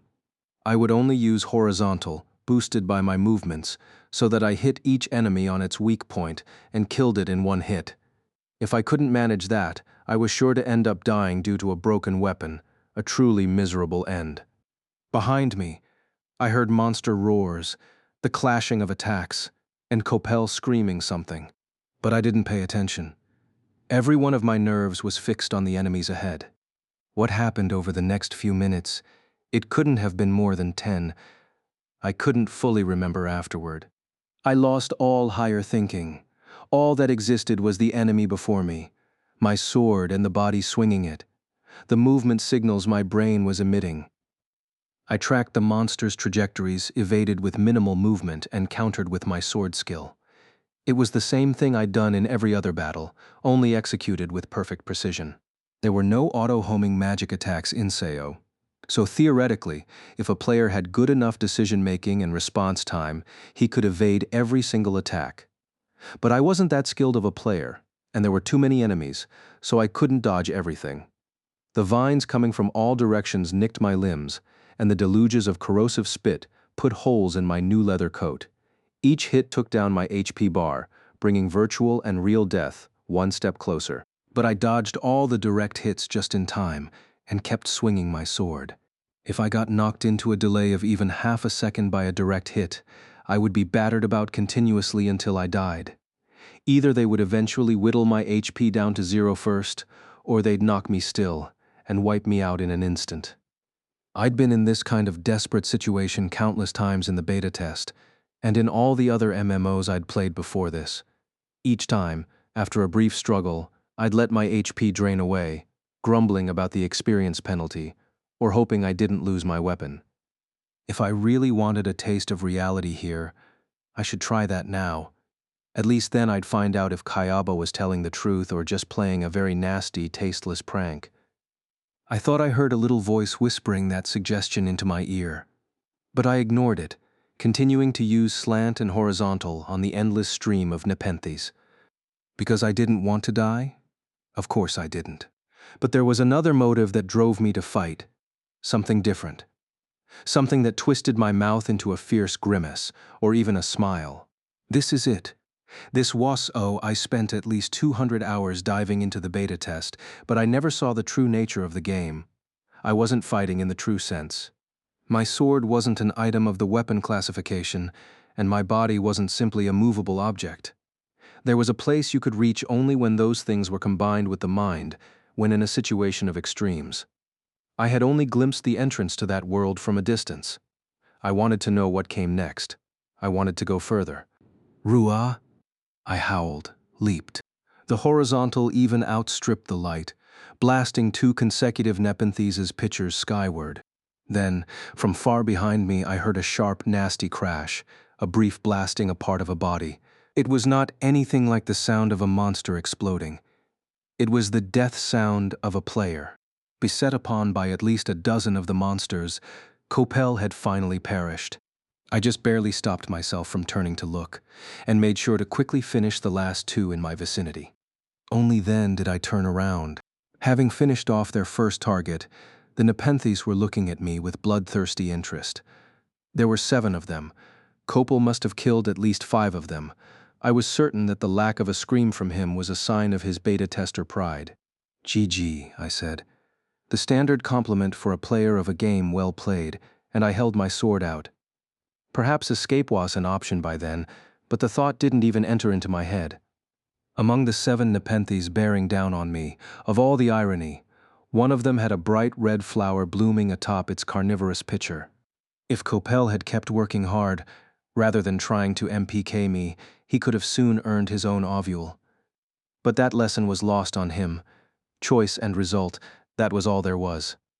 My HP bar was under 40%, and would soon fall into the red, but I no longer felt sure I was going to die. Sensing that the 2 on the right were about to enter the spitting animation, I raced toward them and dispatched them both at once while they were charging their attacks. Over the next 25 seconds, I finished off the other 5, bringing the battle to an end. In the spot where Copel vanished, I saw his small sword and buckler. They were both about as ragged as my gear. He fought for several hours in the floating castle Inkrad, then died. Technically, his HP dropped to 0, and his avatar disintegrated. But there was no way for me to know if, somewhere in Japan lying down on his bed, the player controlling that avatar was truly dead or not. All I could do was see off the warrior named Copel. I thought for a moment, then picked up the sword and stuck it into the base of the biggest tree around. Then I picked up the ovule from the second flowering plant and laid it next to the weapon. It's yours, Copel. I got to my feet. The durability of the abandoned items would slowly tick away, and they would disappear. But for at least a few hours they would serve as a grave marker here. I turned on my heel and started toward the path to the east that would take me back to the village. I'd been tricked, nearly died, witnessed the end of the one who tricked me, and somehow just barely survived. But my sense of the reality of the game of death was still hazy, At the very least, my desire to be stronger had grown somewhat since before. Not to leave the game alive, but the secret, shameful desire to know the ultimate pinnacle of sword battle in so. Our long hunting trip must have really dried up the spawn rate as I made it back to Horunka without encountering a single monster along the way. It was 9 o'clock. 3 hours had passed since Kayaba's tutorial. By this time, there were a few players in the clearing of the village. They were probably former testers too. At this rate, if all the testers kept moving forward, it would lead to a major rift between them and the vast majority of inexperienced players, but it wasn't really my place to worry about that. I didn't feel like talking to anyone, so before any players could notice me, I headed down the back path to the end of the village. Fortunately, the NPC hadn't yet entered her late-night activity pattern. There was still orange light in the window of the house. I gave the non-functional knocker a little rap, then opened the door. There was the mother, still boiling something at the window. There was a golden exclamation point over her head that indicated an in-progress quest. I walked over and took the little Nepenthes ovulae out of my waist pouch, the center of the orb still glowing a faint green. She broke out into a smile that immediately took 20 years off of her age, and she accepted the ovule. As she fired off thanks after thanks, my quest log updated on the left side of my view. The now young mother dropped the ovule into the pot, then walked to a large chest on the south end of the room and opened the lid. From inside, she pulled out a faded, but clearly more impressive longsword in a red scabbard. She returned to me, and with another bow of thanks, presented the sword with both hands. "Thank you," I said simply, taking the weapon. I felt its weight pressed down against my right hand. It felt about half as heavy as the small sword. I'd used this Anel blade quite a lot in the beta test, and it would take some time to get comfortable with it again. A message floated up informing me I'd completed the quest, and the bonus XP from that feat pushed me into level 4. The old me would have leaped up and out of the village to challenge the large Nepenthes found farther into the western woods to test out my new blade. But I no longer had the motivation for that. I stored the new weapon in my inventory and slumped into a nearby chair. The quest was over, so the young mother would no longer bother to offer me water. She turned her back on me, stirring away at the pot. A fresh wave of exhaustion flooded through me, and I gazed at her as she busied herself. How many minutes passed with us doing just that? But as I watched, she took a wooden cup off the shelf and scooped a ladleful of the pot's contents into it. Carrying the steaming cup even more carefully than the sword earlier, she walked toward the door in the back. Without much reason, I stood up and followed her. The NPC opened the door and proceeded into a dimly lit room. I was pretty sure I remembered trying to open the door myself in the beta, and it had been locked by the system. Hesitantly, I crossed the threshold. It was a small bedroom. The only furniture was a set of drawers against the wall, a bed near the window, and a small chair. Lying on the bed was a little girl, about 7 or 8 years old. Even in the light of the moon, I could tell she was sickly. Her neck was scrawny, and the shoulders poking out above the bedsheet were bony. The girl's eyelids fluttered open when she sensed her mother's presence, and then she looked at me. I stopped still, surprised, and then her pale lips rose in a tiny smile. The mother reached out and helped her sit up, holding a hand to her back. Suddenly, the girl tensed and coughed. Her brown braid ran limp down the back of her white negligee. I checked the color cursor for the girl again. Sure enough, it had the NPC tag right on it. Her name was Agatha. Agatha's mother rubbed her back gently and sat down in the bedside chair. "Look, Agatha, the traveling swordsman brought this medicine from the forest. If you drink this, I'm sure you'll feel better." She held up the cup with her other hand and gave it to the girl. "Okay," Agatha said in a cute, high-pitched voice. She held up the cup with both hands and drank it, gulp by gulp. No, there was no golden light that shone down from the heavens. Color didn't immediately return to her face, and she didn't leap to her feet and run around the room. But if it wasn't my imagination, I thought Agatha's cheeks were a bit rosier than before when she lowered the cup. She gave the empty cup back to her mother, then looked at me again and grinned. Her lips moved and she lisped a few words, like tiny little jewels. "Thank you, Big Bora." I gasped, unable to come up with a different response. my eyes wide. In the past, long, long in the past, I remembered a similar experience. My sister, Suguha, was bedridden with a cold. Our father was overseas for work, as usual, and our mother had to go to work for a little bit, so I was in charge of watching over her for 2 hours. At the time, I was some grade in elementary school. Honestly, I'd been annoyed by the whole thing, but I couldn't just leave her behind and play, so I wiped away Suguha's sweat and changed out the cooling pack for her forehead. To my surprise, she suddenly asked for ginger tea. I had to call Mom to ask how to make that. All I needed to do was put ginger juice and honey into hot water. It was even easier than cooking in Aincrad. But for a kid with no cooking experience, it was a challenge. Despite nearly slicing up my fingers on the grater, I managed to put together a cup of ginger tea and bring it to her. Instead of her usual insults, she looked at me with a blissful expression, and unk, I couldn't keep the sound from escaping my throat. I wanted to see them. I wanted to see Suguha, Mom, and Dad. The overwhelming impulse rocked my avatar, and I faltered, putting my hands on Agatha's bed. I lowered my knees to the floor, squeezed my white shirt, and sobbed again. I wanted to see them, but that wasn't allowed. The electric field from the nerve gear cut off my conscious mind from the real world and trapped me in this place. Using every ounce of willpower to hold in the sobs threatening to rip free of my throat, I felt like I finally understood the truth of this world. It wasn't about dying or living. There was no way for me to earn a real understanding of death here to begin with, because in the real world, a place where death was just as permanent as here, I'd never been close enough to death to know. No, it was the fact that this was an alternate world, that I couldn't see the people I wanted to see. That was the one truth, the reality of this world. I buried my face in the sheets, gritted my teeth, and trembled violently. There were no tears. Perhaps there were tears falling on my real cheeks as I lay on my bed back home in the real world. Perhaps they were in view of Suguha, watching over me in person. What's wrong, big brother? A soft hand touched my head. Eventually, it started to clumsily caress my hair, over and over.